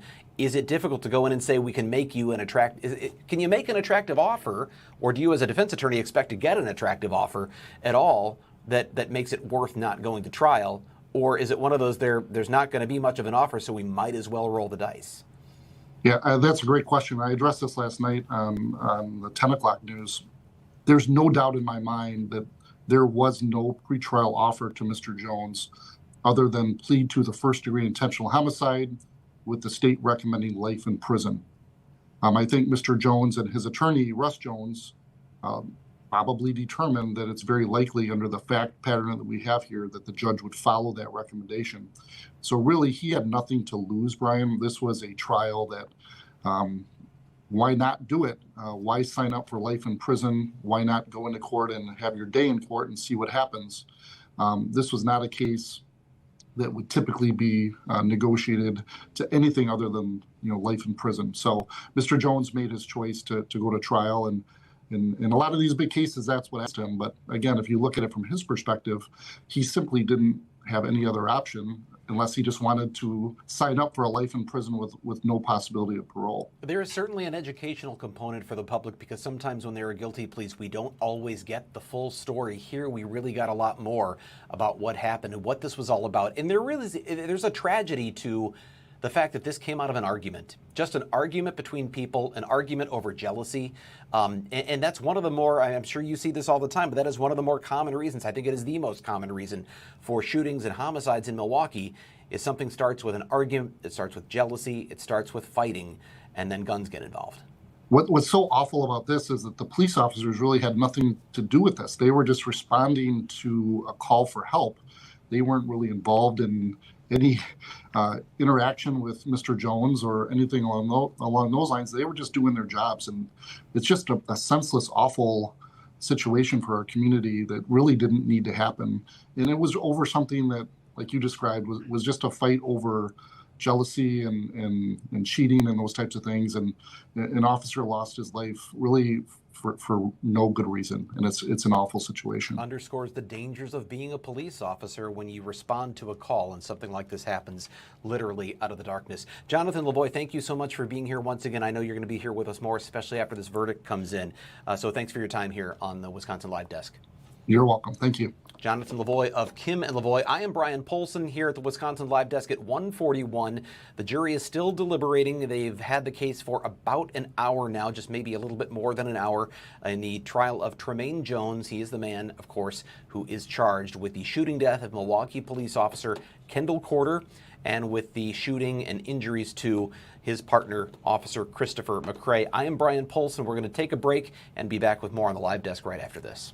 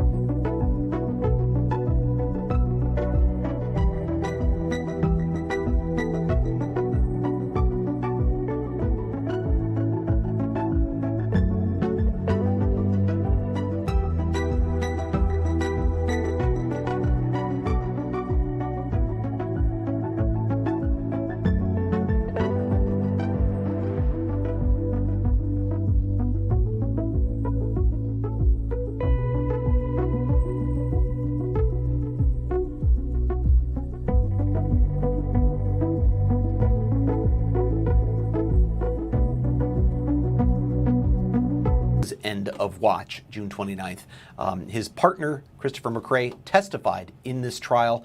We heard from him for the first time as he testified. I believe that was on Wednesday, day 2 of testimony, day 3 of the trial.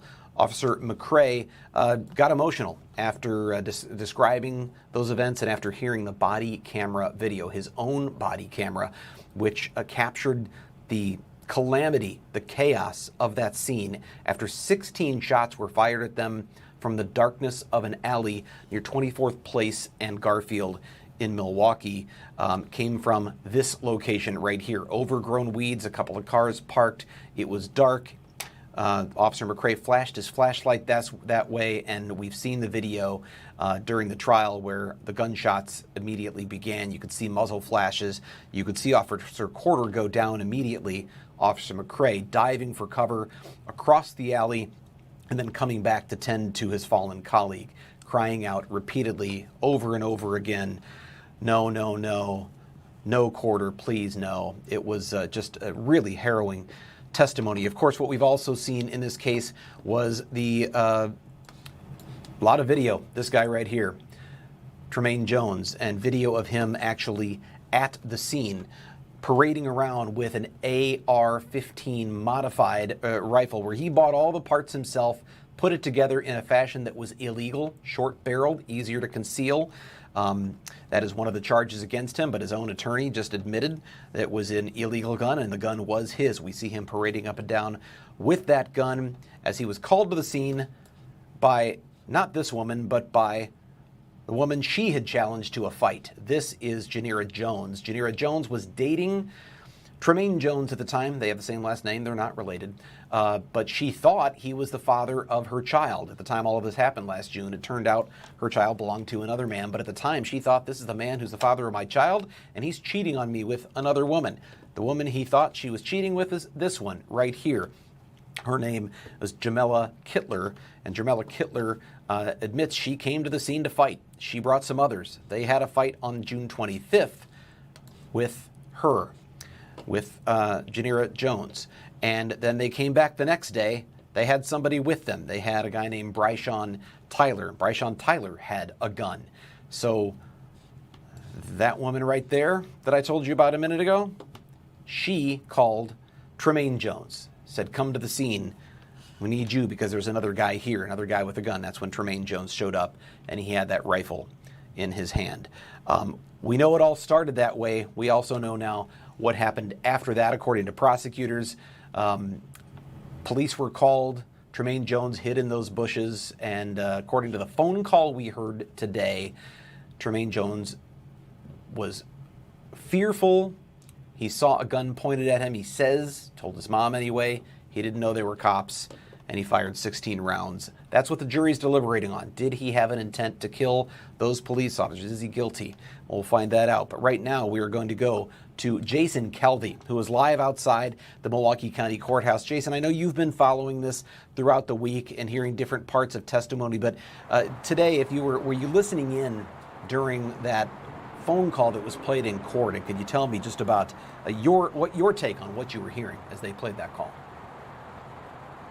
Yeah, I was listening to closing arguments today, Brian, and so I will redirect the question back to you because, you know, once the jury got the case, then we kind of shuffled around different vantage points. So I will actually ask you the questions if I can, Brian. What did you hear? What a reporter, Jason Kelvey. He likes to ask the questions, not answer them. No, go ahead. I'm sorry. No, but seriously, you know, this was the jail call, a phone call 5 days after the shooting, and it involved the defendant calling his mother, and that was 5 days after the shooting. So, Brian, if you could get us up to speed as far as, and that was the last part of the evidence that the prosecution laid out here. Yeah, that was really what they landed on, was this phone call from Tremaine Jones from jail to his mom and describing how he was staked out there with all of his stuff. He had his backpack and all of his gear. He had his gun. He had everything. And he said he thought they were two people in the alley approaching who might have been random people from the hood. He saw something pointed at him that he said was not a flashlight, and that's when he decided to do what he did, which of course prosecutors say was fire those 16 shots. So you were watching closing arguments, Jason. Tell me what you heard in that and what you made of, let's start with Grant Huebner's closing argument and how he sort of summed all of this testimony from the week up together. He pointed out again and again, he laid out the key pieces of evidence that were shown to the jury during this week of trial. One of the things he pointed out was the fingerprint that was on the butt of the rifle. They talked about that phone call that you just mentioned, the jail phone call between the defendant and the mother. They talked about the body camera footage, and they talked about the witnesses that placed the defendant in the proximate location of the situation of the shooting.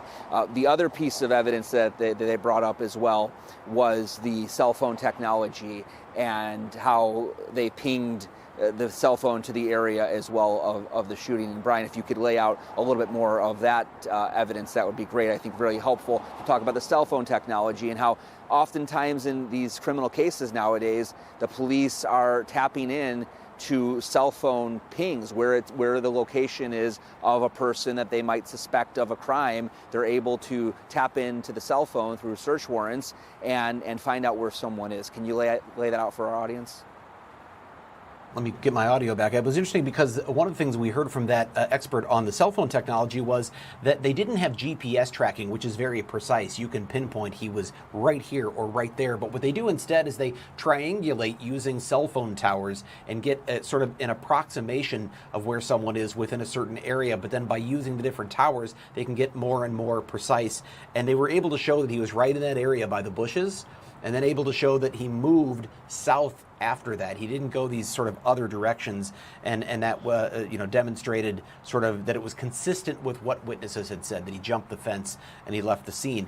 But you're right, Jason, we keep hearing in these cases, I think of the Sade Robinson trial, where it was almost all related on technology. That case was solved because of cameras all over the city, because of cell phone tracking, because of technology that same crime might not have been solved, a couple of decades ago. Similarly here, there was certainly some technology that played a big role. That cell phone technology was a piece of that. We're seeing more and more of that now, right? Right, and the other thing that's, big difference between even 5 or 7 years ago is all of the surveillance cameras that people have, the Ring doorbell cameras or other brands of surveillance cameras that people have on their back doors, on their front doors, on their side doors. These things are becoming crucial pieces of evidence, and they were brought up again and again in this trial of Tremaine Jones. Again and again, you saw them go back to various pieces of surveillance video or video that people had on their cell phones. People had captured the cell phone video of what they said, the witnesses said it was the defendant, Mr. Jones, on that street with a gun, with a long gun, and at one point even the witnesses said shooting that gun into the air. So there was all of this new technology that, 10 years ago, I don't remember us having all of this Ring technology, the doorbell cameras, those sorts of things. People may have had cell phones, but it's become more and more pervasive. And we even heard from one of the witnesses, the one that the male witness that we're not naming because of the judge's order, where he was actually getting video of the fight out on the street, the interaction between who he said was the defendant on the street with the gun, and kind of following him around with his phone because he said it would help. He posted on social media and get a lot of likes.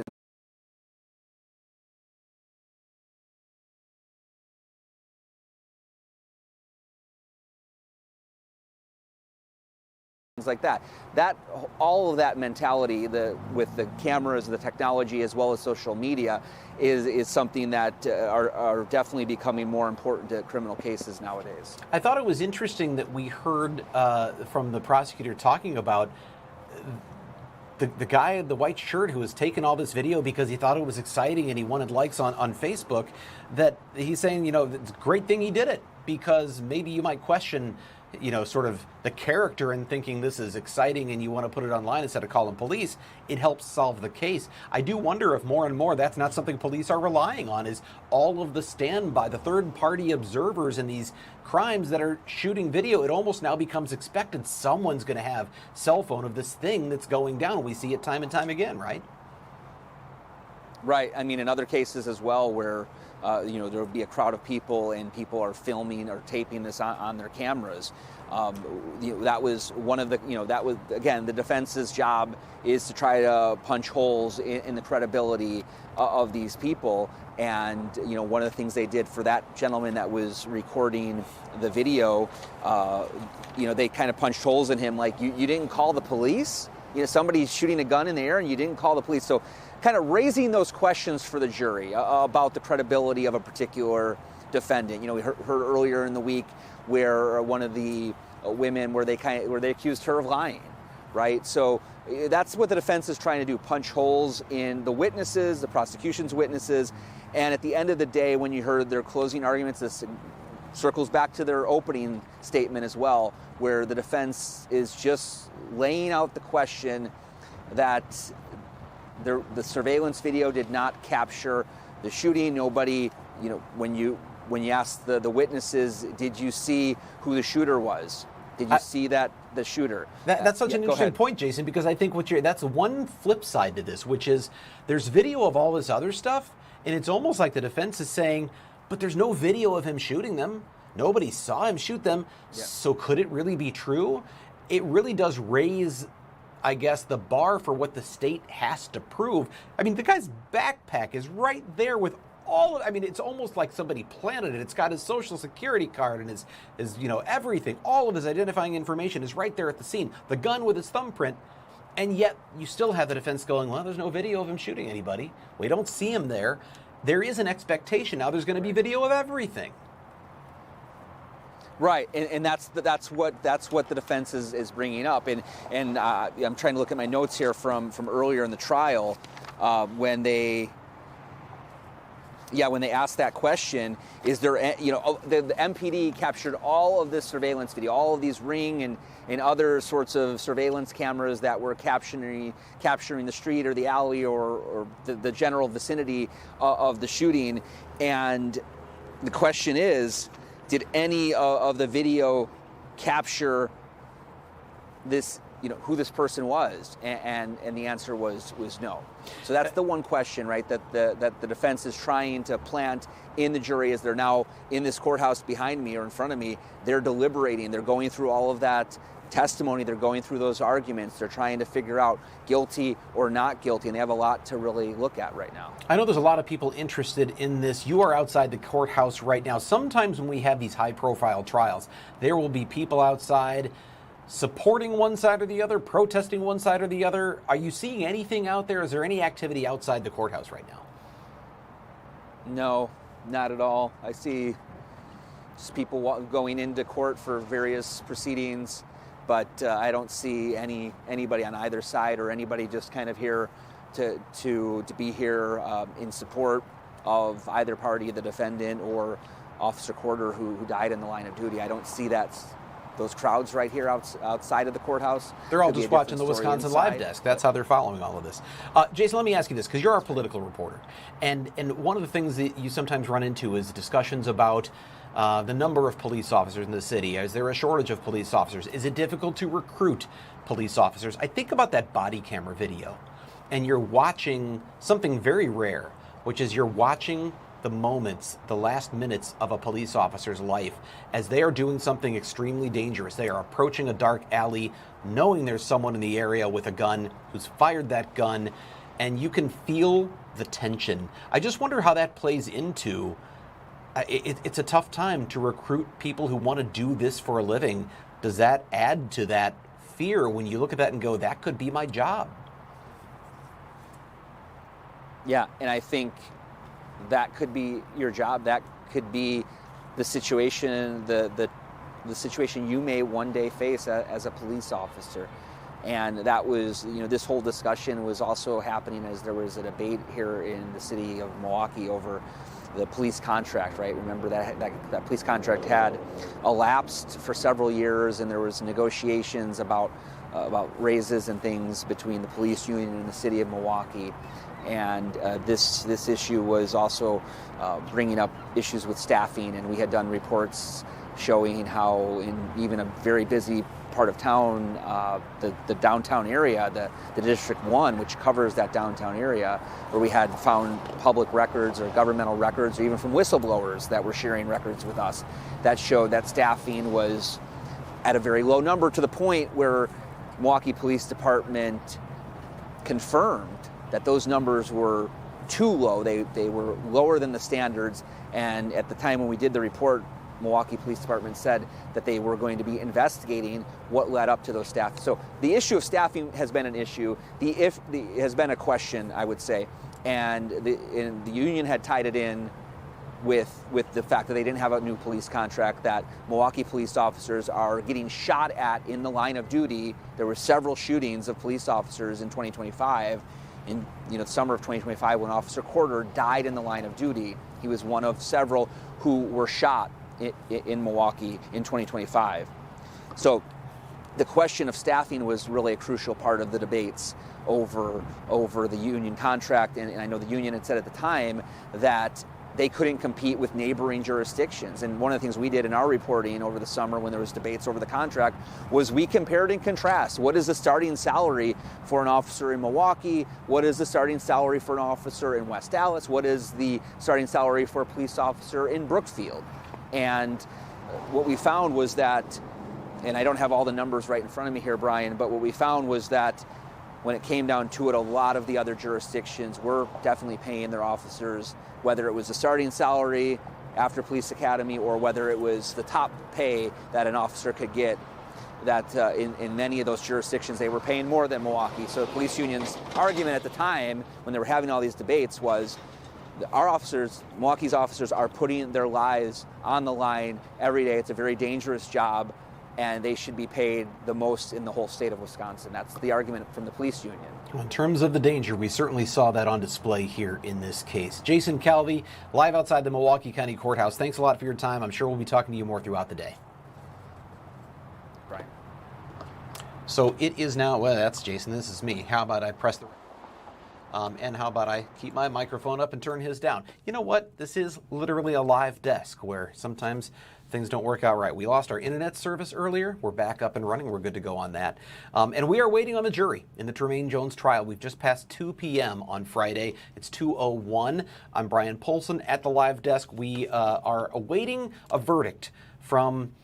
I believe it is, Delaney, we've got that slide, right? It is, we now have our 12 members who are making the decision. It is 4 women, 8 men who are deliberating. There were 5 women and 9 men who listened to all of the evidence, all of the testimony. The 2 alternates were selected randomly at the end. I think their numbers were pulled out of a basket or a bowl, and they were excused. So that leaves 12, 4 women, 8 men who are currently together in a room. They've presumably by now finished their lunch and are actively going over the 4 charges that Tremaine Jones faces, and that includes the lesser included charges. And what that means, if you're not familiar, it means, for instance, he is charged the most serious charge, first-degree intentional homicide. That is, it has an element that the state must prove not only that he caused the death of Officer Corder, but that he had the intent to kill. The lesser included charge gives the jury an option. It's not just guilty or not guilty on intentional homicide. It's guilty of intentional homicide or guilty of first-degree reckless homicide or not guilty. And the guilty of first-degree reckless homicide, which is a lesser charge, would be, if I pull up those elements once again, in that case, they would not only have to prove that he did cause the death of Officer Corder, but have to prove that he acted in a way that he should have known would cause the death of another person, and that he went ahead and engaged in that action anyway. So in a case where you shoot a gun in the direction of someone and then it ends up killing them, maybe you didn't intend to kill them, but you know that your actions could have done so. That's what the first-degree reckless homicide charge would carry. There are other lesser included. The second charge, attempted first-degree intentional homicide. they also have the option of first-degree recklessly endangering safety, a lesser charge there. And on the first-degree recklessly endangering safety charge, which is for him shooting in the air and or at the building at 25th and Garfield, the option the jury has is a second-degree recklessly endangering safety charge. And then the fourth charge, there are no lesser includeds on that one. That is possession of a short-barreled rifle, which is illegal in Wisconsin. We heard from Russell Jones, the defendant's attorney, saying in the closing arguments that it's his gun and he's guilty of that one because it's illegal. So that one ought to be a slam dunk because the defense attorney admitted it to the jury that he's guilty at least of the fourth charge, and I think he even admitted he was guilty of the third one, the recklessly endangering safety, but he thought it should be the second degree, not the first. So we're waiting on hearing how the jury comes down on all of this. We're going to take a break here at the Wisconsin Live Desk. We'll keep it here until we have a verdict. It is a Friday afternoon. Does the jury have a sense of how long they have left in the day before they come to a decision? Do they have enough disagreement going on, perhaps over one of the lesser included charges that might keep them here longer? We don't know. As always, we're waiting here just like you are, but we'll keep you posted on what's happening. I'm Brian Polson at the Wisconsin Live Desk. Back with more after this.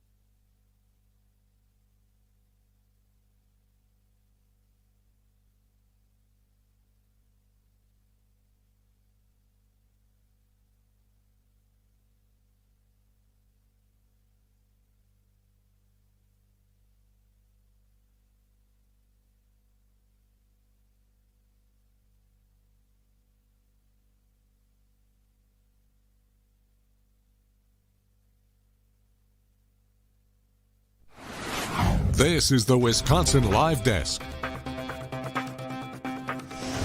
Fox 6 investigator Brian Polson here at the Wisconsin Live Desk at 2:07 p.m. on Friday, April 3rd. We are waiting for the jury as they deliberate in the case, or as it deliberates. I say they, meaning the 4 women and 8 men who are deliberating in this case over the 4 charges faced by Tremaine Jones. That is the intentional homicide and the shooting death of Milwaukee police officer Kendall last summer, the injury shooting, the attempted homicide of his partner Christopher McCray, the recklessly endangering safety of people in the building and in the area near 25th and Garfield as he shot his gun in the air, and possession of an illegal weapon, the AR-15 that he had assembled with a short barrel, shorter than law allows. I'm reading notes of Bill Miston, who is in court, who says that Grant Hebner is currently in the courtroom and says he called Russell Jones. I don't know if that means we're hearing something. I'm not exactly sure what to make of that. I just see those are Bill's notes. I also see he describes that Grant Hebner, as he often did during the trial while waiting for things to happen, is pacing back and forth. I kind of think we're all sort of doing that, at least mentally. So just keeping track on what we have planned. I know Sam Kramer is going to be coming in and joining you here in about 22 minutes if the jury is still, in fact, deliberating, but I'm here with you for now. I want to go over some of what we've heard throughout this trial, but I'm going to start with really the key today. If you're just tuning in, if you've been following the trial throughout the week, today there were only 2 witnesses, and one of those 2 witnesses was a continuation from yesterday. It was a state crime lab expert who was testifying about ballistics, about matching the shell casings that were found at the scene, 5.56 military-style shell casings that belong or go to an AR-15 style gun, matching those to the gun that prosecutors say was used by Tremaine Jones, the one you saw him carrying in this video right here, the one he is carrying and holding as he's wearing that Just Do It jacket or sweatshirt. Say the expert testified that the bullets did come from that gun. They also found bullet fragments that were extracted from Officer Corder at autopsy and from Officer McCray at surgery and from Officer McCray's vest. The expert testified that he believed those fragments also came from or were fired by that gun. The second person who testified today then was a Milwaukee police detective, and that detective testified really about nothing more than Jailhouse phone calls that he reviewed, one in particular. He said it was the 8th call that he had reviewed after Tremaine Jones was placed in the Milwaukee County Jail, and that phone call was a call from Tremaine Jones to his mother. They had to boost the audio significantly because of Tremaine Jones' vocal level being so low, which meant his mother's voice was heavily distorted. But you could pretty clearly hear Tremaine Jones speaking. The jury was provided with a transcript of the call to help support their understanding of what they were hearing. But among the things we heard in that call was Tremaine Jones describing himself being in that position where he said he had staked himself out with his things. He was gathering his things. He was getting ready to leave. He told his mom, "I'm not stupid. I was ready to get up and get out of there." And then he saw 2 people in the alley, and those 2 people were coming toward him. And he said they stopped for about 10 seconds, flashed their flashlight towards him. And then he saw something else pointed at him. He heard his voice getting emotional. As he said, he was scared. He was fearful. And he saw something else pointed, and he said, "I assure you, Mom, it was not a flashlight." And he said that's when he did what he did. I believe the exact phrase that Grant Hebner repeated, "My reaction was my reaction." That's what he said in the call. Getting some new updates from Bill Miston. Russell Jones, Abigail Ruck-Dashel, the 2 defense attorneys, they are now in the courtroom along with Grant Hebner. The prosecutor, let me see if I can get more of what he wrote there. They're going to the judge's chambers. Did hear a buzzer from the jury room. Now Russell Jones, Abigail Ruck-Dashel, and Grant Hebner in court going to the judge's chambers. We don't yet know what that means. Maybe the jury has a question. They could have a question about the lesser included charges. They could have a verdict. We don't know. We just wait to see what that jury buzzer means. Sometimes the buzzer means they want more food or they want something to eat, something to drink. Could just be they have a question. Usually it's a question about the jury instructions, unless it is that they have a verdict. So they've had this case now since about 12:35. We're going on, what is that, an hour and, do my math, an hour and 36 minutes. I'll have to ask for confirmation of the exact time the jury began its deliberations, but I think it was right around 1:35, or 12:35 p.m., 12:35 p.m. So kind of waiting to hear back on what this means and what's going on in court. We do know that the jury has 4 charges to consider, and 3 of them have lesser included charges as options. The most serious, of course, is the first-degree intentional homicide of Officer Kendall Corder. And the lesser included charge, the option there, is first-degree reckless homicide, which simply the difference is one involves intent to kill, another involves action that you know is likely to kill, and you take that action anyway. It's really a question of intent. The state, in its closing argument, made one particular point that they felt supported the intent, and that was the 16 shots that were fired. That there was a pause during the 16 shots. However brief that pause was, Grant Hebner, the assistant district attorney, said that pause demonstrated that he had intent to kill because he continued firing even after seeing that Officer Corder was down on the ground. Even after seeing his partner scramble for cover running the other way, he continued firing that barrage of bullets. That was what Grant Huebner talked about in the closing argument. He also made a point of something that came up very early in this case. We heard almost right away in the criminal complaint against Tremaine Jones that Tremaine Jones had allegedly told another man who we saw in this trial, the man in the white t-shirt, we heard from him, that he had told him after they were back at 25th and Garfield, "I thought it was dude," meaning he thought he was shooting at someone else. He did not know that he was shooting at police officers. Grant Huebner made an important point, or a point that he felt at least was important, but he made a point of telling the jury, we don't have to prove he knew they were police officers. This isn't a killing a cop charge. This is, he knew he was killing people. That's what Grant Huebner said to the jury. He also added that Officer Corder and Officer McCray are heroes.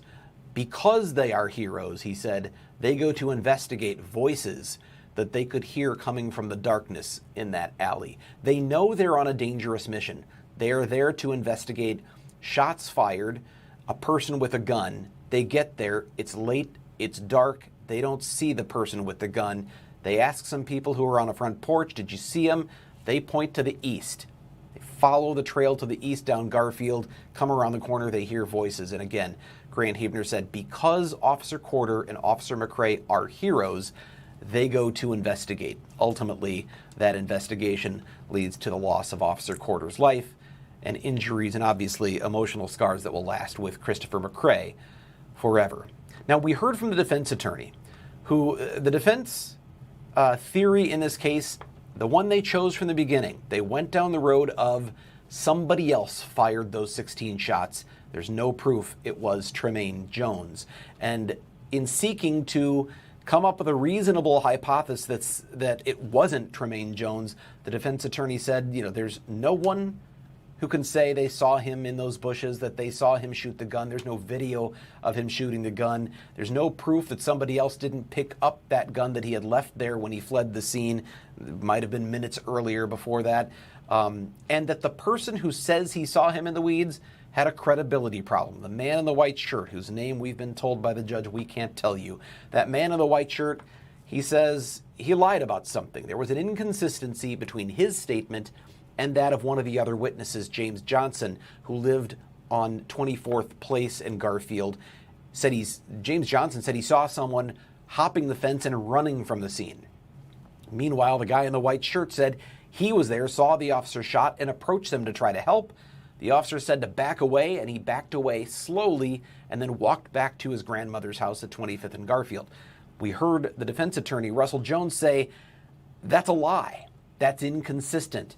He said it's a flat-out lie. I don't usually call witnesses liars. But he says the timing doesn't make sense, that if the shooter jumped the fence and ran, how could he have run into him back at 25th and Garfield if the guy in the white shirt merely backed away slowly? He tried to attack his credibility because he's the one eyewitness who says he saw Tremaine Jones in the weeds where the shots ultimately came from.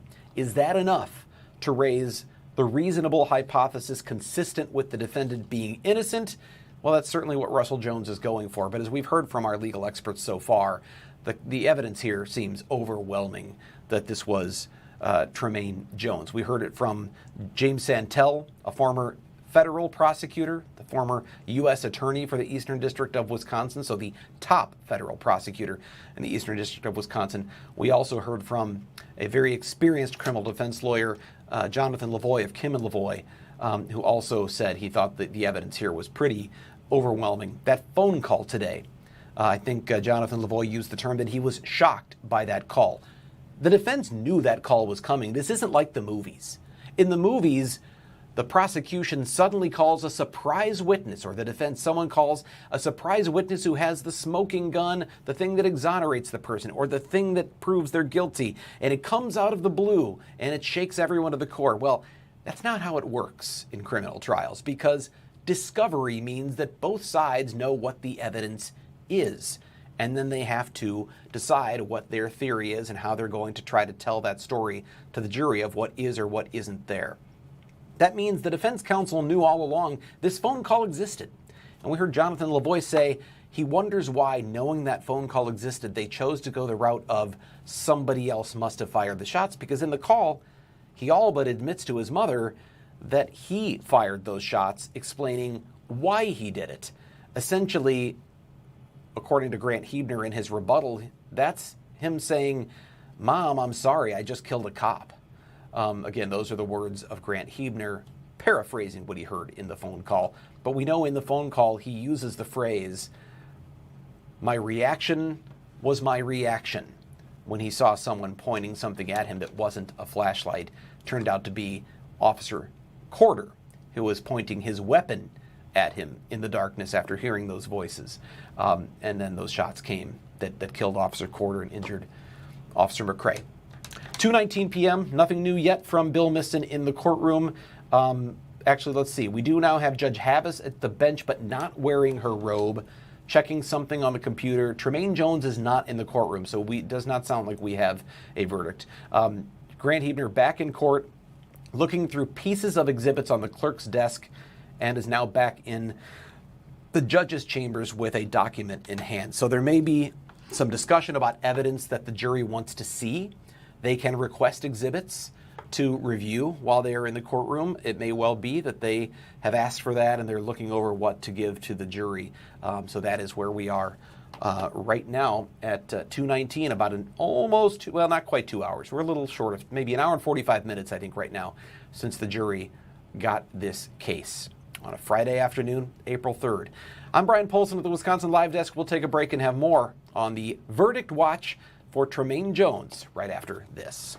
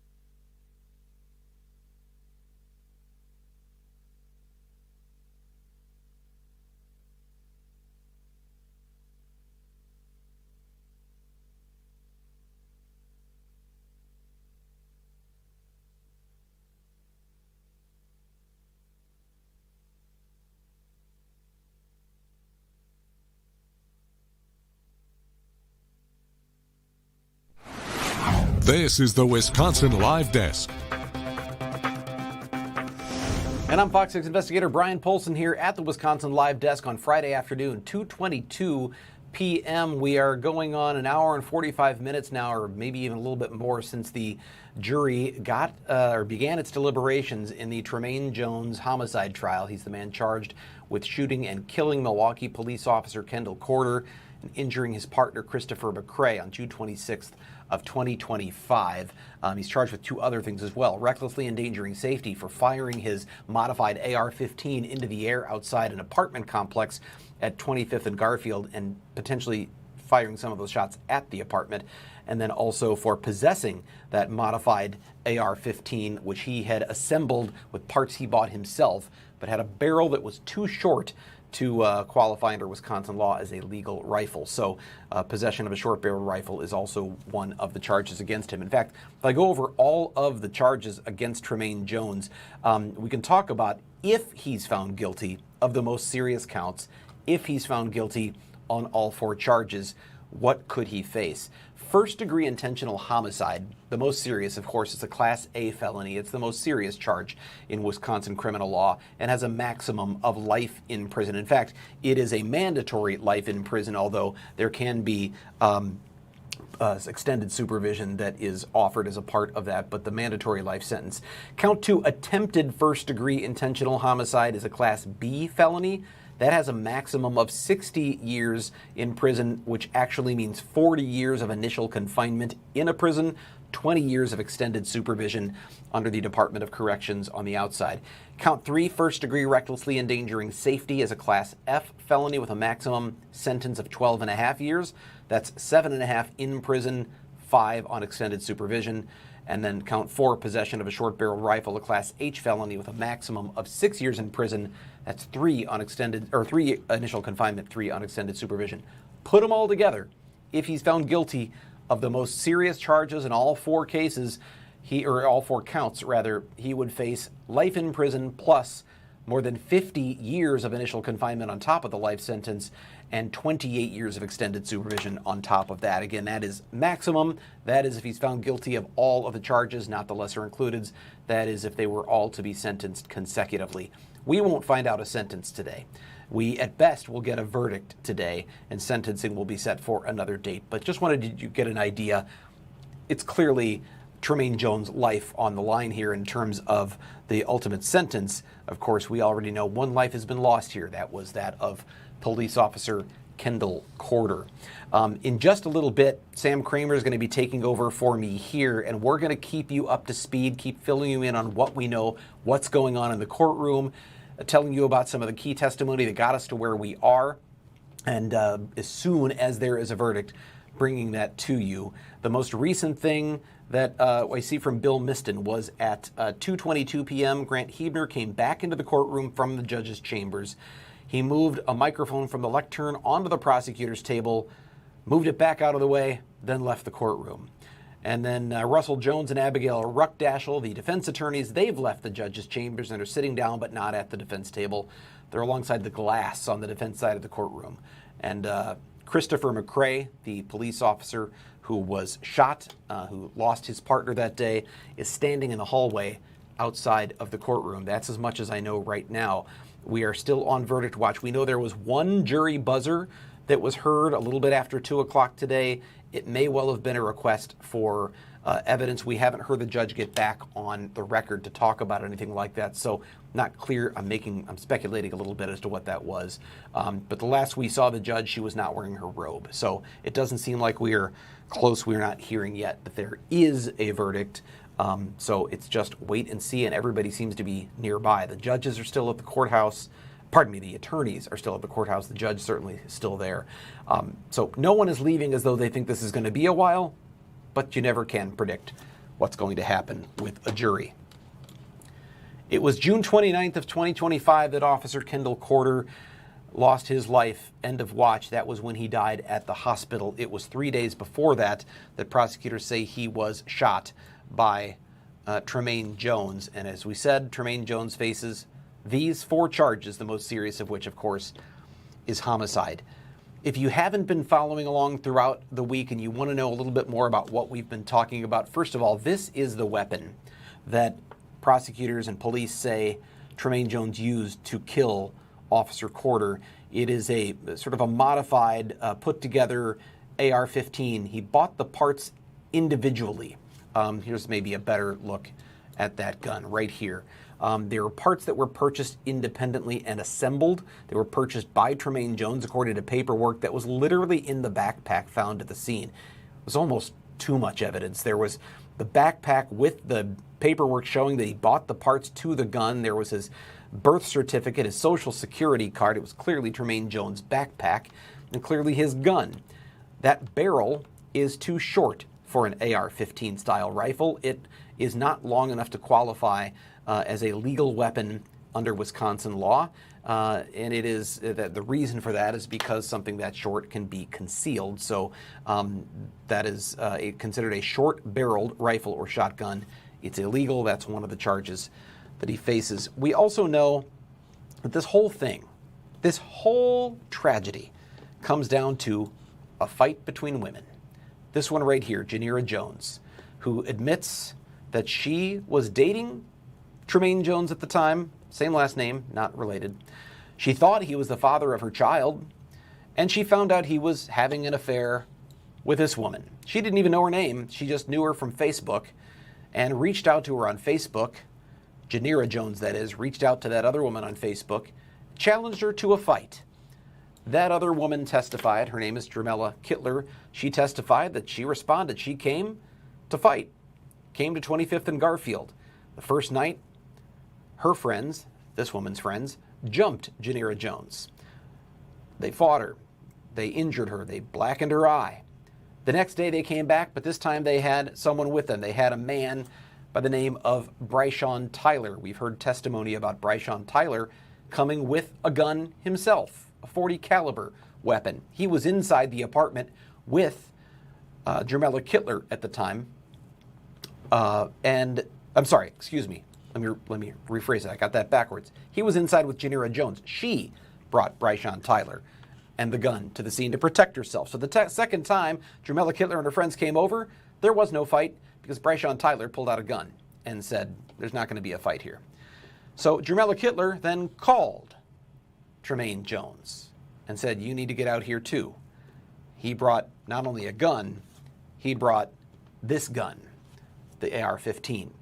This is video of him walking up and down the street there, 25th and Garfield, calling out, come outside, settle this out here.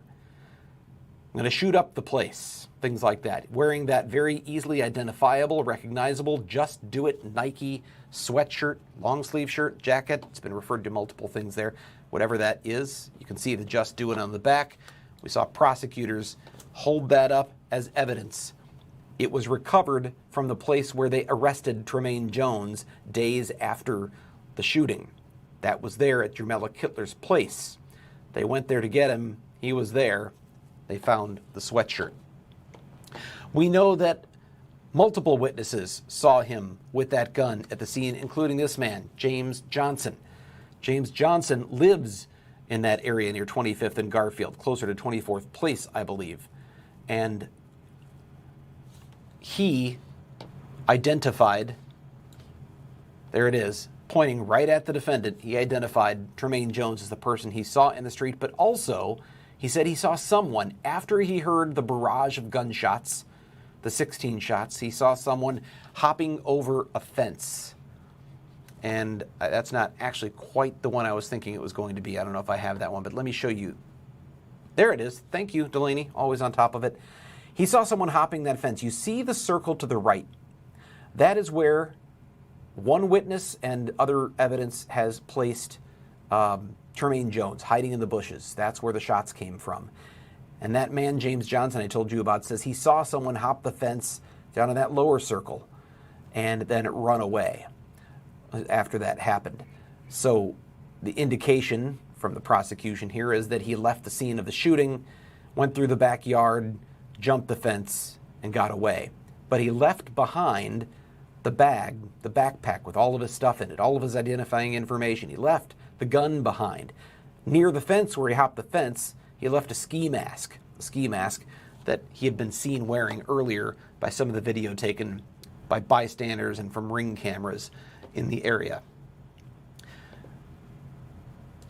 We heard prosecutor Grant Huebner say that all of this evidence pointed to Tremaine Jones being the one who was in the alleyway and that there was no evidence that anyone else had been there other than the guy in the white shirt. But there was one key thing that helps you understand, he said this at closing, that it wasn't the guy in the white shirt that did the shooting. The guy in the white shirt approaches officers right after the shots, and Officer McCray orders him to get back because he doesn't know who it is. He doesn't know if this guy in the white shirt's there to help, if he's the shooter. He doesn't know anything. The guy in the white shirt then backs away. There was surveillance video that showed him standing further down the alley to the west, closer to his grandmother's house. You could see a blur of white, and Grant Hebner said that was proof that it was consistent with his testimony that he was further back down that alleyway, and he was not the one who held the gun, who shot the gun. There was no evidence that the person with the white shirt had any DNA or any fingerprints on the gun. The only person whose DNA and fingerprints were found was that of Tremaine Jones. But the defense has tried to raise the question that just because his fingerprints were on there isn't a surprise. It was his gun. Somebody else's fingerprints may not have taken if they only had the gun very shortly, and they say that there were experts that testified that fingerprints aren't always recoverable from a weapon if someone only held it briefly. That's the reasonable doubt they are trying to raise. I'm seeing from Bill Miston that the victim witness coordinator came out of a secure room, went into the room for Officer Corder's family, motioning Officer McCray and others to follow, but we still don't have any word of any jury buzzer, of any jury verdict. I'm going to take a break here on the Wisconsin Live Desk, and we have Sam Kramer, who is standing by to take over and carry you through a little bit longer as we await a verdict here in this trial. Tremaine Jones trial, the jury has it. They've had it now for 2 hours. It is Friday afternoon. They are deliberating on the fate of Tremaine Jones in the shooting death of Officer Kendall Corder. I'm Brian Polson, and Sam Kramer will join you right after this.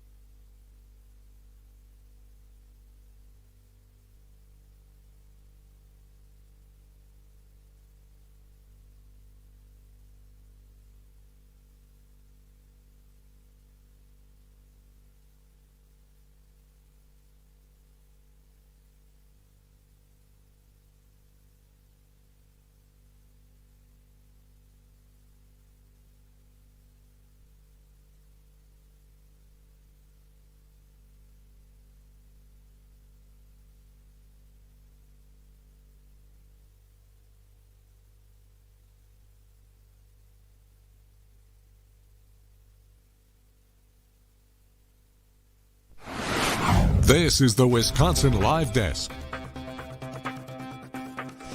Hi everybody, Sam Kramer here with you. 2:38, I should say, on this Friday, April 3rd. So glad that you are joining us here on the Wisconsin Live Desk. Normally host this hour in our 3-hour streaming show that we have here on Fox Local, as well as some of our social media channels, to take a look at what's going.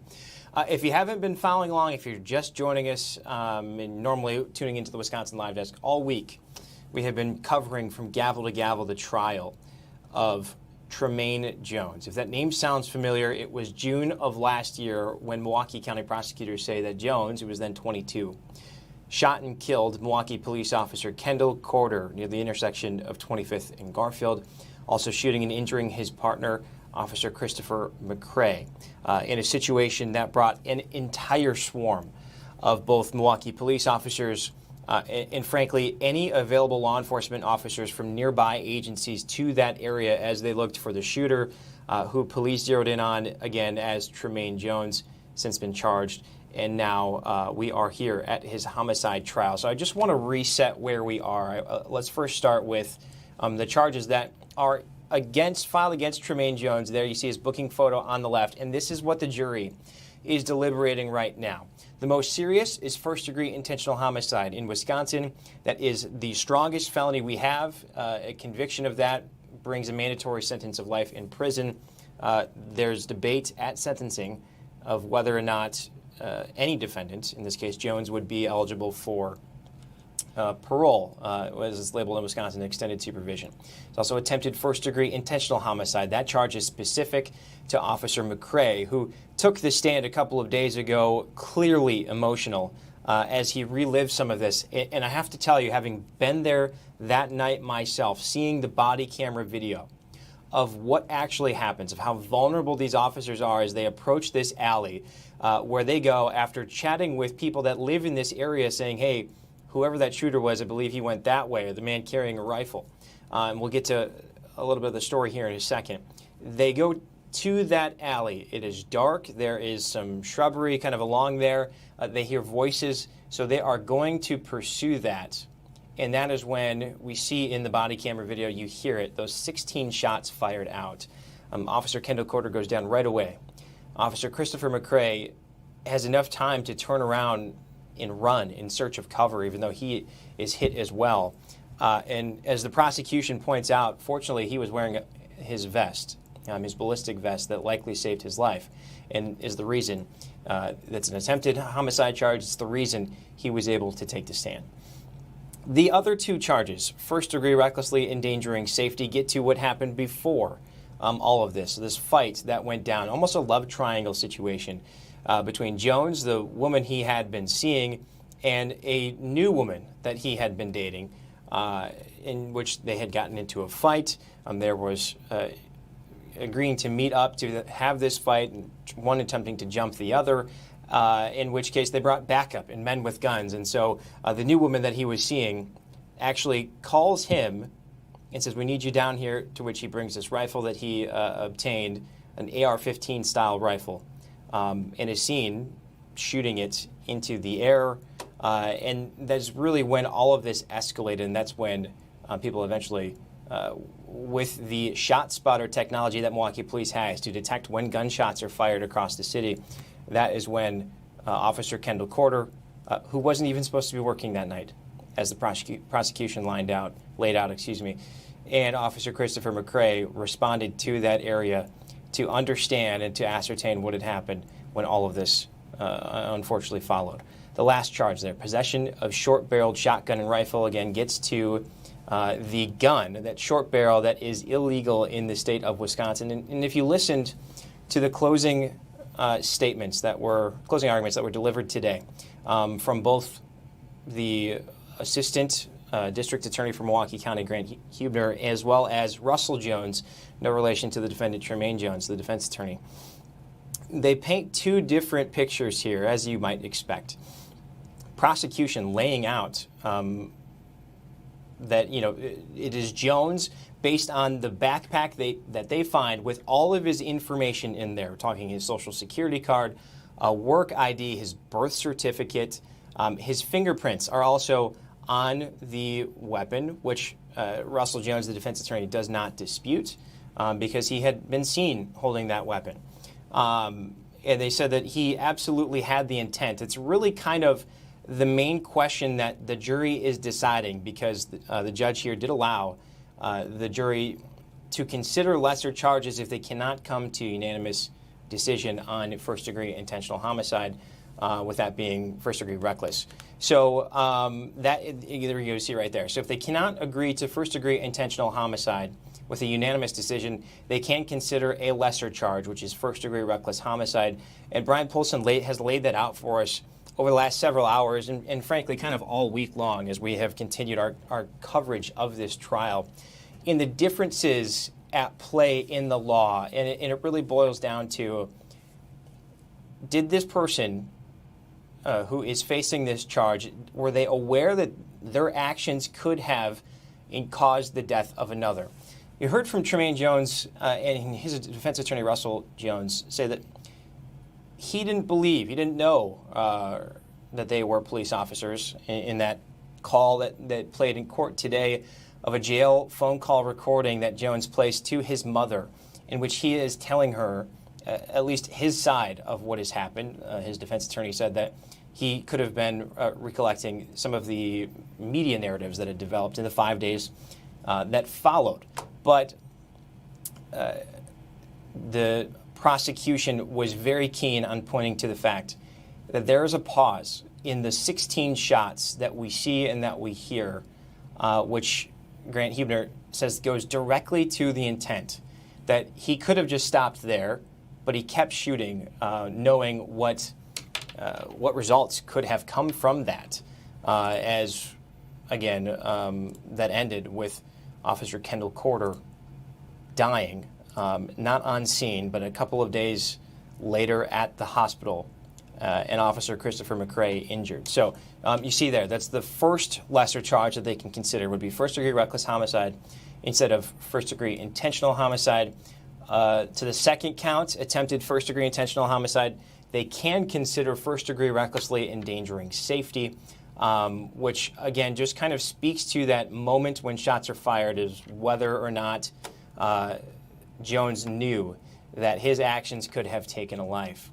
And the third from there is, if not first-degree recklessly endangering safety, they could consider second-degree recklessly endangering safety.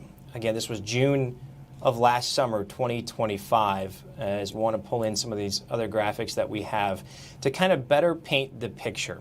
So this is 25th and Garfield. And so we have circled and labeled here with graphics of where Jones is seen with the gun. And we'll show you that video in just a second here. Because, again, this starts as a fight. And as our experts, Jonathan Lavoie, I know, has pointed out, because I was listening at this time, Milwaukee police had nothing to do with the situation. They were responding because of that shot spotter call, because somebody was seen with a rifle, and then at some point somebody called 911. Again, this isn't something that they escalated. This isn't something that was brought on in any way by a man or woman wearing a badge. They came here because of a reported threat to public safety. That first is Jones seen with the gun. We know that there's an exchange of a shot into the air. And again, kind of this kind of one-on-one style of a duel almost, I guess is the word I would use, between Tremaine Jones and the man that was with his ex-girlfriend in trying to defend her. So Milwaukee police officers respond to that scene. They're talking with neighbors, kind of getting their whereabouts, because this is not within their district. To which, again, a neighbor points them in the direction of this alley. And so Officer Kendall Corder and Christopher McCray start going there. It is McCray following behind Corder, so Corder's on point. They're shining a flashlight. They are looking intently and kind of approaching cautiously. But you see how vulnerable they are in the body camera video that we, again, are not going to show just due to the graphic nature of it. Again, it is incredible how vulnerable they were going into this alley, not knowing where exactly someone with a gun would be. And that is when prosecutors say Tremaine Jones opens fire from the bushes, then ditches the gun, ditches his backpack, jumps a fence, and runs away. And so the video, I believe we have here on tag board, I'm going to pull this up. This is the video that, again, that kind of helps to set up why Milwaukee police were responding to this situation in the first place. This was taken by neighbors there. And I remember we had some of this video in the days that followed. You see that, again, police, and actually the defense attorney does not disagree. He says, yep, that is Tremaine Jones there carrying the rifle in the street. And again, caught neighbors' attention because they had heard a shot. They had heard some of the arguing and some of this fight kind of set up as it's going down. A fight over, again, infidelity and kind of jealousy of Janira Jones, who had been dating Tremaine Jones. Believed that he was the father of her child, later determined that he is not. But she found out that he was in a relationship with another woman, or at least seeing another woman, kicks him out of the apartment in this area that he had just been living the day before. That's why he has all of his things, according to the outlines that are laid out in court. And so it's Jamila Kittler is the new woman that he had been seeing. And so it's a fight between these two women and their friends. And it's Janira Jones who brings a man with a gun. And at that time, according to the prosecution and according to some of the testimony that we have heard, it's Kittler who calls Tremaine Jones and says, hey, I need you to come here to help in this. And so that kind of sets up the kind of the nexus to where this all begins. As I go through some of the other stills that we have for you here, this is defense attorney, or excuse me, the prosecution assistant district attorney Grant Huebner holding that windbreaker, that Just Do It windbreaker that we just saw. The man in the video, who we know to be, and again, the defense not fighting, is Tremaine Jones. There is a closer shot of it in the evidence that was presented in court, again, which the defense does not dispute. They concede that, yep, that is him. Yep, he is firing that gun into the air and has a gun that is illegal in the state of Wisconsin. This is Grant Huebner holding up the vest, as you see with the nameplate there of Officer McCray, from which they extracted some of these bullet fragments, which helping the jury to understand and to ascertain what could have happened had he not been wearing that pivotal piece of equipment that we see officers in every day. I think you almost kind of take it for granted. The threats that they face and the reason that they have such equipment because of the threats that they face. And as I'm looking through what else we have here, excuse me. This was Officer Christopher McCray from earlier this week. And our Ted Perry pointed this out. He's wearing his badge. That black band over the front contains the badge number of Officer Kendall Corder. A strong message there hanging around his neck as he is taking the stand, reliving what no doubt would likely be the worst day of his life. This photo provided to us from the Milwaukee Journal-Sentinel. Is the pool photographer for this situation, showed him getting emotional after, again, recounting the seconds, the minutes, the hours of that day of what he had gone through, of seeing his partner. We heard him pleading with his partner, Kendall Corder, no, no, no, no, as in, no, you cannot succumb to your injuries. We need you to make it out of this. Unfortunately, as we know, that's not what happened. So right now, we continue to wait. The jury has had the case now for 2 hours and 16 minutes. They got it at 12:36. And we have just a network of our team kind of spread out and placed strategically, ready to go should the jury return a verdict. As I'm going to check some of our updated channels here just to see if we have any new information. There's one new message. Let me get to that. from our Bill Miston, who is in the courtroom and kind of providing us these play-by-play details. Says that about 7 minutes ago, deputy just came out and gave Russell Jones a plastic bag that appeared to have clothing that Tremaine Jones wore during the trial. So, not sure what to make of that, just being completely transparent with you about what we are seeing, what we are kind of observing as we wait for the jury to return a verdict. As you have heard, if you have been watching with us on the Wisconsin Live Desk here, as we continue our coverage of the trial of Tremaine Jones, Milwaukee County does not often extend its juries beyond 5 o'clock. The reason for that is building security. If you've been to Milwaukee County Courthouse, you know how vast that complex is. It takes a lot of people to run it and to secure it. And so extending those people on overtime and then having the juries there gets to be a bit of a logistical headache.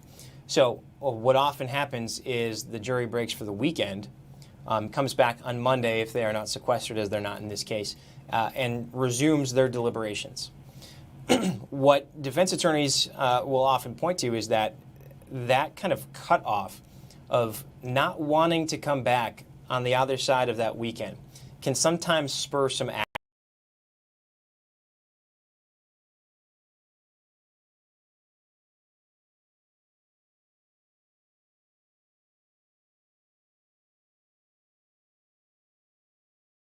There's a Sandy Olson who was charged and eventually convicted of deceiving an elderly woman and assaulting her, as our investigator Brian Polson was on that story from the very beginning.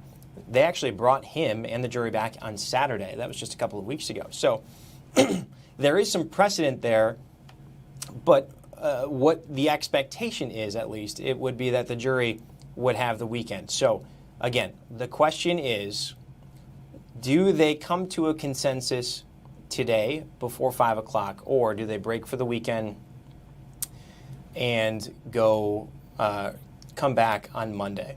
Now, as I'm looking here at another note from our Bill Miston, who is in the courtroom, he says the Assistant District Attorney Grant Huebner just came back into the courtroom and entered the judge's chambers. We don't know why. Could be for a question, could be for point of clarification that the jury has, but we will wait and see on that. We're going to step away for a quick break. We'll be back on the other side right here on the Wisconsin Live Desk.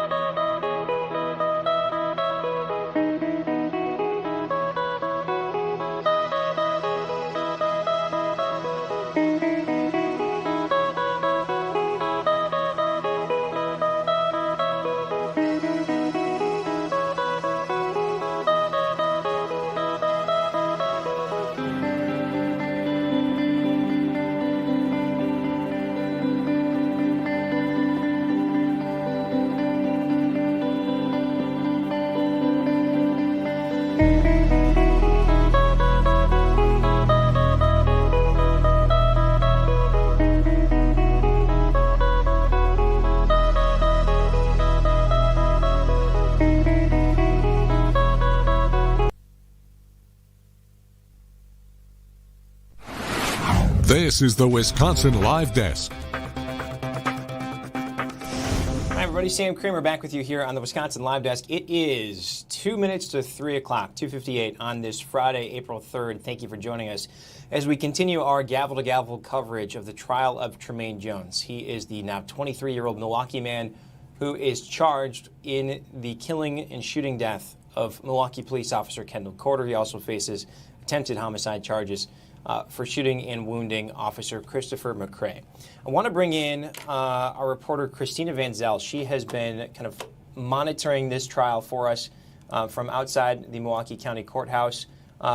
Christina, for those of people that are just joining us now, what has been perhaps the biggest piece, whether it's evidence, whether it's the closings, that stands out from today? Definitely that phone call that we heard.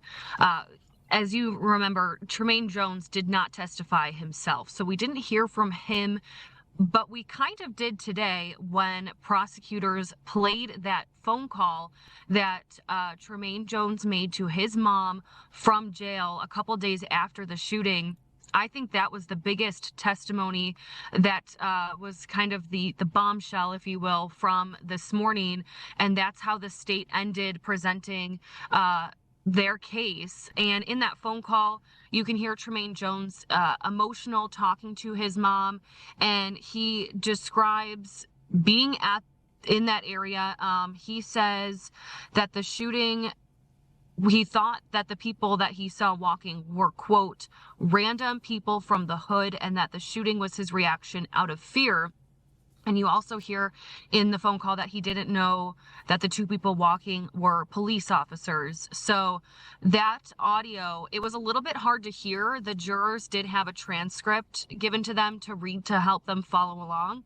But that audio was definitely what stood out this morning, and kind of the only thing we heard from Jones indirectly through his phone call from jail to his mom. So, Sam, I don't know about you, but every time we see Bill typing in our channel here, I get nervous almost just as we wait for this verdict to come down. Yeah, he just sent a message to us. So let's peel back the curtain a little bit. He says, overheard the victim witness coordinator say, quote, all I heard was another question. So that's presumably another question from the jury. And those questions are really our only vantage point into the jury deliberation room. If we're lucky, maybe one of them will talk to us, but that doesn't often happen because of the seriousness and frankly, the worry about safety. But that phone call, you and I have covered many a trial, and this happens a lot, that the agency that's investigating will go to the jail and kind of comb through these calls. What they're looking for is an admission of guilt to somebody that they trust, that they are confiding in, perhaps not totally aware of the fact that everything that they're saying is recorded because it's not an attorney-client privilege call. To get back to that call, it's not like he came out and said, yes, I did this, but he kind of offered an explanation to his mom. But as we know, maybe you don't paint the full picture to your mom to at least kind of preserve her view of you. Is that how you kind of decipher what happened here? Yeah, and I think another thing, too, he might not have said he did it directly, but he also didn't say he didn't. And that was something that the state brought up in their closing arguments as well, is that you never hear him say, this was not me, I did not do this. And if you remember, the defense's whole stance was that the state has the wrong person. So I found that interesting, depending on how you want to look at it. But I also think that these are emotional moments between a mom and son, and it was a little hard to hear what his mom was saying in response, just because the audio had to be put up to the full volume so that we could hear what Tremaine Jones was saying. But yeah, I think he was not giving maybe the full explanation of what happened, but also giving us a little bit of insight. Even it almost sounded like guilt or remorse in his tone.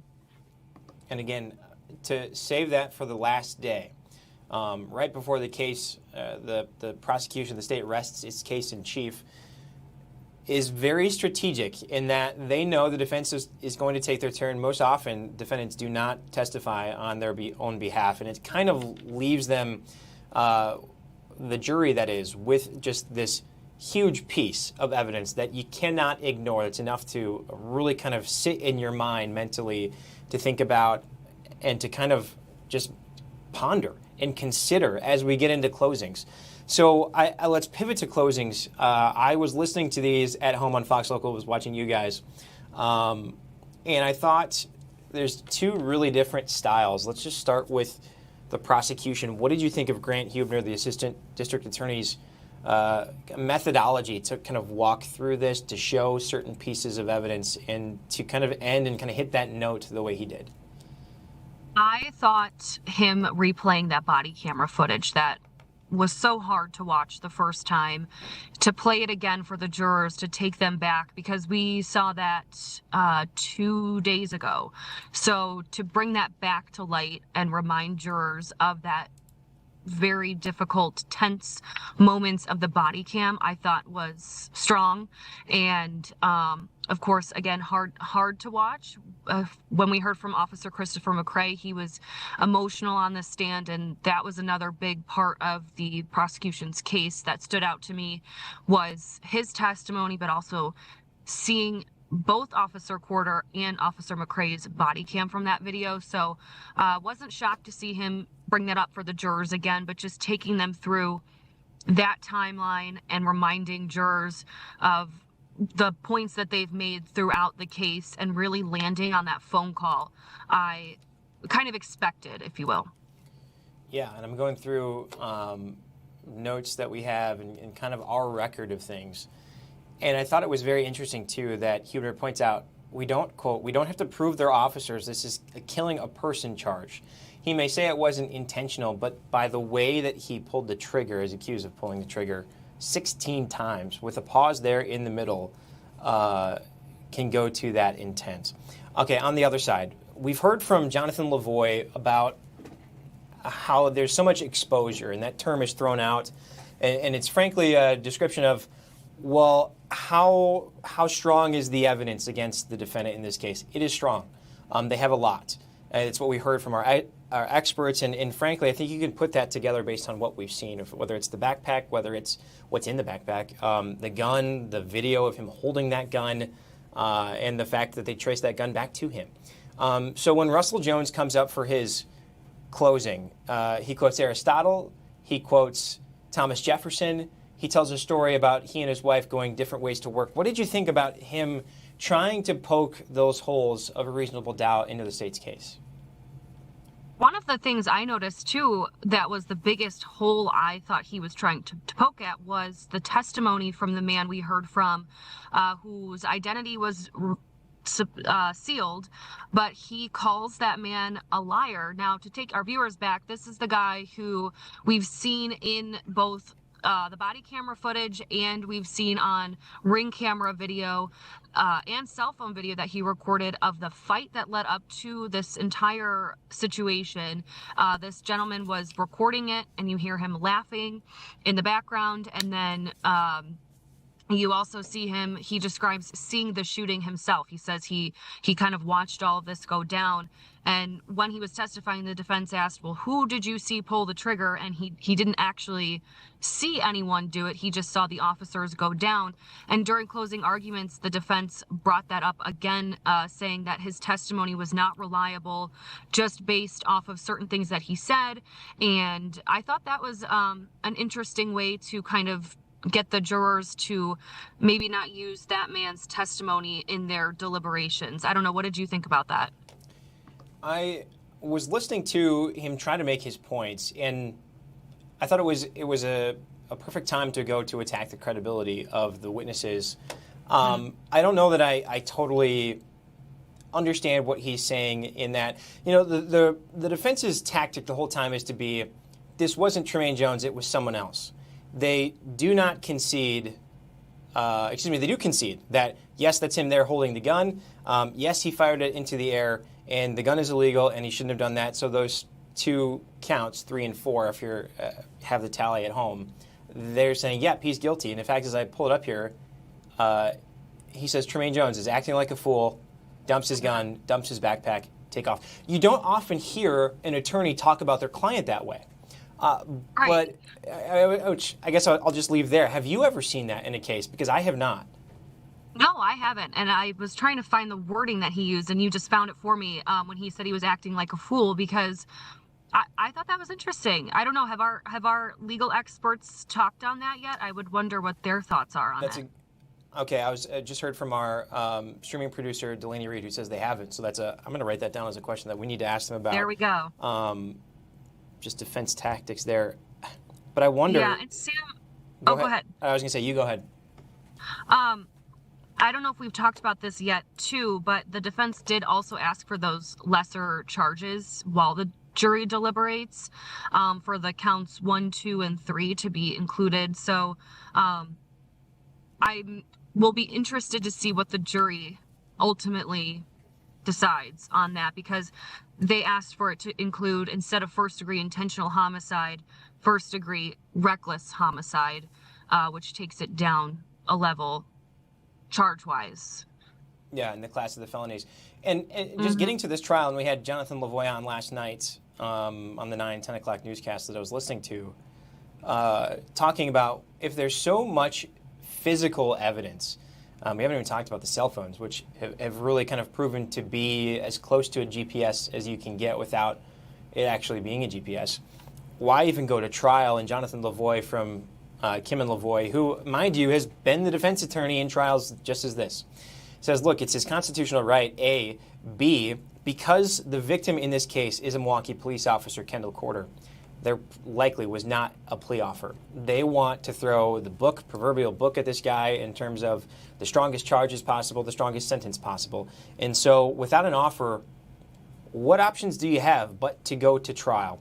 And I think because of just how strong a lot of this evidence is, I mean, the jury's watching all of this with pretty clear resolution in terms of the body camera of the shooting itself, but the cell phone and the ring video that provides additional context. And Jonathan Lavoie said, again, you have no chance, any other option. Like, if you plead guilty, there's no room for error or chance. If you go to trial, maybe something happens in court. That's a good perspective. Across this week, I don't think that's happened. Even though, and as I look at that closing argument, this is just kind of coming to me now, so bear with me. I think that is the defense's tactic, is it not? Is to give them a means of feeling, them being the jury, of feeling good about doing the job. That is delivering 2 guilty verdicts on the endangering safety and on the firearm charge, not on the homicide charges, because the only thing that the state is missing would be an actual look at Tremaine Jones holding that gun still and firing it at Corder and at McCray. Does that make sense to you? And if you agree or disagree, why? Yeah, that makes complete sense. And I think you read my mind in terms of the smoking gun, as they call it. There is you can't see on the body camera footage the actual person who fired the shots. The person who testified, who saw the shooting and saw the officers go down.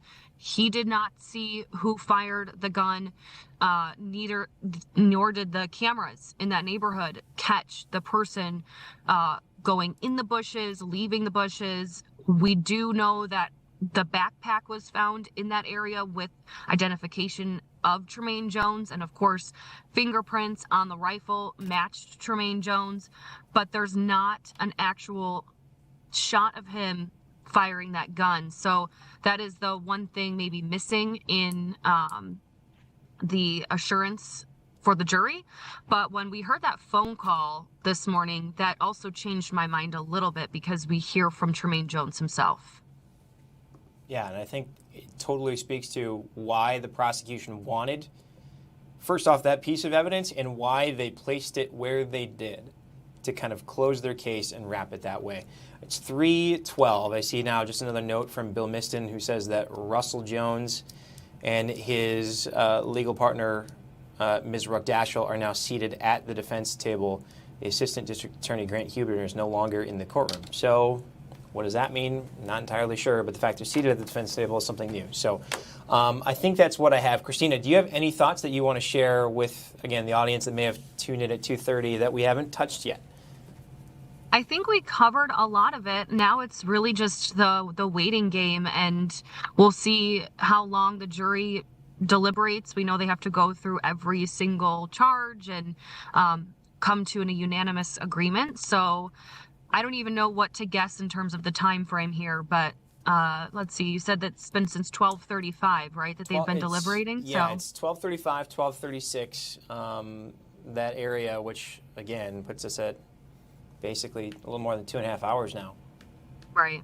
And I see Bill's typing again, so we'll see if he has another update. Nervous reading these updates. Okay, he said, just heard a buzzer ring twice from the jury room. They are going to get Tremaine Jones from the bullpen, which is a holding area in the courthouse. All right, I think we will let you go then, Christina Van Zelst, hanging out outside the Milwaukee County Courthouse, I think at least for now, until we get confirmation that there is a verdict, in which case everybody shifts. So, Christina, thank you so much for your time and your perspective. Thanks, Sam. You betcha. So, to peel back the curtain a little bit, we've got a number of people here, producers, web producers, our streaming producer, Delaney Reed, investigator Brian Polson. Everyone's just kind of on standby waiting for this verdict. Why? Because we understand the magnitude of this story and of this trial, about what it means. It's not just a homicide trial, even though that is what it is in the eyes of the jury and the eyes of the courtroom. Outside of the courtroom, it is much bigger than that. In talking of the public safety discussion and talking about what it means to be a police officer in this country, and specifically for the Milwaukee Police Department. Again, I'm going to speak a little bit on the experience here because I was there that night. Had actually left, had already filed my story, got the call from our bosses here at Fox 6 that said, hey, we have at least one officer shot. One officer is down. We need everybody that we can into the building. But this has happened so much to the Milwaukee Police Department. They've gotten so used to these commands and kind of the respect that needs to be paid for fallen officers that it just hurts your heart for this community. And having covered the funeral and the procession along that same route that we've seen so many officers before Kendall Corder come, it just really pulls on the heartstrings. So now that I have that out of the way, I want to provide an update that we just got from Bill Miston in our Slack channel about this trial, who said that everyone is coming into the courtroom. He is believing that it may be time, that the jury may have a verdict. To be clear, that has not been announced yet. If that is the case, we are going to mobilize our team. We have a plan in place to cover this verdict from wall to wall. The judge is on the bench in her robe, Bill Miston says. So that, again, is an indication of the court returning to official business. So I'm looking here. Where do we have? I'm going to pull up court on our sources here. There we go. So just for right now, I'm going to bring this up as a box. So that shot appears to be frozen by the fact that it's not in focus. But again, every time the photographer, it's a pool photographer, so all of the TV stations are sharing the same feed.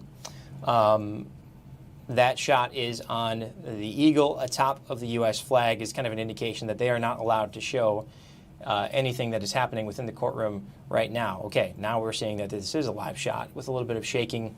I'm going to pull up the audio just a little bit if I may. And Delaney, let me know if it's something I can't do. Okay, so we are, again, following this, we have our Bill Miston, who is really kind of our courthouse reporter, who is in the courtroom. He is providing live, real-time updates back to all of us here at Fox 6 in a number of avenues for us to be able to follow this case as if we are in the courtroom with him. He has down 2 hours, 37 minutes would be the length of deliberations based on the time that the buzzer was rang for the deputies to go and get Tremaine Jones from a holding area that is where they keep defendants who, again, are secured and actually not in custody during these trials again, as he is going to and from the Milwaukee County Jail every night for these trials. 2 hours, 37 minutes. We talked about the fact that Milwaukee County does not often hold their jurors beyond 5 o'clock. For instance, the trial of Darrell Brooks in Waukesha County, connected to the Waukesha parade attack, they were holding jury well into the night, approaching 8 o'clock, 9 o'clock in Waukesha County before they were released for the evening. Similar situation, they were not sequestered. But Milwaukee County likes to get everybody out around 5 o'clock, if not earlier. And so you wonder if the deadline of this impending weekend and the fact that if they don't get a decision today, that they all have to come back on Monday, you wonder what sort of impact, what sort of effect that may have on their discussions. Would it speed them up? Would they approach this with a degree of, hey, we need to get this done? Or would they hold to their opinions, hold to their perspectives and say, no, we need to come back, maybe sleep on it, come back, and then approach this on Monday? So there is Tremaine Jones seated at the defense table with his counsel there, Russell Jones, closest to us. Again, here's the one who delivered the closing argument. And again, it's blurry because the way that this courtroom is set up, that there is a glass barrier that our photographers always have to record through. And so at an angle, it's a little bit distorted. So that is why, in case you didn't know, that is why that would be the case.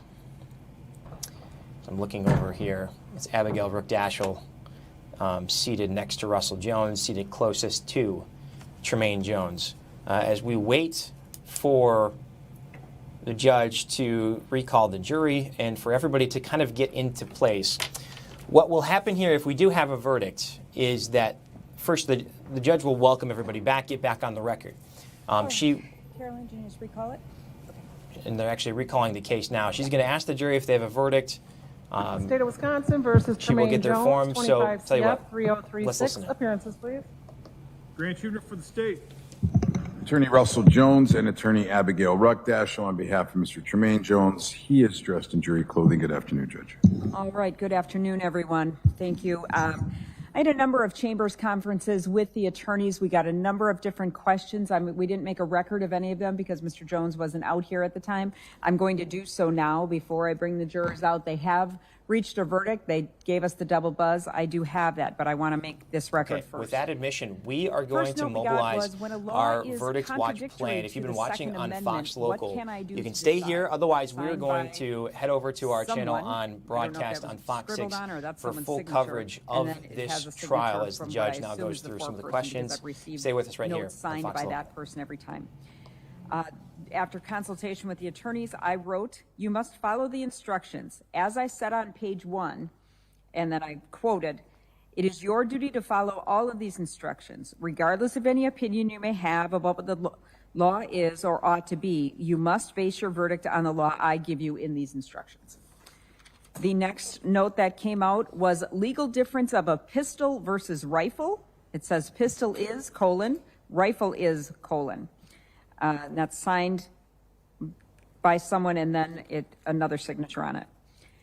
After consultation with the attorneys, we looked at the footnote that was contained on the possession of a short-barreled rifle. And footnote 2 refers to a definition. Rifle is defined in section 941.28 sub 1 sub A. And this is what I wrote on here. Rifle means a firearm designed or redesigned, made or remade, and intended to be fired from the shoulder or the hip, and designed or redesigned and made or remade to use the energy of a propellant in a metallic cartridge to fire through the rifled barrel a single projectile for each pull of the trigger. Then there was, while we were talking about that one, we got another that said, see the receipt for Palmetto Lower. We sent that back to them. Then the next two came at the same time. One is on a half sheet, one's on a whole sheet. It says, why is Mr. Jones' firearm not a pistol? He redesigned it and remanufactured it to not fire from shoulder or hip. And I wrote on that after consultation, please rely on your collective memory and the jury instructions.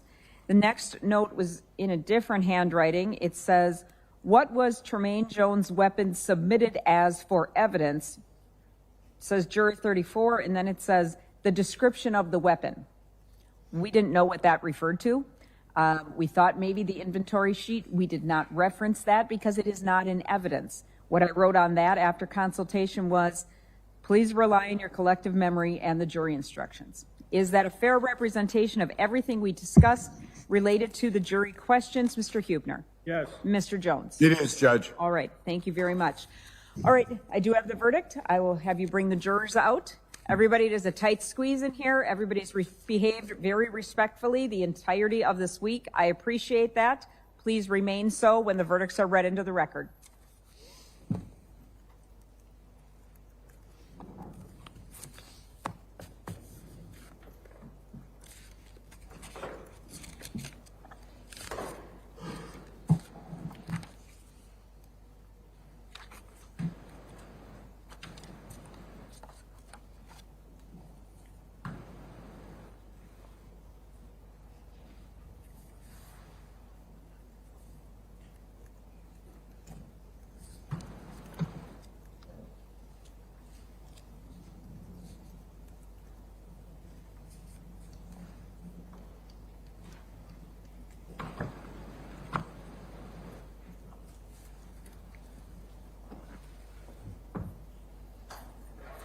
Yep.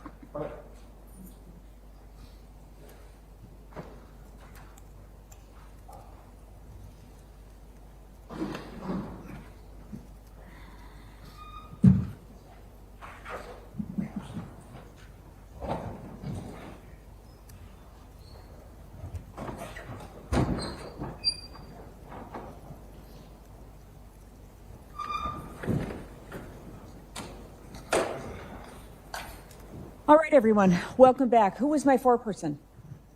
All right, and you signed 4 verdict forms, correct? Thank you very much. All right, I'll read those verdicts into the record. Verdict as to count 1. We, the jury, find the defendant, Tremaine Jones, guilty of first-degree intentional homicide as charged in count 1 of the information. If you find the defendant guilty, you must also answer this question. Did the defendant commit the crime of first-degree intentional homicide while using a dangerous weapon? Marked yes, dated in Milwaukee, Wisconsin, this 3rd day of April 2026, signed by the foreperson. As to count 2, we, the jury, find the defendant, Tremaine Jones, guilty of attempted first-degree intentional homicide as charged in count 2 of the information. If you find the defendant guilty, you must also answer this question. Did the defendant commit the crime of attempted first-degree intentional homicide while using a dangerous weapon? Answered yes. Dated at Milwaukee, Wisconsin, this 3rd day of April 2026. As to count 3, we, the jury, find the defendant, Tremaine Jones, guilty of first-degree recklessly endangering safety as charged in count 3 of the information. If you find the defendant guilty, you must also answer this question. Did the defendant commit the crime of first-degree recklessly endangering safety while using a dangerous weapon? Marked yes. Dated at Milwaukee, Wisconsin, this 3rd day of April 2026, signed by the foreperson. And as to count 4, we, the jury, find the defendant, Tremaine Jones, guilty of possession of a short-barreled rifle as charged in count 4 of the information, dated in Milwaukee, Wisconsin, this 3rd day of April 2026, signed by the foreperson. I'm now going to poll the jury.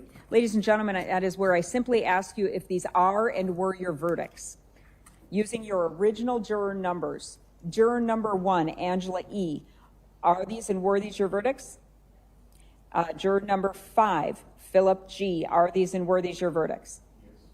Juror number 6, Tiffany H., are these and were these your verdicts?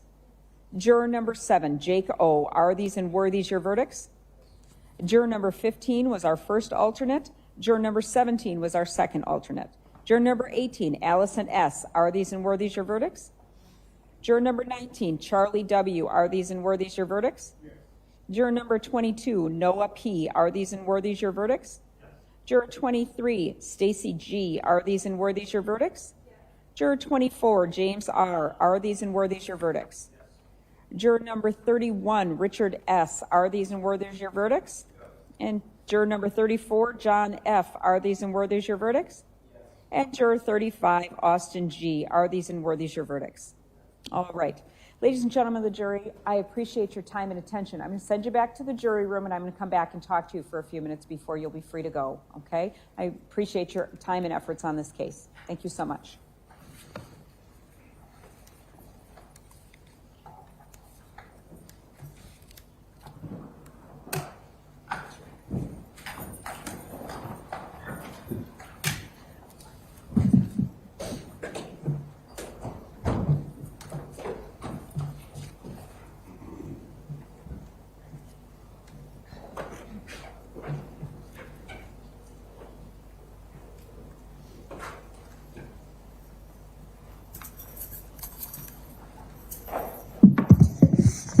Are there motions?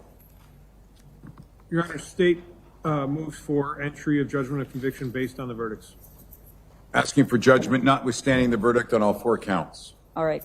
As I stated when I made my rulings on the motions for directed verdict, I do believe that there was evidence in this case that could support a guilty verdict, and therefore I will deny the defense motion and grant the state's motion. We're going to do sentencing on another day, Mr. Jones. So at that time, the court is willing to listen to oral statements, obviously, of the state, the victim, anybody on behalf, Officer McCray, as well as anyone on behalf of Officer Corder, as well as anyone else who was victimized. In addition to that, statements from your attorney, you, and anyone you want to have speak on your behalf. If there's more than one person, a friend or a relative or whatever, if there's more than one, they should put their comments in writing, and they will electronically file those at least 3 days prior to sentencing, so I have a chance to read them and go ahead with that. If there are any issues to restitution, that'll be determined at sentencing if possible. Is there a request for a pre-sentence investigation from the state? No, Your Honor. From the defense? No? All right. All right, the state seeking remand? Yes, please. All right. Hold on. My client's requesting a PSI. You want a PSI, Mr. Jones? Yes? Okay. All right. I will order a PSI that it'll be prepared by the Department of Corrections. Someone will come and talk with you. They'll talk with you about all sorts of things. They did not see that. This whole kind of defense tactic of, again, conceding that, yep, that's him shooting the rifle into the air. Yeah, that is him who purchased that rifle, which is illegal in the state of Wisconsin, due to that short barrel. As if almost to point their attention to, hey, if you need to feel good about something to deliver a guilty verdict in this story, in this case, you can on those 2 charges, but he asked them not to on the other 2. I thought it was really interesting that you had, we've spoken to Jonathan Lavoie, one of our legal experts, to James Santel, the former U.S. attorney for the Eastern District of Wisconsin, very experienced in criminal cases. And they talked a little bit about the lane the defense has to take in a case like this. There was overwhelming evidence, as we now know, and they had to decide, do we go for he didn't mean to shoot a police officer, he was scared for his own life because he saw a weapon pointing at him that he thought might be someone, as he used the words, from the hood? Or do they go with it was someone else altogether? That's the lane they went. And at that point, once you had the phone call, that was the big surprise today, a phone call between Tremaine Jones from jail and his mom after he'd been arrested, a few days after he was arrested, and he describes to her what was going through his mind as he saw these 2 people walking toward him in the alley. The defense spent the whole week saying that's not him. He's not the one. And the whole time they knew there was a phone call that said, it is him. It was me, Mom, but here's why I did it.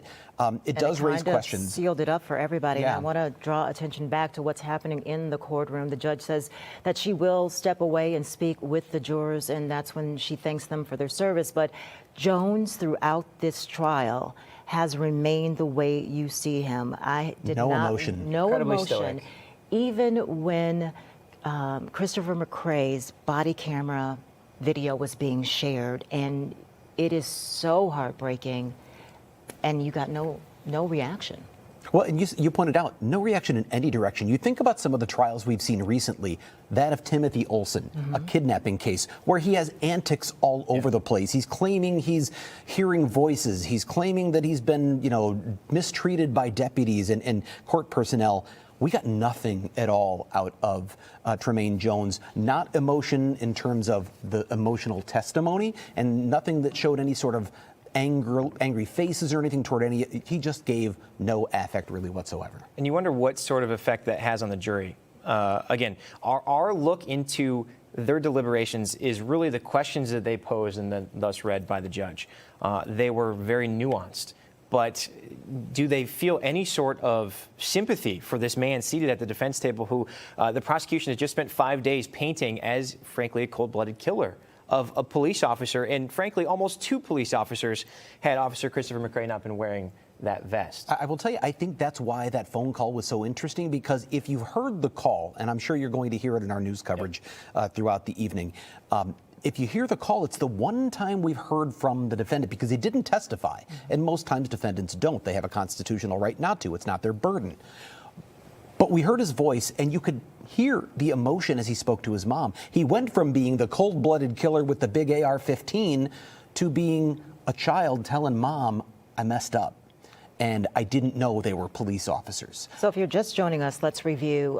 Tremaine Jones has been found guilty of all 4 counts that he faced. Guilty, first-degree intentional homicide. Guilty, attempted first-degree intentional homicide. Guilty, possession of a short-barreled rifle. Guilty of recklessly endangering safety. He was facing mandatory life in prison, and that is now certain. Yeah, and with all those additional charges, I think I did added it up, the different felony levels, faces something like life plus 50.5 years, and that doesn't even count the dangerous weapon modifiers, which could add more. Obviously, sentencing comes at a later date, but this was a life case. We just learned this just in my ear, June 12th. Bill Liston is in the courtroom, and I don't know if we can hear anything, but this is Tremaine Jones. Now leaving the court, knowing that he will never see the light of day outside of a prison. We know that we didn't see that, him coming back and forth, because during trials, judges often will say, we don't want you to start the camera feed until they are... And okay. We're getting a standby from our producer. Okay, we may have someone, I'm going to hold that thought, we may have Christina Van Zelst in the field with someone to speak to right away, as Tremaine Jones has just left the courtroom. But let's take you back. This happened I remember this vividly, yes. Sam. I remember you were, done for the evening, had turned your story, and we call you, and like, Arbria Jones was responding to a homicide on Milwaukee's North Side, and then at the scene, she sees the officers just leave towards another scene. It's like, what is happening? And then we're getting 2 officers shot, but that wasn't the scene where Bria Jones was, and it was very confusing. And it was in this environment that the 2 officers were responding to shots fired. In a district that they don't work in. Yeah. Officer Porter was not even supposed to be working that day. The extreme strain that had been placed in the Milwaukee Police Department that specific night. But we'll get back to that in a little bit. It sounds like we have a defense attorney, I don't know if it's Russell Jones or his partner there, that we can go live to. They were out for a while deliberating, and I think that they came to a conclusion based upon the evidence. What do you make of the questions that were asked about those deliberations?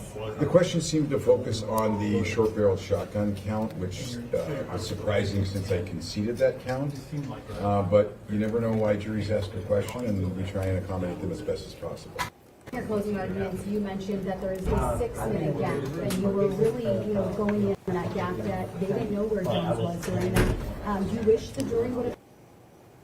I think that, that was the gap in the case, and I think that was the gap in the investigation. And anytime you have those gaps, the jury has to close those gaps beyond a reasonable doubt. And I thought that's where the doubt in the case lied, and that's what the jury should have focused on. There's 2 counts you conceded in closing arguments. Is that an unusual move for you? I think it's an appropriate move when that's the evidence. I think that you lose credibility when you try and argue things that aren't reasonable. I mean, in the evidence in this case, I think it was clear that those counts he was guilty of, and quite frankly, if that's all he'd been charged with, he likely would have entered a guilty plea. There was a big piece of evidence that was dropped in court today. We heard a phone call from jail between Jones and his mom. Do you think that hurt you guys? Without a doubt. I mean, anytime a client talks and it's maybe taken out of context, it's difficult for us to place that back into context for each other. I know you talked about, you guys both said during opening and throughout court, this is a sad case. It was it's hard to watch some of that body camera footage. Walk us through what you guys have felt like this week as you watch the state present evidence. I mean, anytime you have a case like this, any homicide's a tragedy, but especially when it involves a public servant. You know, the reality is that you have a police officer who was killed, and he was killed in the line of duty, and that's a tragedy. It's a separate question as to whether or not who did it and whether that can be proven beyond a reasonable doubt. To the state presenting 45 witnesses over 300 exhibits, you not presenting any, how do you think that affects the case? I don't. I mean, that's pretty typical. First of all, it's very rare to present witnesses on the defense side. Typically, well, first of all, we don't have the burden of proof. But also the state has the burden of proof, so they'll enter evidence that frequently we would enter if they didn't. So it's just, that's a very common practice. Did you have any indication of how Tremaine reacted to these verdicts? You know, and I'll just leave it at that. Why not go for the self-defense route or the consensus someone else did it? Well, self-defense has to be based upon having an image, and they're clearly based upon the video. In this case, there was no shots fired at him. There was nothing reported. There was an imminent threat towards whoever shot those guns or shot those shots. Do you think Tremaine Fired those shots. That's clear. Do you think Tremaine will be appealing this? I think anytime you have a conviction that's likely going to result in life in prison, you're going to have someone explore the appeal issues at all levels. What's the reasoning for him wanting a pre-sentencing investigation? Well, a pre-sentencing investigation goes through the background, education, criminal history, family background, and I think the more information a judge is armed with when they sentence somebody, the better. So I think that was the mindset, despite the mandatory minimum. Anything else from the two of you? Not for me. Thank you. Thanks. Thank you. Appreciate You it. bet. You've just heard the defense attorney speaking to some of their thoughts throughout this case. It was a quick case. They really didn't challenge a lot of the evidence. He said that you lose credibility when you challenge evidence. Was the call the thing that sealed Jones's fate? He said, without a doubt. Yeah, it was interesting to hear. And then the question from Christina Van Zels, which we were talking about, why choose this defense strategy of it wasn't him versus no, it was him, but he was acting in self-defense. And we heard Russell Jones, although the signal wasn't great, essentially what he was saying there is that it was there wasn't enough evidence to say he had a threat against him that it would have been a justified self-defense. Of course, I imagine his argument would have been different had that been the strategy. All right, let's go to the police union. Let's listen in to the president. Every time something comes up like this, it's reopening the wound. My heart was beating, just waiting for the verdict to come out. And then, we have his anniversary coming up, and then we got to go to Washington, D.C. to put his name on the wall. So every time the wound gets reopened, this is something that nobody will ever forget. And we make sure that we always remember our falling. We don't forget. Can you describe those moments as you're waiting for the verdict to be read? It felt tense in there. The room was packed. What was that feeling like for you? It's anxiety. It's my heart is racing because, I've been to enough cases where, nothing's 100%. I mean, I have in my heart that it was going to be 99.9% a guilty verdict, but you just never know. It could be a hung jury or anything can happen. Obviously, we knew that this was coming and that it was going to be a guilty verdict. So. I know you've been in situations like this, like you said, but is there anything in particular that's going to stick with you about this case? Just listening and seeing the body camera and the audio, that's obviously traumatizing. I can only imagine, McCray, how he's feeling. This was also a big win for McCray because he was the victim of the attempted homicide, so I don't want to forget about him. I was, contacting him today. I was texting him. He's doing good. And, this is a big win for him, too, not just Kendall. And what emotion would you tie with him taking the stand and watching his own body camera footage and detailing it through this trial? Traumatic. I mean, this is traumatic. If it's traumatic for me and I'm just watching this, I can only imagine what McCray is going through. The emotions of reliving this moment again and again and again. And like Joel had said, my vice president, that we relive the moments over and over and over in our minds when we go to sleep because we experience, hundreds of critical incidents, that regular people only do one or two in their lifetime. We do this every day. We put the badge on, we go out and we protect the citizens of Milwaukee at all costs. Are you proud of him for taking the stand? I'm very proud of him. Yes, I am. What did you think of that phone call we heard in court this morning from Tremaine Jones in jail, talking to his mom? I don't recall that specific one. Okay. But any conversations that you've had with either Porter or McCray's family, and just kind of walking us through the emotions that they're facing with all of this? I'm in contact with Ray, which is Kendall's dad, a lot, and just talking to him literally on a daily basis. You know, he has to get walked through the process, and it's, again, now we're taking him on as a part of our family, and we're never going to forget. We're never going to let him, you know, go, you know, far away from us. So he gets walked through the process along with us because we've experienced this, but he's never experienced this. So he's always going to be part of our family, and we're always going to be with them to, you know, carry him along. So, I know there's no way to bring Porter back, but is this offer any closure for you guys, or do you think for his family? It sure does, knowing that justice was served, and that Kendall was, you know, justice for Kendall, and that he's going to spend every day of his life in jail. I think that brings closure to everyone. Alex, thank you so much for Thank you very Thank you much. so much. Appreciate it. Thank you. Thank you. Thank you. And that is the president of the Milwaukee Police Union, Alex Ayala. We don't forget. That's what he said. We don't forget. It's not even been a year. I was noticing the sentencing date of June 12th will be 2 weeks prior to when this event took place, the 1-year anniversary of that. So not even a year has passed. A lot has happened. Obviously, a week-long trial here. We just heard from the president of the Milwaukee Police Association. They also have an official statement that they have put out regarding this. Do we have that, Brian? We have a host of reporters that are also on scene, and we're going to touch base with all of them. But Sam, you reached out and, you know, got this statement. And as we heard from the president, this has just been a very traumatic time because they're reliving it. Well, and we heard from him the night of. I remember finding Alex Ayala, the president of the Milwaukee Police Association, who you just heard from, on the street there, telling that his officers had been ambushed. And so this is what they posted on Facebook. But in fact, I am hearing now that we have the mother of fallen Milwaukee police officer Patty Jerving, available now. Let's listen into what she has to say. I cried a lot, and the state did an excellent job proving the case against this defendant, and it was the right verdict. What was your immediate feeling? I know there was a lot of anxiety about this. The room was packed. What was that feeling that you had? Before the jury came in, I thought maybe I had a heart attack because I didn't know what they were going to say. I couldn't imagine that they would deliver a different verdict than they did, though. But it was a relief to hear that they delivered the right one. The type of grief that you've gone through, and now Officer Porter's family, it's a grief that no one wants, especially from their loved one who goes out to work every day and they hope. I didn't know how difficult the police officer's job was, until I was Peter. But they deserve our prayers every day because they're willing to put their lives on the line to protect the rest of us so we can sleep peacefully in our beds. There'll always be a hole in their heart as mine with Peter, but finding justice for them was good. I know I was a little late to talk to you. Can you tell me why it was so important for you to be here this the whole week?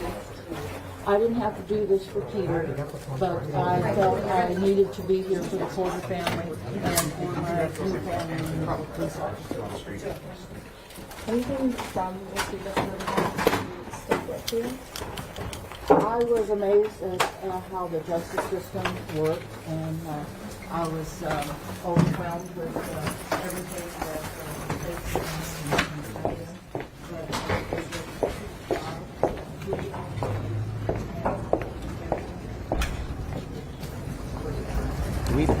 Okay. And we heard just now from Patty Jerving. She herself knows the incredible ache that Officer Kendall Corder's family feels. She lost her son in the line of duty, but when asked, I know the audio was difficult, she said, I needed to be here for my blue family. She spent a lot of time, ever since she lost her son a handful of years ago, advocating for police. In fact, she protested with MPD when they were fighting for that contract at City Hall. She's written books.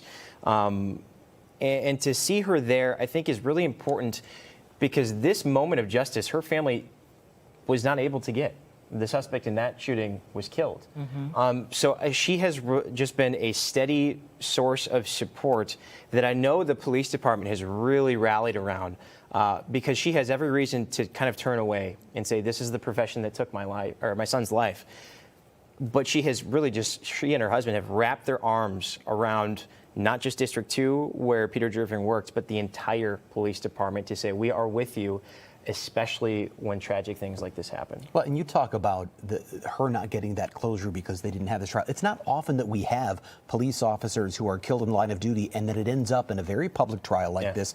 And even more rare was seeing that body camera video. It was extremely difficult when you consider, you knew as you were watching it, you're watching Officer Kendall Corder march to his death. And let's talk about how effective the prosecution was in the closing, saying that and refer back to that video when the officers are, looking for the person who fired the shots. He says something to the effect of, Kendall Corder has 4 minutes to live. Yeah. And you knew that watching it, which made it that much more difficult. They're going into a place where they know someone has a gun, some shots have been fired, it's dark, and the two of them are alone walking down a street. Kendall Corder has his weapon drawn. His partner, Christopher McCray, says, do you have a flashlight? And he says, I've got 2. He hands him one. And they're walking. They hear voices in a dark alley. And Grant Hubner, as you pointed out, the ADA said in closing arguments that because they are heroes, they investigated further. They heard voices in the dark. They knew there was a threat to their safety. They went there anyway. That's the job of a police officer, but it's a dangerous one. And on that night, it was tragic. Sam, I want to go back to you too that night, because you were on scene, you were reporting. There were so many 911 calls that had already been received of, there's a guy out in the street and he's shooting off this weapon. Take us back to what you arrived. Well, remember, our first indication, it was, okay, there's a homicide not far from there, and I don't remember the exact intersection. But the first question that we have is this connected? Is this the shooter in that case? Quickly ascertain that it's not. And for all of you that are watching at home, we're paying attention as to all these sources, whether it's police scanners, phone calls from viewers, social media. All of a sudden, there's a ton of chatter about officer down. Okay, that is an all hands on deck call for us to get in. So again, many of us had already gone home, filed stories for the day, returning back. And what stands out to me vividly, and I started to talk about this a couple minutes ago, is that Milwaukee Police Association President Alex Ayala is saying his officers were ambushed. And through open records requests and the laws that we have in the state to get a good look at these investigations, the material that they have, frankly, the body camera video, dash cam when that's available, we didn't see it before this trial because they were holding on to it. And I cannot get the thought out of my head of just how vulnerable Officer Kendall Corder and Officer Christopher McCray were as they walk down this dark alley, knowing that someone is around with a gun. And then Officer Corder thinks that he sees someone in the bushes, and in an instant, the shots ring out. And what also stuck with me, the medical examiner describing Officer Corder's injuries and talking about that bullet severing his spine, and that would have caused him to drop. And he did, but you know what really is remarkable, and you think about what must be going through Christopher McCray's mind, Officer McCray, because the bullet that killed, the one that ultimately went through the armpit, just near the vest, just maybe an inch away from the vest of Officer Kendall Corder, severed his spine and killed him. Officer McCray had a bullet wound right by his spine on his upper back, just at the edge of his vest. It had deflected off of the vest. We heard Grant Hubner say, what if it had been different? But for that vest, there would have been 2 police officers. And the vest was part of night. the evidence that was presented in court. And it was, again, another one of those emotional moments. Before we go to Jim Santel, who's on the phone, a former prosecutor, let's review. Tremaine Jones has been found guilty of all 4 counts. The first, guilty first-degree intentional homicide, guilty attempted first-degree intentional homicide, guilty possession of a short-barreled rifle, guilty of recklessly endangering safety. Guilty on all counts. You say we have Jim Santel available? If we have him, We have Jonathan Lavoie, one of our legal experts. We've been relying on these two throughout the week. And Jonathan Lavoie, thank you again for being here with us on Fox 6. You know, we've talked about the defense strategy in this case. I know I talked to you about it from the live desk, but I want to go there again because this was a case where, in the end, we find the evidence was overwhelming. That Tremaine Jones not only was there at the scene with a gun, but that he was in the bushes, that he fired those shots. Today in particular, because we heard that phone call. From the strategy of a defense attorney, when you see something like that in discovery, how do you approach this? What do you do? Yeah, I mean, that phone call was really the final piece of evidence that was sort of the nail in the coffin, as they say. And that piece of evidence clearly talks about Mr. Jones basically confessing what he was doing to his mom. And I think it's very difficult to put towards a defense that they have the wrong person when his own words to his own mother puts him in that spot. So I think I had some concerns about the defense strategy here, and maybe trying to go for a lesser included offense may have been a better strategy, to say that this wasn't an intentional act, but maybe a reckless act, and try to get a lesser included instead of trying to go for it was the wrong person.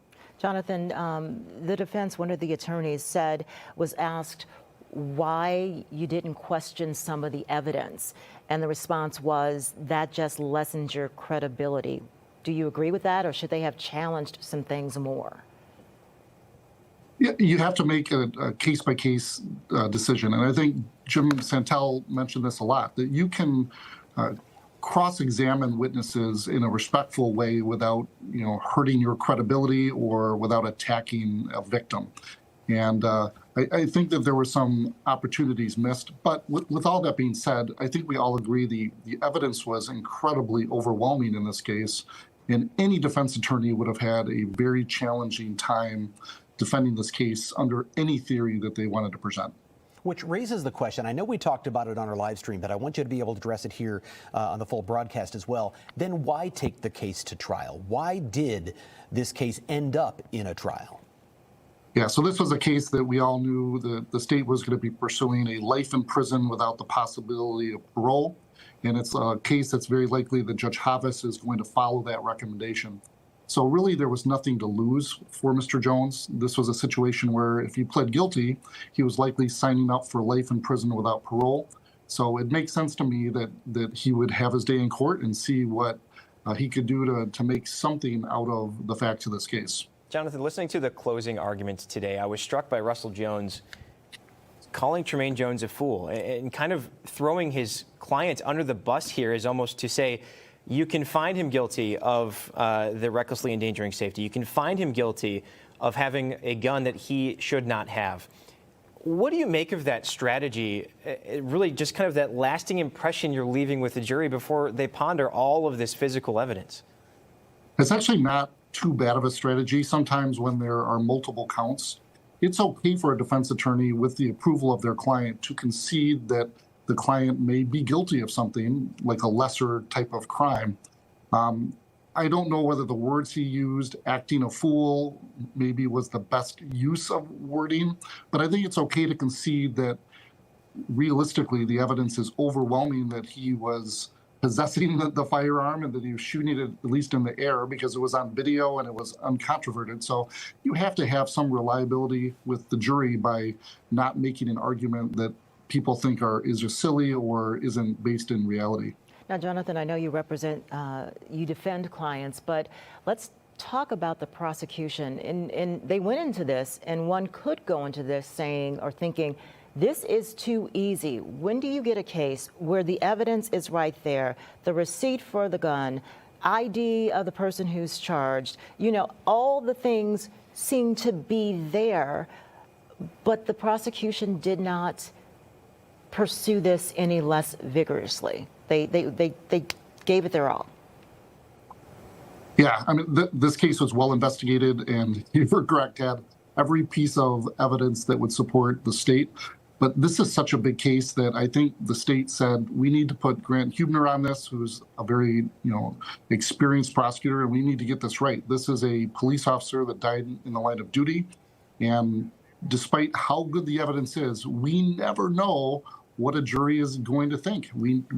A jury verdict is never a guarantee. And until it's over, it's not over. So they put their heart and soul into making sure they presented the best case possible, even though they had a lot of the evidence. And many cases that I'm involved in don't have anywhere near as strong of evidence as this. This was a very unique set of circumstances. Jonathan, what strikes me about this case when you step back from the obvious tragedy of it is that it all starts when you talk about acting a fool.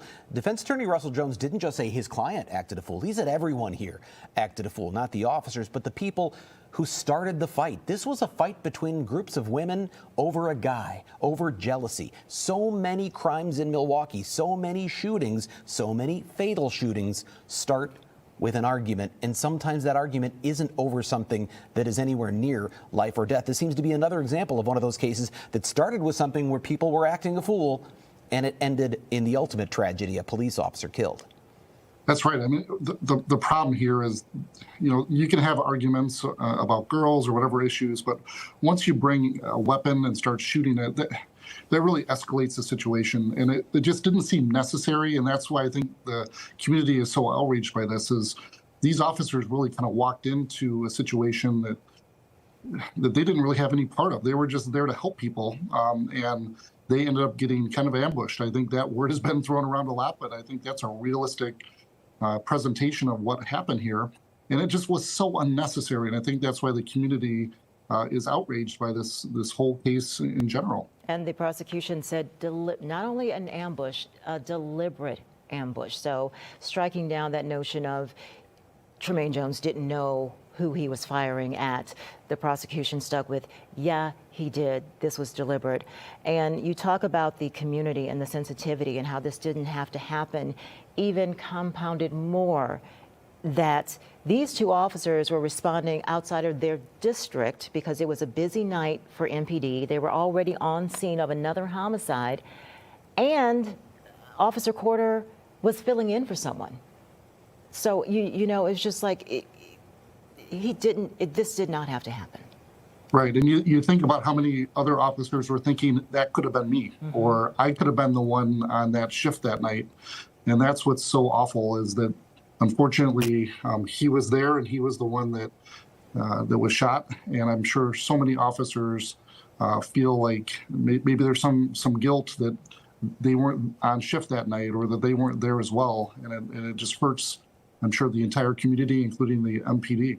If you're tuning in looking for Fox 6 News at 4, we are currently in wall-to-wall coverage of the verdict, the guilty verdict against Tremaine Jones, 23-year-old, found guilty on all counts, first-degree intentional homicide, attempted first-degree intentional homicide. That's for the shootings, the killing of Officer Corder, the shooting of Officer McCray, guilty of recklessly endangering safety for firing his weapon in the air and or at the building at 25th and Garfield, and guilty of possession of a short-barrel rifle. We also want to invite in and thank you for crossing over. If you were following us throughout the day on Fox Local, you were in the courtroom, you heard the testimony, and then as soon as we knew that there was a verdict, we switched on air, and we thank you for switching with us. And Jonathan Lavoie from the law firm Kim & Lavoie still with us as he has been all week. Jonathan, I want to ask you too, this is the justice system as it plays out, particularly as we look to our peers that serve on these juries. They get in the room and hash out everything as it happens. We all would love to be there, to listen, to see what they are saying about this. And really the only look at that is the questions and perhaps the time that it takes. 2 hours, 37 minutes, a couple of questions really about the lesser charges and the firearms and the nuance in the law. As a defense attorney, what do you make of how they handled this case? That made me feel good, and it made me feel like I even more trust the jury system, because even though the evidence was overwhelming, the jury was looking at the jury instructions very closely, and were looking at the short-barreled shotgun instruction and trying to determine whether it fit or not. While it probably didn't make much difference in the overall verdict of the first-degree intentional homicide, it shows me that the jury cared about getting it right and was reading the instructions and were doing their job. So I think the community should feel that the jury took a close look at this, and that this was not a railroad kind of situation, and the jury looked at every available instruction and every piece of evidence before they delivered a verdict. Jonathan, I want to ask you, because I feel like trials have changed. Criminal trials have changed a lot over the years in terms of the amount of technology that is sifted through, that ends up in evidence. And in this case, we saw that in spades. We saw it, of course, recently with the trial involving Maxwell Anderson and the dismemberment of Sade Robinson. That was almost all technology in that conviction. From a defense attorney's standpoint, how difficult or how much has things changed in terms of trying to keep up with that technology? In the past, I think of this case, you had an eyewitness identification through a photo array where there was one name circled, then crossed out, then another name circled. Years ago, that might have been a huge thing for the defense to exploit. But here there were so many other pieces of video and other kinds of digital evidence that almost became a moot point. Right now, becoming a criminal defense attorney or even a criminal prosecutor, you have to become an expert in a lot of different things now. When I first started practicing, it usually resulted in just a set of police reports. There was no other electronic evidence. Now we're sifting through cell phone records and other types of data records. It becomes a lot more complex, but it also helps the prosecution and the police identify people they may not have been able to identify before, because our phones, for instance, keep track of a lot of things that we do. And we can see in this case, a lot of people are using their phones to take pictures and videos, and they can be used for location monitoring and emails and text messages. So it's really significant in every trial that I do now. Technology is a huge part of every aspect of a criminal defense attorney's job. And to that end, Milwaukee Police Department has a division, the Fusion Division, that is specifically focused on any technology, whether that's the Ring and the doorbell cameras, Facebook postings. That way they can get that content, frankly, extract it as soon as possible. Because again, think about the importance. How do you prosecute this case if you don't have all of those visuals? Jonathan, before we let you go, I want to revisit a question that I asked last night on Fox 6 News at 9. People watching this case would have wondered, why even take this to trial? There's so much evidence, it would seem. Why would Tremaine Jones go to trial? Yeah, this is just one of those situations where we expect that the pretrial offer was life in prison without parole, and he really had no choice. A lot of these big trials where there's not a lot of room for plea bargaining just end up at trial because a criminal defendant isn't just going to plead guilty and go to prison for the rest of their life without at least trying to fight for themselves. Jonathan Lavoie, thank you so much for your insights throughout this week. You've been invaluable on Fox Local just throughout the day and all of our newscasts. You're very welcome. Thanks so much. Thanks, Jonathan. I believe we have Christina Van Zelst and Bill Miston standing by from the Milwaukee County Courthouse. If you're just joining us, Bill has been our eyes and ears inside the courtroom, just kind of plugging away, providing, if you will, a record for all of us to work from, as has Christina Van Zelst. If Bill and Christina, there they are, Bill and Christina. I guess, Bill, what stands out first for you from seeing the judge deliver those verdicts, or I guess read the jury's verdicts, and how Tremaine Jones actually acted as those verdicts were being read? Yeah, as those verdicts were being read by the judge, Tremaine Jones sat motionless, staring ahead as the jury returned its verdict, and then the judge polled the jury, and that they did, in fact, find Tremaine Jones guilty on all counts of the original charges, not the lesser charges that were included and were an option for the jury to consider as a part of their deliberations. So Jones sat there motionless, again, as those verdicts were read, and so the gallery was silent. The gallery was packed, standing room, a lot of police officers, assistant district attorneys, other detectives, including detectives who testified in this case. Some who took the stand at least twice in this case were all in the gallery surrounding Corder's family, who were seated on the right side of the courtroom in the gallery behind me in my area. And you could hear a pin drop, essentially, as the verdict was read.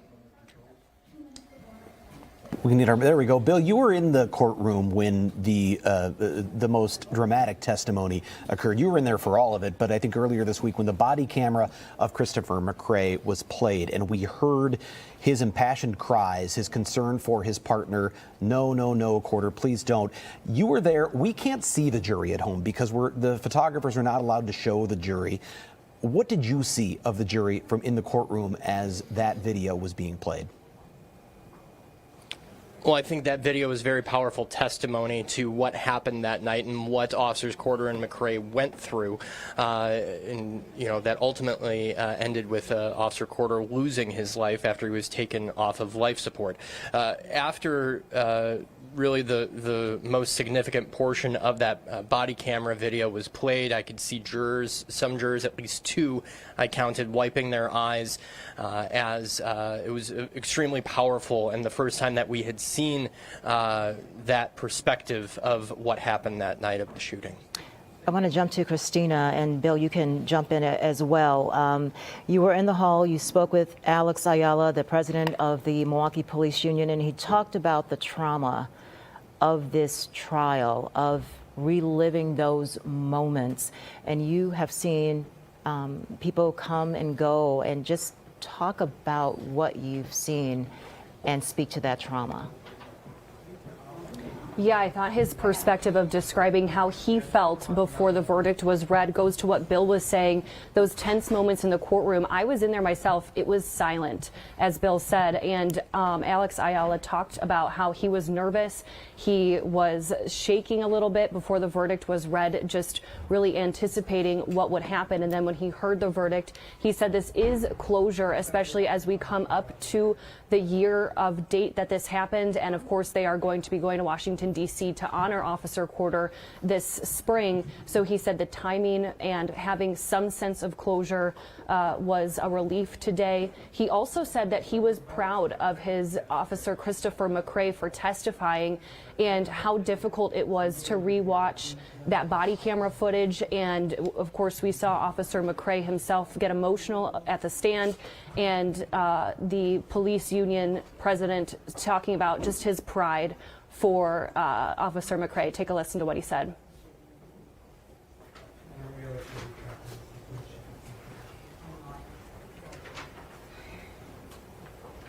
The verdict, but no verdict will ever bring back, Kendall. So no matter what the verdict would have been, he's never coming back. But obviously, it was the right verdict, and we hope that he spends every living day of his life in jail.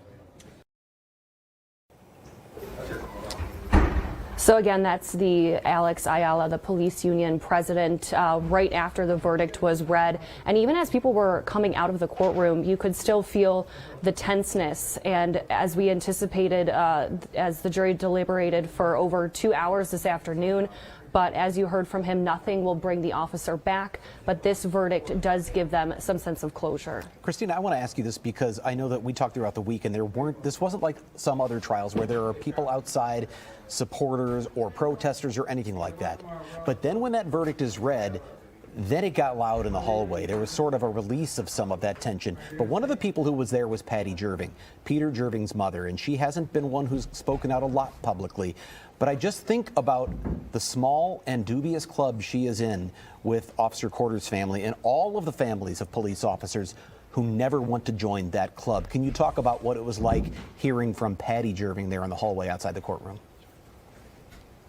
Yeah, our Bill actually is the one who talked with Patty, so I know, Bill, you can speak to that a little bit better than me. Yeah, and we're just a little more than 3 years removed from when Patty Jerving, for those that don't remember, her son Peter Jerving was trying to arrest an armed robbery suspect on the city's south side when both he and the armed robbery suspect were shot. Both of them died. So when I spoke with Patty, she had been here every day of this trial since it began on Monday, sitting through the jury selection and all of the witness testimony that took place. And she said it was in a way cathartic, as it was a process that she was never able to be a part of or find some sort of justice for what happened with her son Peter a little more than 3 years ago. And let's take a listen to what Patty had to say. It was a roller coaster of emotions. I cried a lot, and but the state did an excellent job proving the case against this defendant, and it was the right verdict. What was your immediate feeling? I know there was a lot of anxiety coming up to this. The room was packed. What was that first feeling that you had once the verdict was read? Before the jury came in, I thought maybe I'd had a heart attack because I didn't know what they were going to say.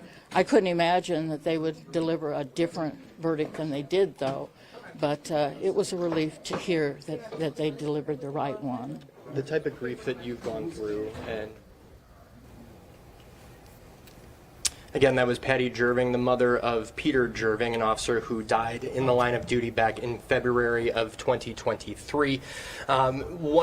She was in the courtroom the entire trial. One person that was in court today and did testify earlier this week was Kendall Corder's partner that night, Christopher McCray. He was in the courtroom during the trial, and I know that he was here, but I don't believe that he was actually in the courtroom while that verdict was being read. And it really, I think Brian, I don't know if you had talked about this, I know we had kind of messaged back and forth about it, but I think one of the key pieces of testimony that the state ended on was that Jailhouse phone call.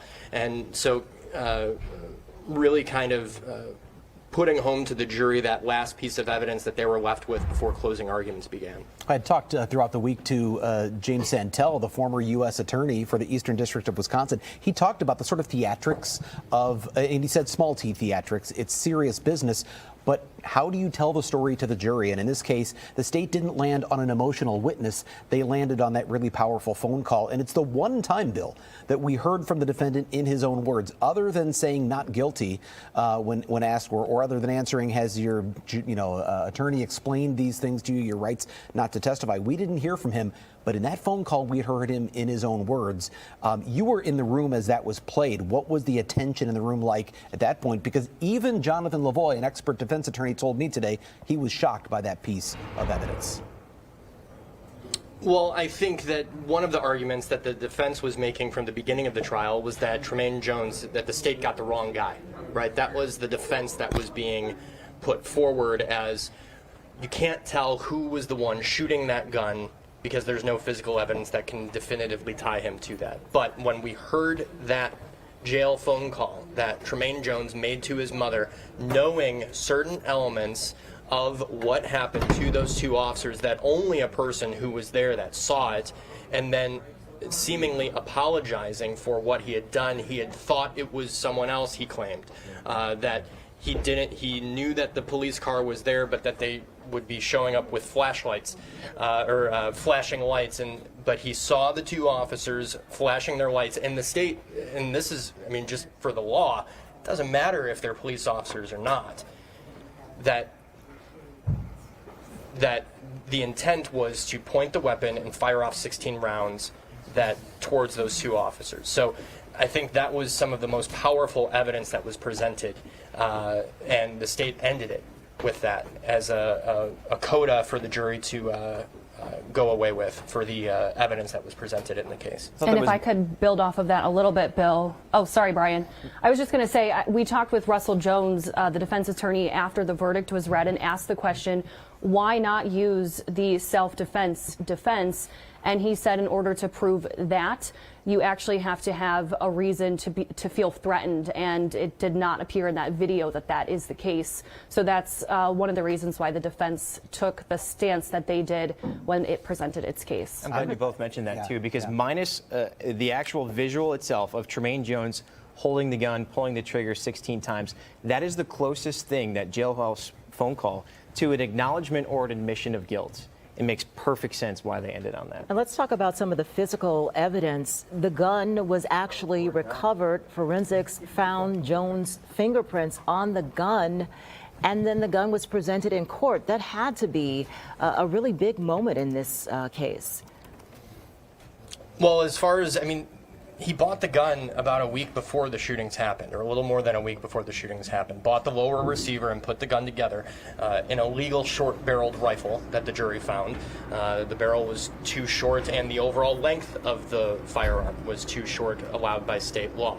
The receipt for that gun was in a backpack, along with other identifiers for Tremaine Jones, found from an area in a wooded area from where the gun was fired. 16 casings were found there, and the rifle was found nearby. There is a lot of what might be circumstantial, or what would be considered circumstantial evidence of, well, you can't put the gun in my client's hand, but all of the things that lined up, who else, the state said, who else would have been firing that gun? You had that gun for nearly a half hour prior to Officers Corder and McCray being shot, and then there's evidence of you leaving the immediate area from where those rounds were fired at Officers Corder and McCray, based on cell phone records, and then staying in that area, someone bringing you a change of clothes. The state asked, why would you need another change of clothes? And then being found at a home with one of his ex-girlfriends and arrested wearing that change of clothes, as well as the other clothes that Jones was seen wearing earlier in that night when he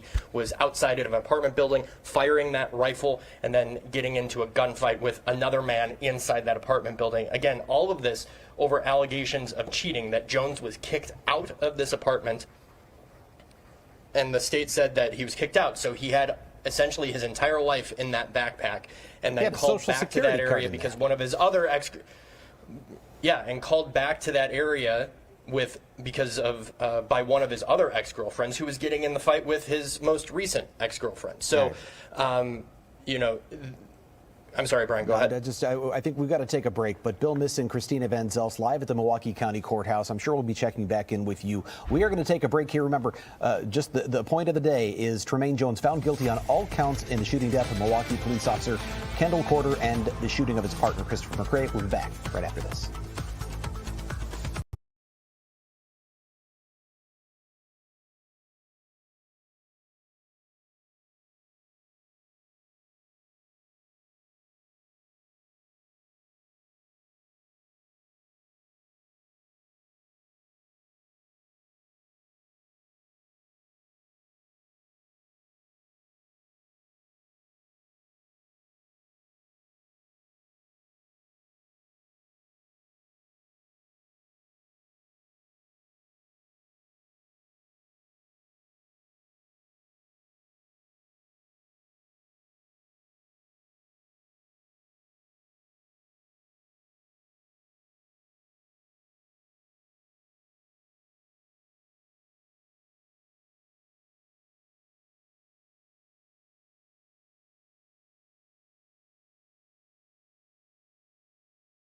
Miss and Christina Van Zelst live at the Milwaukee County Courthouse. I'm sure we'll be checking back in with you. We are going to take a break here. Remember, just the point of the day is Tremaine Jones found guilty on all counts in the shooting death of Milwaukee police officer Kendall Corder and the shooting of his partner, Christopher McCray. We'll be back right after this.